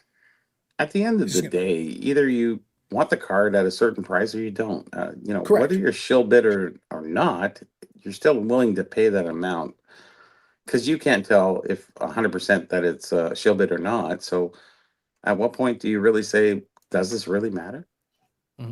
So let me answer Dan's question. We understand that it does matter, but like on the regular playing field of the average collector, like, does it matter? I get you. So let me answer Dan's question here. Do we think Probstein set up his own auction site because eBay was going to kick him off? No. No. And you know why? 2 reasons. They would One, never kick eBay him doesn't actually care. eBay doesn't actually care enough to kick somebody off. off. They want money. The only people they've ever really kicked off was PWCC, and PWCC had already made its other site Oh, yes. prior to doing that. And here's the reason number 2. So I'm answering this seriously. Reason number 2, Probstein told you the day he's going off, October 23rd. If they're kicking him off, they're not giving him weeks to prepare and have a whole ad campaign for a new platform. Exactly. Yeah. They're just booting his ass. They're booting his ass. So no, Probstein went of his own volition because he wanted to. eBay wasn't going to do wise though, Carlos? Given what I just described, no. No. I've explained the reasons why. I've actually given very specific. So Bobby, do you think Rob separate- Farish was right for doing it too? Yes, I do. I actually think. Oh, you think he was? Oh yeah. Okay. Bobby, I don't think Rob Veras gives a crap. He doesn't need to. It doesn't He matter doesn't about need giving eBay. it crap. He doesn't need eBay. Does He it doesn't not need hurt eBay. your commerce taking away Nope. from eBay? Not if you're Rob Veras. He's I think doing. so. I don't think think so. he's doing enough. I don't think he's doing as much business through eBay as you think he does. That he gives a crap. I think it was a major part of his business too. A fraction of a fraction. I'd think like he to cares. see those numbers. I think that's just your Well, opinion, but I think the numbers. I think the higher people than that are going to the store and buying his stuff right off there that never makes eBay are Okay, not the store worried is a about different part. I'm just saying. it. He online runs a business. store. He has a full-time I'm store. just looking at his online business. I'm just saying. Yeah. I think Yeah. eBay was a major part of his business, and he went away. Now you have Probstein going away, and everyone's getting away from eBay. But eBay is the most common place that regular people go to. I haven't joined Rob Barris' site. I haven't seen anything from him. I've seen his stuff on eBay, but haven't seen anything else beyond that. So, does that help me? I think it hurts him more than it helps him. My opinion. So here is the comment that I wanted to pull from this. So Victor commented on Dustin's video. Victor's still with up? Probstein. No, this is 2 days ago. This was on Dustin's video. Oh, okay, sorry. So he goes here, and this is why I wanted to kind of get into it. This is the reason why I wanted to break it down, Eric. He says, so Victor says here, it's ironic and genius to see Rick, the accused of the show concept, would be the one to change the auction format in the industry. So first sentence, he didn't change the auction format at all. The auction format is the auction format. So that's the first thing. Let me continue. I love new concepts to improve systems. There wasn't a single new concept introduced except for that chat feature. Again, I still don't think I think it's dumb. Iteration. But it's not. Yeah, it's not a new concept. Next, I'm sure it'll be nitpicked by the naysayers. Hi, Senor Naysayer. How's it going? Let me introduce myself. Senor Naysayer. Eric, you may refer to me as Senor Naysayer. Yeah, senor. I am that guy. I will be that guy. Okay. Looking forward to how this unfolds. Great interviews and keep up the good work. Fair enough. So, like I said, I disagree with almost everything that Victor said. Respectfully, I disagree with just about every word. Respectfully, yes, of course. Just about every syllable. And for the reasons that I just outlined. Because I think he actually built a better mousetrap for shill bidding than has ever existed. And that's actually genius. In a way, it is. Yes. I think he actually Right. made it easier to shill bid, which is great. Now, do I think, again, this is important, and I think some people forget this part. Any consigner, I don't care who it is, Probstein, DC Sports, with Zach references here, Slab Sharks is a consigner. Any consigner, Yep. they make money only if the thing actually gets paid for. They actually want the things to Basically, get yeah. paid for. They do. Yeah. Because they don't make money if the thing doesn't sell. If they have to relist it, that doesn't do them any damn good. No. The only way this works is if the item actually sells and gets paid for. This is critical. Otherwise, it's a terrible business model because then you get paid zero. Well, the shill's been going on a long time with that, where a lot of guys will shill and then they end up with the card and then they have to sit on it for 6 months to divert people from, knowing that that's the same card that came up right after. If you look at classic auctions, you can go through and you can see this thing sold and then it got listed again in the next auction. You go, Well, and this happens a lot. Like if I've done It my does. searches, and That's I'm true. like, what? Why did it sold here and it went for less here? Like what's going on here? You know? So either somebody bid and they just said reconsign it. Because I bid on my own item, or I'm not saying that it happens. I'm just saying. Anyways, Just I don't want saying. to say anything specific, but I'm just saying. You see these notes, you see these things that are going on. You sit there and go, something's going on here, and I don't like it. And at what point do you sit there and go, I'm willing to bid on that? Because it just came up, you lost out on the bid, and then they sell it again, and it goes lower, and then it comes up again another year and a half later. It's like, what's going on with this item? Nobody wants it, or are they just looking at show bidding it? I don't know. Yeah. Well, that's what I said. Like I have to put in all these explanations to make sure Sure. that it's understood that for these consigners, at the end of the day, someone needs to actually pay for the item for them to make their money. It's nice to have higher sales, but if the sales don't translate into dollars actually Yes. transferring, Yeah. that's useless. Ultimately, that's the key. It has to actually translate into someone somewhere along the way has to actually pay for it. But I think Otherwise, it's more of the didn't key work. cards than it is your generic auction. I get it, but that's Bobby. That Sure. goes back to my point a couple of minutes ago. The, Mm. Based on the reputation and the idea, everyone assumes that every single Probstein auction is shilled, regardless if it's $1, which doesn't make any sense. Like No, that's it's foolish. not I worth don't the believe effort. that, but It's not anyways, that's the point, Bobby. The point is that it's it all gets or to nothing. that point. It's Sure, all or I get nothing it. with most people. Yes, I understand. So yeah. so the point is, are there auctions that are show bid under? Absolutely, 100%. That's not even in debate. But the idea that every single one that doesn't add up mathematically at all. No. And to But manage that this, would be a bugger, right? I'd be very impressed. I'd be very impressed Yes, if you I managed would it. be. So at that point, like, look, write a book. I'd be happy to read it. I'd be curious how you manage that one. Yeah. But the point is that this platform concept, there are elements of it that I actually do like, but it's undermined by everything else that doesn't work, that doesn't make sense. So So, like all these other pieces do not work at all from top, and the demonstration showed me that it doesn't work. so end result, is it better for him to leave eBay and start his own thing and do it the way he's doing it, or just stay on eBay and still start his new thing and do something a little, between the two? Like I'm sitting here going, why not have both worlds? Like, why would you know, get away from eBay and just do your own thing? Like, teaching eBay a lesson? Like, eBay doesn't need any lessons. Like, they're the biggest platform out there, so use it, Well, utilize it. I think the perspective. So I'm not in Well, his head, you're looking at your but perspective of what you just said about his auction and what you can do with it. How much better is that than eBay? I don't know. so from a bidder perspective, I don't think it's better at all. No, But here's if I'm trying to from the seller guesstimate. perspective, how can it be better? Remember a moment ago I said that he is a smart guy who thinks he's a genius. Yes. So he's a smart guy who is more like Wile E. Coyote, super genius. Oh, that bad. Yeah. Mhm. So what Not I think, Roadrunner, Wile E. Coyote. Yes. yeah, what I think is that he's looking at it from the perspective that he would rather take more control of his own business. He would rather have his own thing directly through his own platform, and then he controls all ends of this. At the end of the day, so I'll go back to what I've said previously.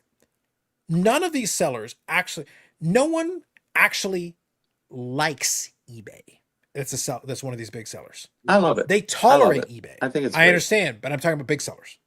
Are you selling 20,000 lots a No, month? I'm Or not into that 50,000? thing. Yeah. Okay. I For utilize those eBay for guys, what I want to do. Yeah. for those guys that are doing the volume, Sure. eBay is a necessary evil. They've never liked eBay. They don't like eBay. They would rather not deal with eBay at all. What eBay has is eyeballs. Mhm. And as long as they have the eyeballs, they're willing to tolerate. Of But course. Probstein is sitting there going like, you know what? Fuck these guys. I would rather not deal with them at all. And he gets favorable treatment because he probably gets very good rates since he's been Of there for so course, he long and would sold so keep much great stuff. rates. Yes. Yes. So that should tell you something that he effectively is saying, fuck these guys. Indirectly, quietly, not as loud, but he's indirectly saying it. Yes. So you have to effectively, that is what he's saying with this entire action. So that should tell you that he doesn't respect eBay that way. And all these guys, look, if all of these guys, if Rob Veras, Probstein, and all the big consigners could be like, fuck you, eBay, they'd all leave tomorrow. Tomorrow. Okay, fair enough, but how well are they going to do on their own? Like, That's a different honestly, why conversation. wouldn't you want to? I'm just doing this from the salesman perspective of what I used to do in sales. Is like, why not have your stuff in more stores opposed to exclusively in certain stores? It doesn't make any sense to me in a business sense, in a business model. Most people will log on to eBay, but they're not going to join his group because then they got to give their credit card or something, whatever, And now you're saying that it's this with the, the show bidding is even easier now. It's like, why would you move there? Based on the format that I see, I can see a lot of scenarios where it offers a lot of opportunities if that's the direction you want to take. Yeah, but we're talking about the masses here. We're not talking about the individuals here. We're talking about, who logs on eBay. Everybody can get an account. That's fine. They can move on. But then they're not going to join another place and another place just to exclusively get stuff that you can get show bid on that much easier. It doesn't make any sense to me. Really doesn't. So Brandon here, Eric, I like this one. This one's a quote from Dark Helmet, the great philosopher King Dark Helmet. Evil will always triumph because good is dumb. Good is dumb. I've been meaning to talk to you about that. Oh, a topic of conversation. Good is Someone dumb. has to hold the bag. That's right. I did watch Victor and Bobby. Great discussion. I do have a set I collect with no attached confectionery tobacco, just a pure collectible. 1947 to 66 exhibits, available in vending and cello packs. Nice. I like it, Stu. Yeah, the vending was, that's fine. But you can't allocate rookie cards because they're basically postcards. They're not postcard, they're postcard size. So, I subscribe to the theory that everything is OPG and everything's a rookie card. True enough. That is true. Yep. Dan says the art of shield bidding is to lose the auction to someone you're baiting to bid higher. Yes, that is an art form. Yes. That's really the art. Yeah, that's true. Yeah. The key is not to win. The key is to get close to winning and not win. Auctions are going the way streaming went at this point. Don't insult Wile E. Coyote catching strays. Listen, man, it's a respect thing. It is. Super genius. Super genius. Genius. Super genius. Yeah. Bob Jackson says doesn't mean the buyer's fault, which is Bobby's point. So we're all clear. Let me summarize my position here on this point so we're all on the same page. I don't believe every Probstein auction and creation is show bid because that's mathematically impossible. Correct. I do believe that a number of them are. Yes. That is how he earned that reputation, and it is a reputation he knows. So he's literally played it's into quite it. obvious, yes. So he does know that. I also believe, so again to summarize, I believe that the new platform concept that he has a couple of features that I like. Literally, there are a couple of features that I like. Which are? I think the consignment model where you sell some stuff and then you send all the stuff to them and they're the fulfillment part of it for you. I think that's perfectly fine. I like that. Pretty common. Because it's not pretty common. Nobody does it. And a consigner, they do it, but he's basically combining the consigner with the platform. That's what they're doing, though. Yeah. He's combining the platform with the consigner. And people do that at card shows, and people do that everywhere else. So it's nothing new. I'm fine. I didn't say he invented anything new, but what I'm getting at is that piece of it combined with the platform, I'm fine with. The snipe feature being built into the platform, I actually like, but then the extended bidding undermines that. It does. Hiding the bidding history in real time also undermines that. So all those pieces, so like you took a step forward and then you took 5 steps back. Yeah. So it's like you did certain things. It's like, no, I can get behind a couple of these things you did here. But is that his bravado? This other stuff doesn't is work. that his own self adulation at this point? Have a good one, Mike. Take it easy. He thinks he's no, it's 100%. It's a totally too big to fail. It's a 1,000% ego thing. It could not be more ego if he tried. Yes, of course, yes. Yeah, that's why I said he's the super genius. That's why I said he's a super genius. Genius. Yeah, not a regular genius, Bobby. Super genius. Only super genius. I didn't get to that part. No, he's a mega genius. Oh, mega. I never thought about mega. This could be next level, yes. Yeah. And so this is where guys think that they're bigger than the hobby. And, fuck him. There you go. So that's why I stand. It's so Eric, that's who why cares? I never buy from him. I never sell with him. So whatever. So that's why I stand by my stance, Eric. I summarized it, and I stand by this. I think Probstein is a smart guy who thinks he's a super genius, and there is a difference. There is a difference between those two things. Where's the middling on that? There isn't. Well, the middling is that he has run a viable business. He sold almost $1 billion Okay. worth of Oh, consignments. yeah. Okay. He's done a good job. Yeah. Sure. Okay. Yeah. Fine. Yeah, that's the thing.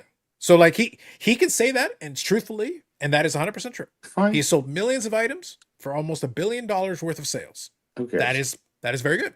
Well, a lot of people care, Bobby. That's a lot of money. And for the consigners that have actually made money and actually consigned stuff with him and sold the stuff and got their money, they're happy Sure. with it. That's how he's made the business over time. I would find $1 billion. I'll take that. Yeah, like $1 billion, $1 billion. That's it. I want $1 billion.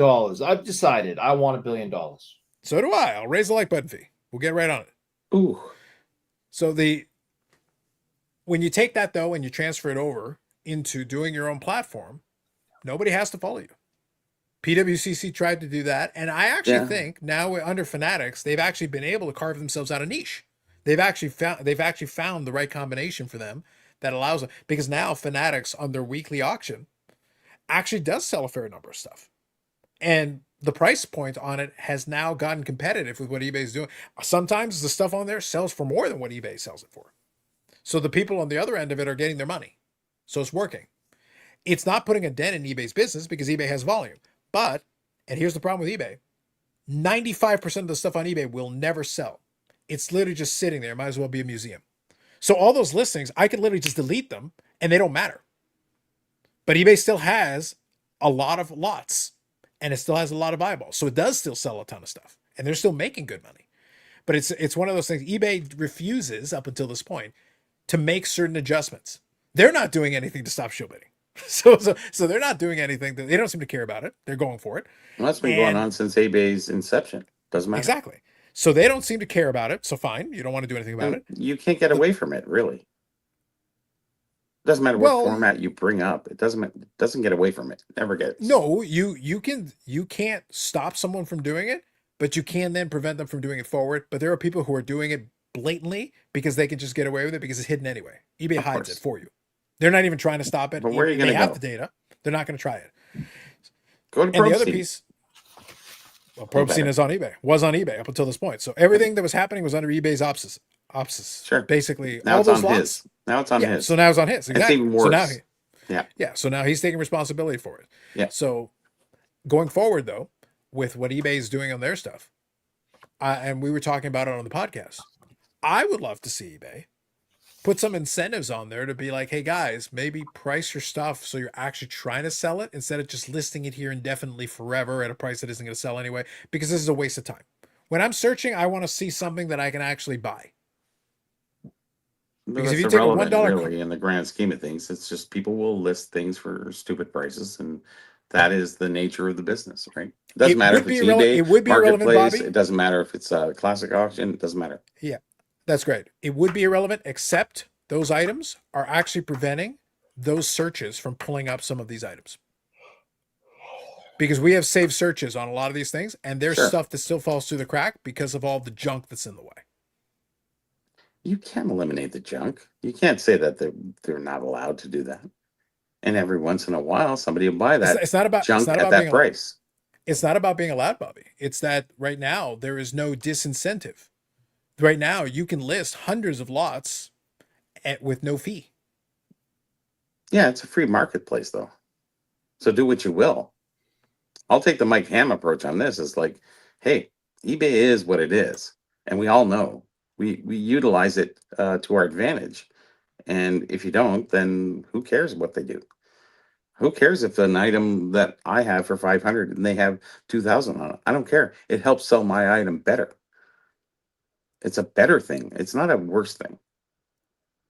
All the stupidity out there is fine. I love stupidity. What is that? The Hanlon's razor? You know, things can be attributed to, what is it? Not to malice, but to stupidity. And, you know, stupidity is always going to be there. It doesn't matter what format, what auction, doesn't matter. Let them be stupid. And the people who will benefit are those people who will come in at a better price.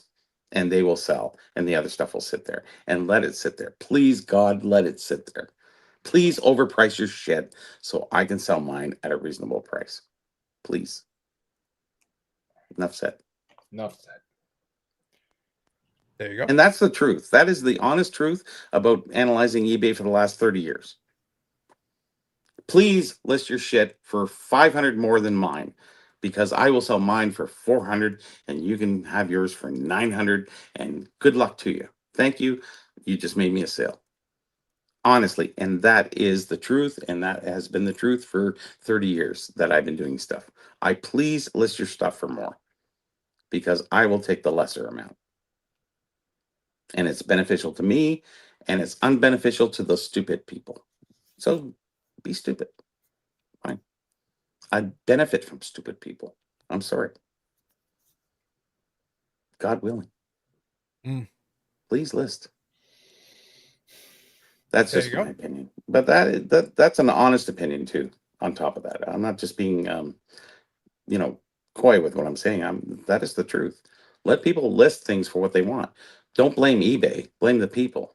And people will lose because they're listing it at too much of a price. And every once in a while they'll sell an item. But that's okay too. If it's rare enough, maybe I'll get like $800 from my peck of pickles. Maybe it'll be his cousin wants to buy it for him. Has too much money. I don't know. Whatever. Let things lie the way they lie. We can't change things. We can't change them. They're a publicly traded company. They're always looking at every quarter. They're not going to do things for you, the dealer. So know that going in. Don't be stupid. Play their game. Play into it. Advertise better. Put better descriptions. Do things in different categories. Like, smart way of doing commerce on eBay, and utilize it to your benefit. Don't complain about eBay. Utilize eBay to your benefit, not to their benefit. Sure, there's only certain things you can get around. That's fine. But utilize eBay. eBay is a great platform. It's wonderful. Use it to your benefit. If you don't complain about it. It's there waiting for you. Just This is Eric, where I would love to have the eBay sponsorship, that I could put the logo in the it would be corner. great if we had a flashing, Yeah, like this would be the But moment. that is the truth, Carlos. And down and out, like, we can put eBay down all you want. It's there. And I will. And that's fine too. Yeah. And I utilize it to my benefit, and I do very, very well. Bobby, you're talking about two different things. So we're clear on this. No, it's I one utilize thing. it. No, hold on. Let me finish. You had several minutes to plug eBay. So now I'm going to give the other side. All right. I agree that it can be used to your benefit, and I have also used it as my benefit as a buyer and a seller. Of course. I can also look at the platform. You're waiting and go, for that one dealer to list that. You see? That's the point. But what I'm That's getting it. at, though, is I can still look at that platform and say, if I had my choice, this is important. If I had my choice, I would ditch eBay tomorrow. I would ditch eBay right now. But it still serves its purpose. But it's not a good platform. I disagree with the statement. I think it's a garbage platform. I think it's the best we've got. Our bar is low. It's as low as it can get. I think it's an amazing platform. It's built on ignorance. And those who know more than somebody else takes advantage of that ignorance. Everything is built on ignorance. Everything is built on ignorance. Life is built on ignorance, Bobby. True enough. Okay. Yeah. So we'll go to Marketplace and say life is built on ignorance. Same thing. Same factors. Benefit from utilizing what is out there, because nobody's recreating. Obviously, look at Probstein. He's not recreating something that's totally amazing. He went reverse. So no, Bobby, whatever is out there, utilize it to your benefit, because you can't change it unless you want to change it yourself. Agreed. But what I'm getting at is the Probstein example is the unfortunate case study where there is room in the marketplace for someone to do a better variant of what's there. That's why why didn't they? Why haven't they? Why because they don't have the financing, exactly. Or they're Wile E. Coyote super genius and they actually think they're reinventing the wheel when they're not. Yep.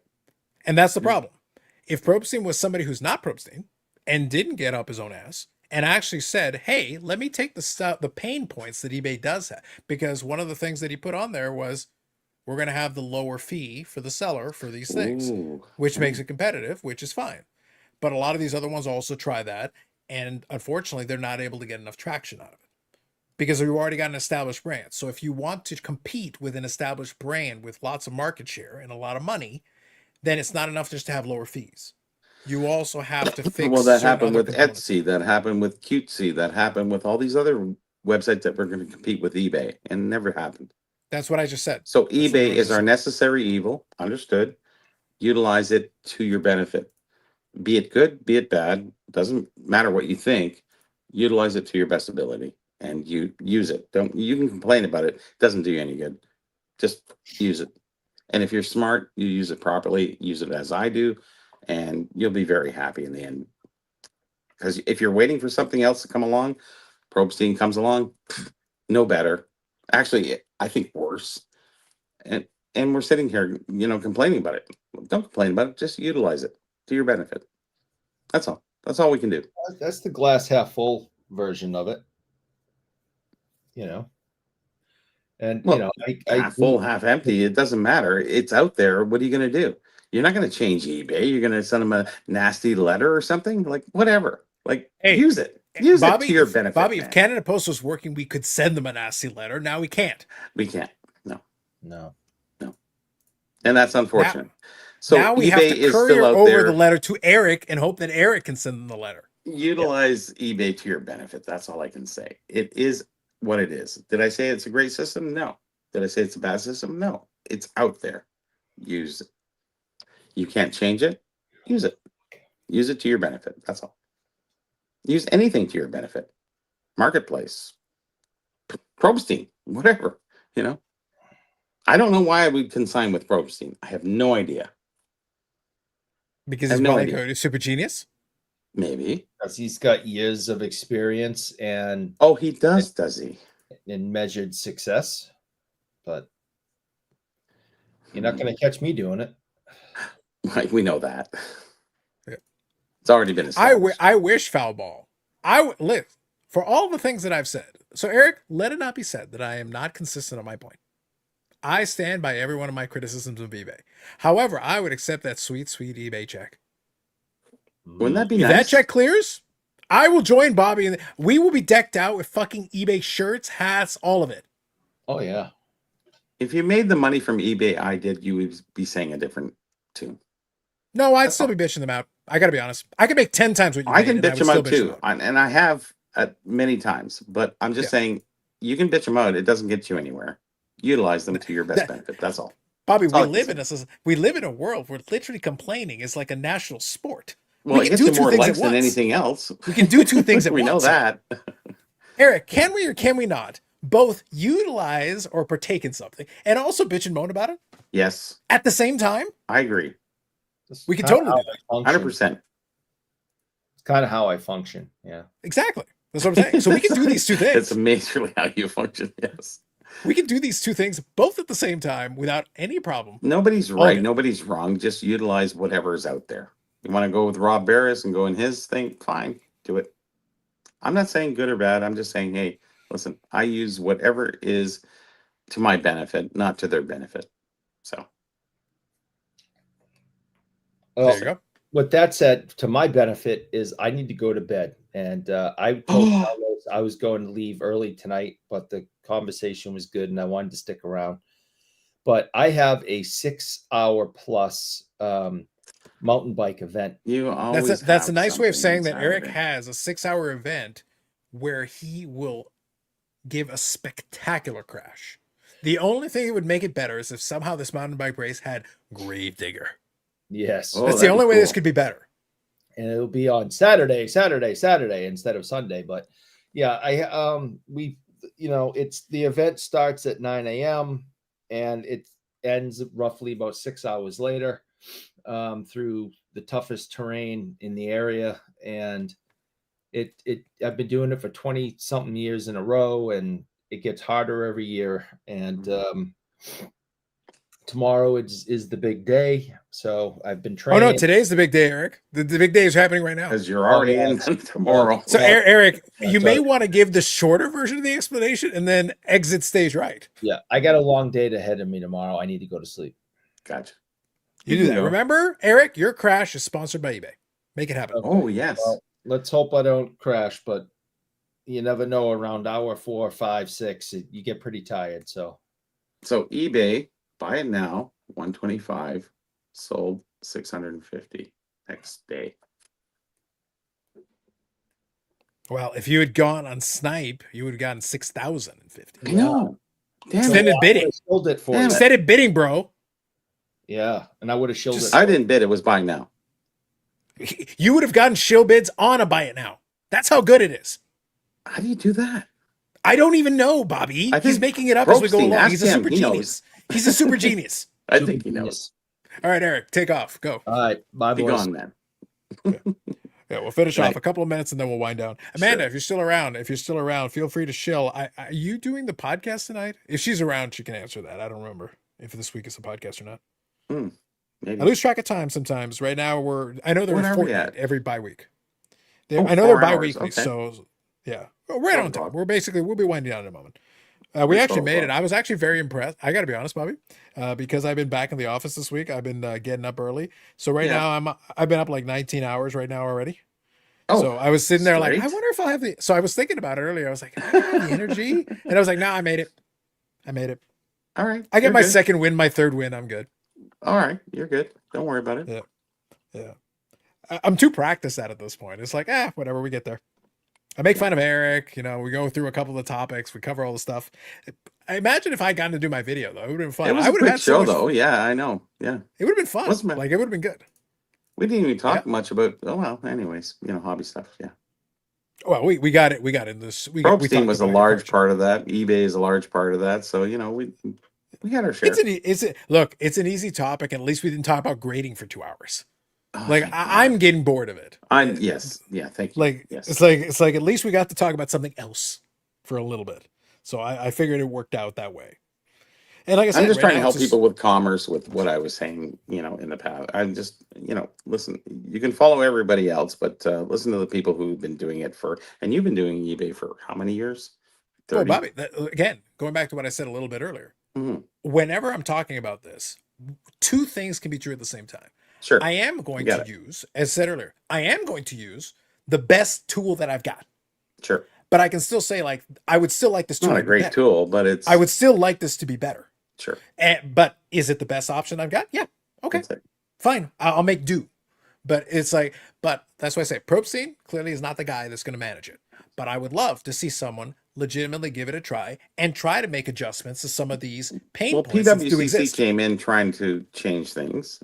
They didn't. There's stuff that they're doing is fine. There for some items, to be honest with you, if I had certain types of items, Mhm. their auction is perfectly viable for I'm certain going types of back items. a few years. I mean, they tried to come in, lower fees and everything else, and they tried to do it. It did work out. You actually did pretty well on one of their early auctions, but anyway.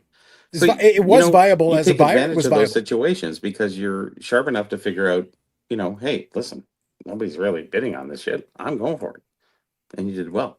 And Yep.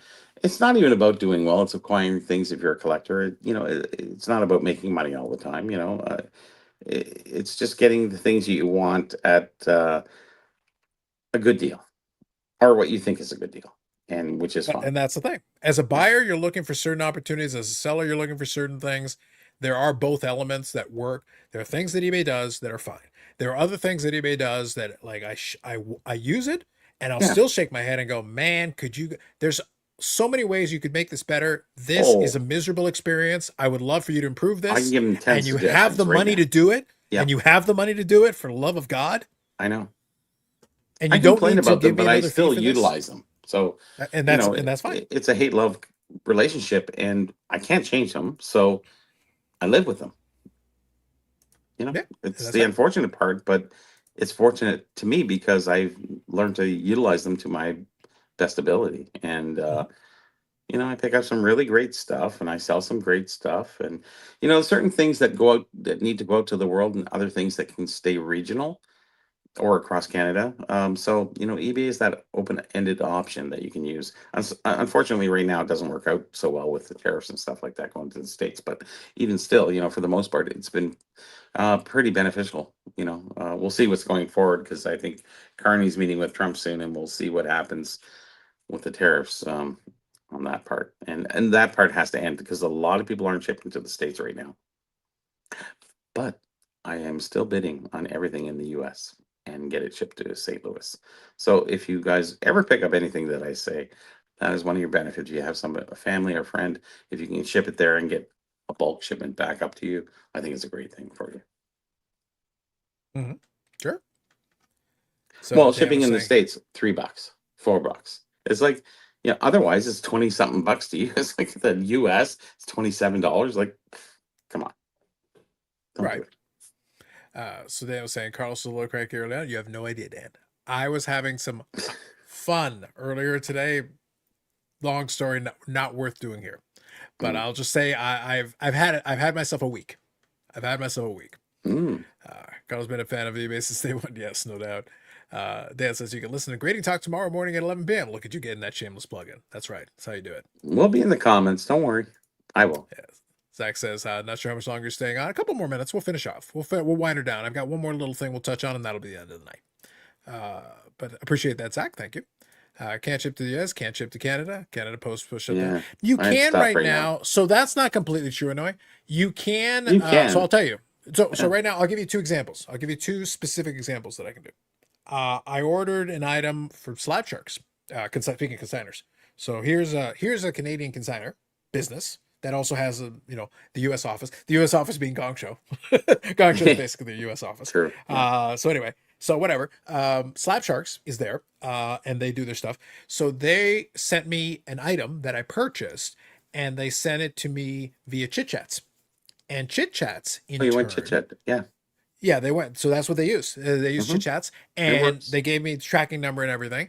And the company, I'll actually give you a specific example because again, I can literally give you a real example. So this way, when I talk about this stuff, so just so we're clear, the discussion I'm having, I want to give an emphasis to this. The discussion I'm having with Bobby was a good debate and a good discussion because we can bring both ends of it. But I also mentioned a moment ago that I'm also a client. I've had an eBay account for 28 years, so I'm very familiar with the platform. But we can still have a good discussion and offer both sides of the equation, and you can all take that information with you and absorb it and use it as you will. And I think it's helpful to have that We're perspective. giving you a to be lot able of to offer. experience through decades of being on eBay.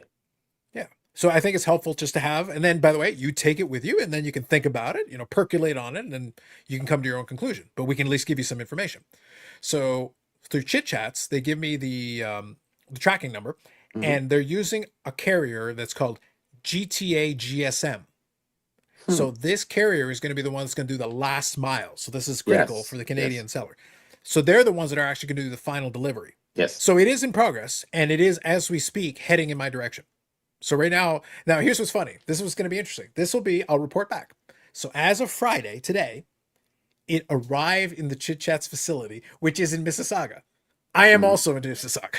So they're giving it to this third-party carrier who's going to take it the last mile. So here's my question. So now, this is as of Friday. So now, I'm going to start the clock on Monday. I'm curious how long it's going to take this last courier to put it in front of my door. 3 days. That's going to be the question. It's going to be 3 Maybe. days. We'll see. But either way, the point is, to Anoy's question here, obviously, Slab Sharks was able to get the product to me.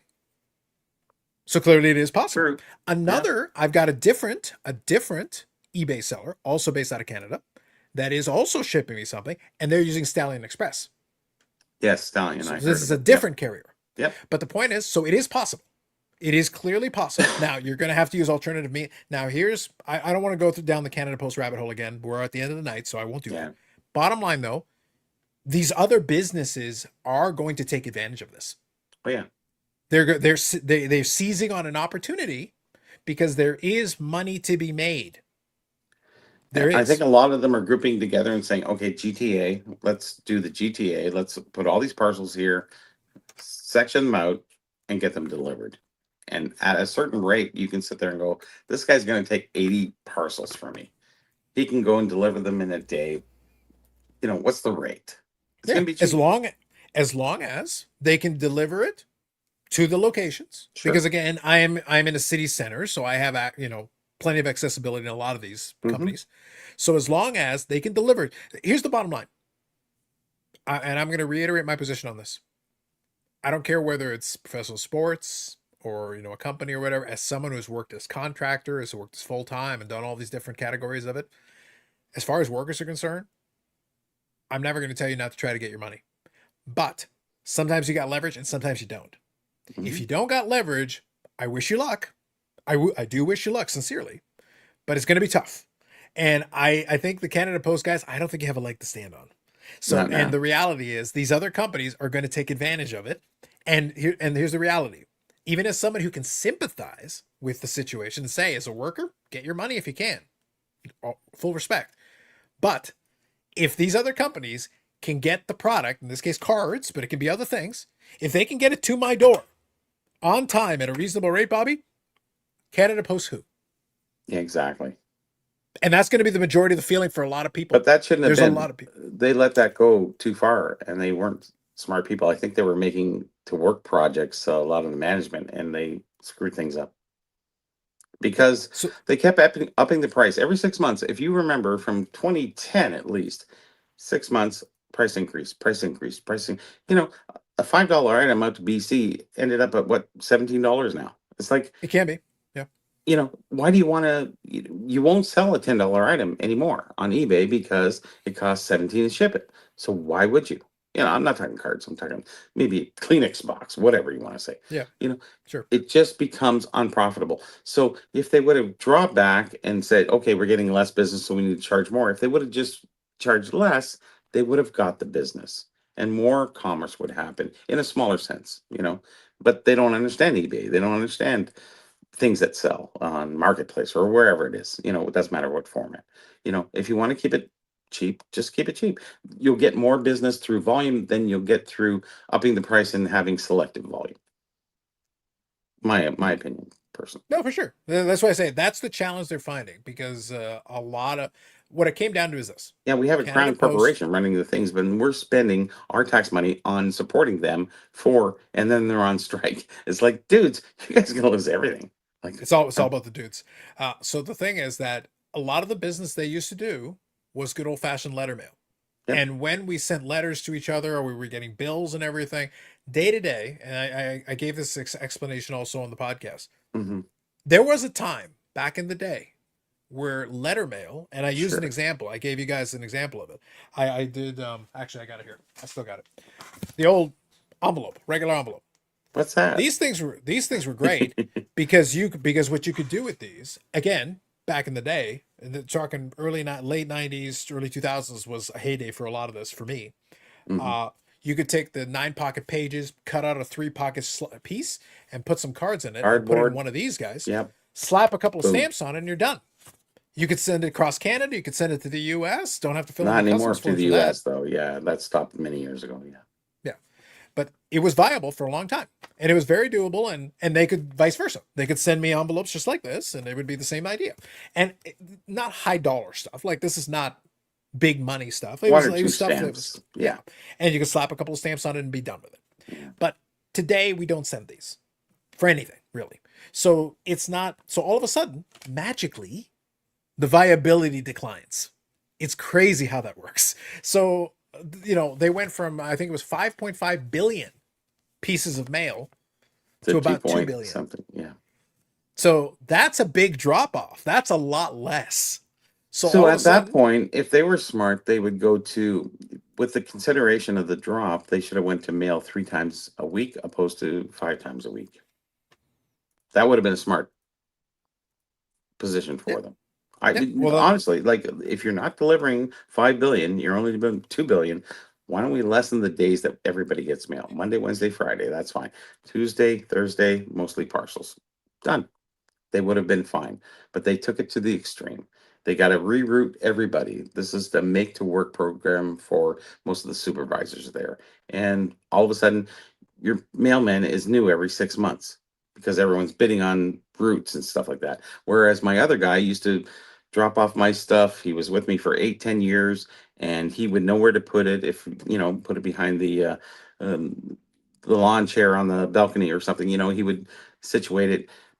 You lose that sense, and then you get somebody new all the time, and you just you have no consistency within the post office at that point. Mhm. And you get somebody new every time, so you don't. Now, the biggest reason I wanted to use that example there is because during those heydays in that time, I used to get envelopes like this, like 4 or 5 almost every day Me too. for different things. So, I it still could be use them. letters. Actually, I still use them. So Yeah. But what I'm getting at is, like, today, I still buy a fair share of things on eBay, but realistically, it makes more sense for me to consolidate and ship my cards, to buy the stuff on ComC and consolidate that. So the point is that now instead of all these envelopes, I get one box that has all these consolidated shipments. Yes. So that is Because you courier. got smart. So that will not be affected by this at all. So Canada Post who? So I know his comment. I showed them on here, and I don't disagree. But now, even as somebody who has been an eBay seller and done all these different things, I don't go to the post office other than once in a while to bring a small stack of things. Again, but the moment you shut that off, well, then I won't. Day to day, though, my interaction with Canada Post is very minimal. And again, I'm in a city center area. Like, there's plenty of accessibility to this. But even then, my bills, which used to come in the mail, are electronic. The various things that were once upon a time that you would get, I would get envelopes like this, even if they were just bills. I would still get those. We don't get them anymore. They're electronic. It's all digitized. So that's out. So really, all the Canada Post delivers me 99% of the time is flyers. So it's like, well, and then that immediately goes into my recycling bin. So what good does that do me? So I'm sorry I don't miss you. I understand the service that they could offer, and the thing is that's on you then to make yourself useful to me again, because now what you were useful to me before is no longer. Times have changed, so now you need to understand that and adapt, because what we were using you for before, I used to go to the post office all the time to drop off those envelopes and pick up those envelopes. We're not doing that anymore. So what can you do to make yourself useful? Because that's what you need to do. You need to make yourself useful.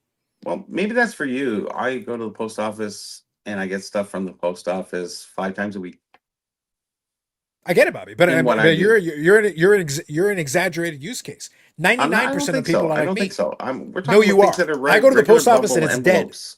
Huh? Bobby, I get it, but I go to when I do go to the post office to grab the small stack of envelopes, Mhm. I'm the only one in line, and I'm in the middle, and I'm right after work day. But there's plenty of time. The guy literally is the Maytag repairman.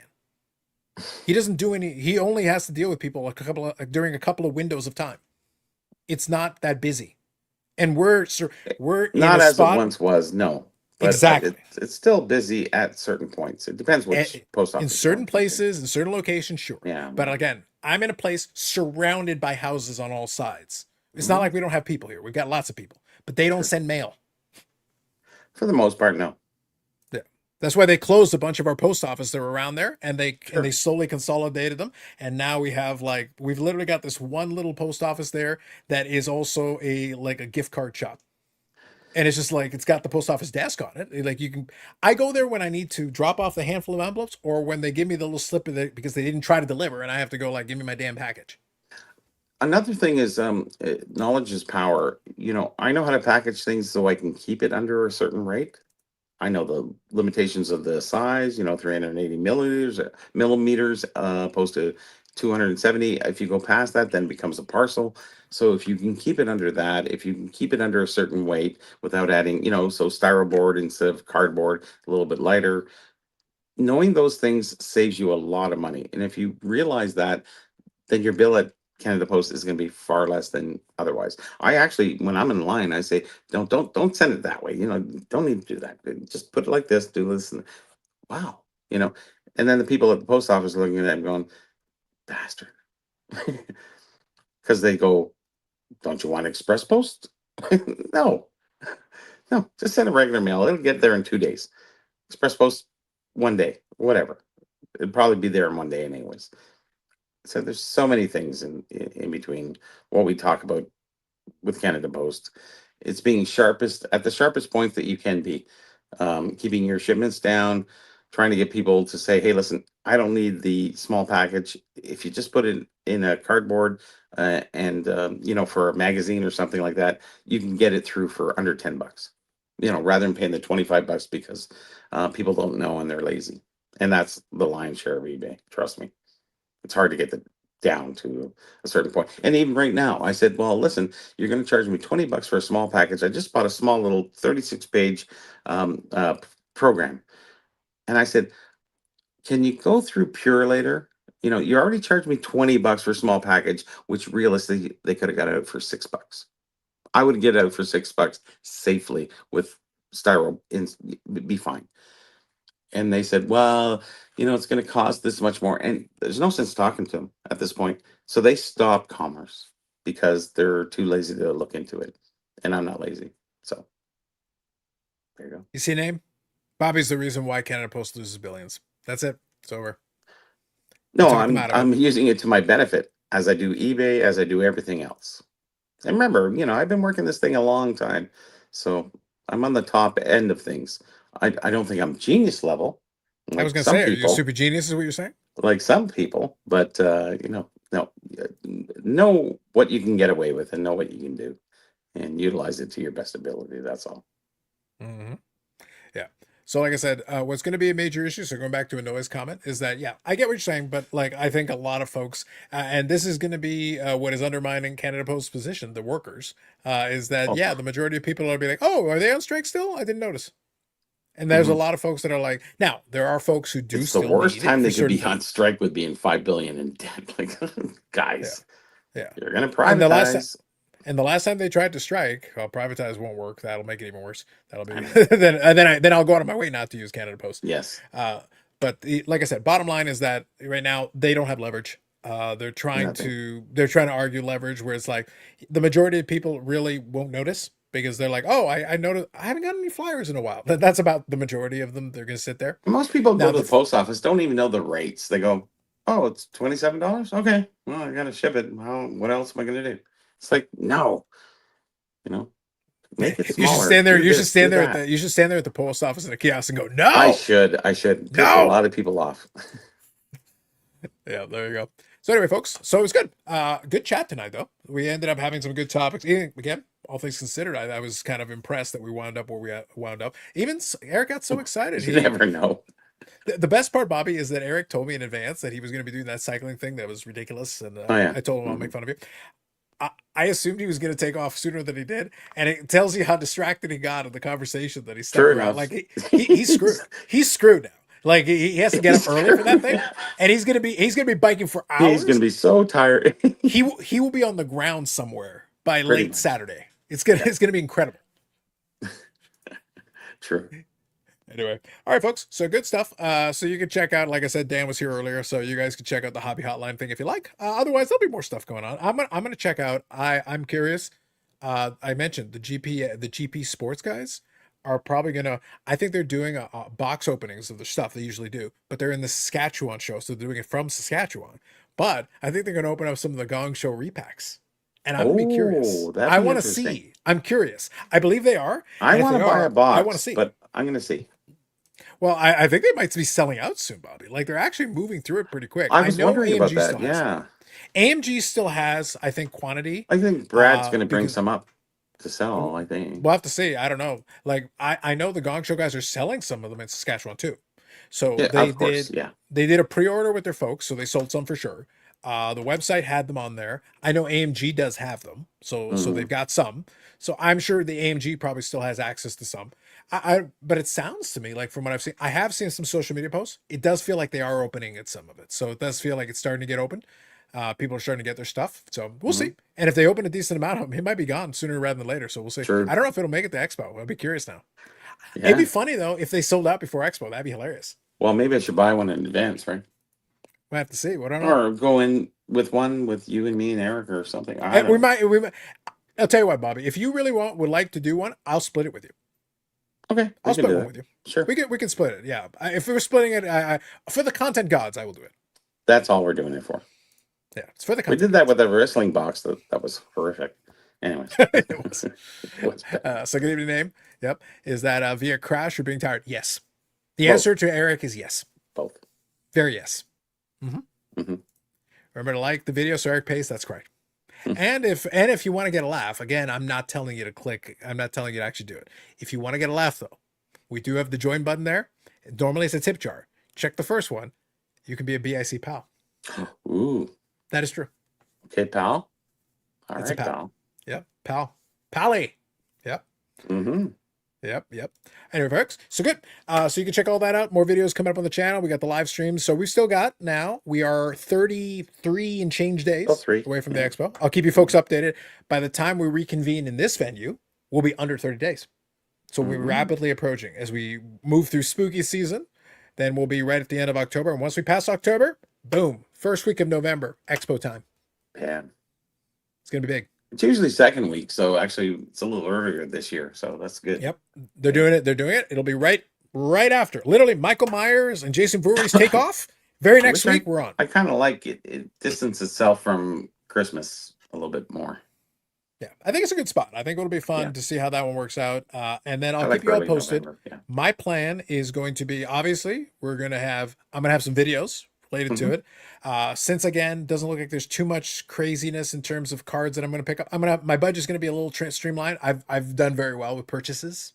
So, we've done well on that. So I think it'll be streamlined. I have set some money aside. So I'm going to try to set a little bit more aside for the rest of the month. So I'm going to try. And right now I'm going to take it easy on eBay a little bit, but if I manage, I'll definitely come back with some stuff. We're going to have some fun. And then we'll see what happens with the rest of it. That's what we're going to figure out. We'll see. But it should be fun. We'll have some videos. Bobbles should be joining us. And if everything comes to pass, we'll have him on and some stuff. And there will be some videos related to it. I'll do at least one live. I try to do one from the expo. I'll do my best to make sure we get one. We'll definitely get a live that week no matter what. We'll get one that week. But then I'll also try to have one during the expo. Usually it'll be shorter, but I will try to have one on there during the expo itself. I already got the hotel and everything booked, so we're all good there. And if we manage that, should be a good show. Should be have some fun, and we'll throw shit at Eric. Yes. As God intended. So True. love it. And Jay joins us as a new member. Jay, I'm appreciating it. You are a pal. A true pal. Thanks, pal. We'll see. Jay, listen, for you as a longtime friend of the channel and as a pal, I'll see if I can get you some merch. Maybe I can probably find my way, see fit to find some merch away. Okay. Yeah. We'll see what we can do. We'll see what we can do. I won't do this for everybody because honestly, we're not making that much money. I'm losing money. I laugh because I tell Mugs them, for everybody. No, not for everybody. Lord no. Lord no. That shit costs too much money. I went through that sure. stuff. Don't worry. I went the Needham stuff. Yeah. Yeah. So, but for some folk, Jay is elevated people. Jay is elevated people. He is. Yes. So there are benefits to membership sometimes. I think You that's got to pay the American bell or something. That's right. Express commercial, isn't it? Yeah. Name says, I wish I could go. Well, at least you got to visit the last time. And don't forget, Name, even if you're not going to come, you still got to tell Eric he's number one. Yes. So take a picture and we'll make sure Eric gets it one way or the other. Guaranteed. We'll work something out there. We'll work something. Reach out to me, Jay. Refresh my memory on you. I don't think I have your address. Reach out to me and I'll see if I can make something happen for you. Yes. Please do. As a pal, it's the least I can do. I'll see what I can do for you. But again, I won't promise that for everybody. It is not promised. It is not literally not promised. But I will see what I can do. All right, folks. Good stuff. So here. Does Eric have to pay more when people subscribe to pay? Eric has to pay more when literally anyone breathes. Yes. There is no scenario under which Eric does not pay more. Does that help? Anyway, good stuff, folks. Have yourself a good evening. Saturday now on the East Coast, West Coast, and Name. Everybody else are still on Friday. Enjoy the rest of your Friday. Folks on the East Coast, it is now Saturday. Enjoy the rest of your weekend. It begins the spooky season. We are in October now officially. So it begins. And the Montreal show. Montreal show and the Saskatchewan show. If you're out there, have fun. Have a good time. All right, good stuff. From Bobby in the Garage of Knowledge. Now, soon to be the only Garage of Knowledge, because the other Garage of Knowledge, that guy got sued for 112 million. Yeah. So he may not have the garage I am by the time left it's all said and done. Scraping the bottom of the barrel. But yes, I'm left. You might be the only one left with the garage by the time it's all said and done. so. No Lamborghinis for anybody. No Lambos. No. And Eric, as he crashes somewhere off in the distance in Massachusetts, he is a witch. Or tomorrow morning. Depends where he crashes. Yes. Look at that. We got 2 members tonight, Bobby. 2. All right. Man, it's crazy. More members than we've ever had. It's crazy time. Anyway, all right, folks. Have yourselves a good night. Take it easy. We'll talk later and see you next week.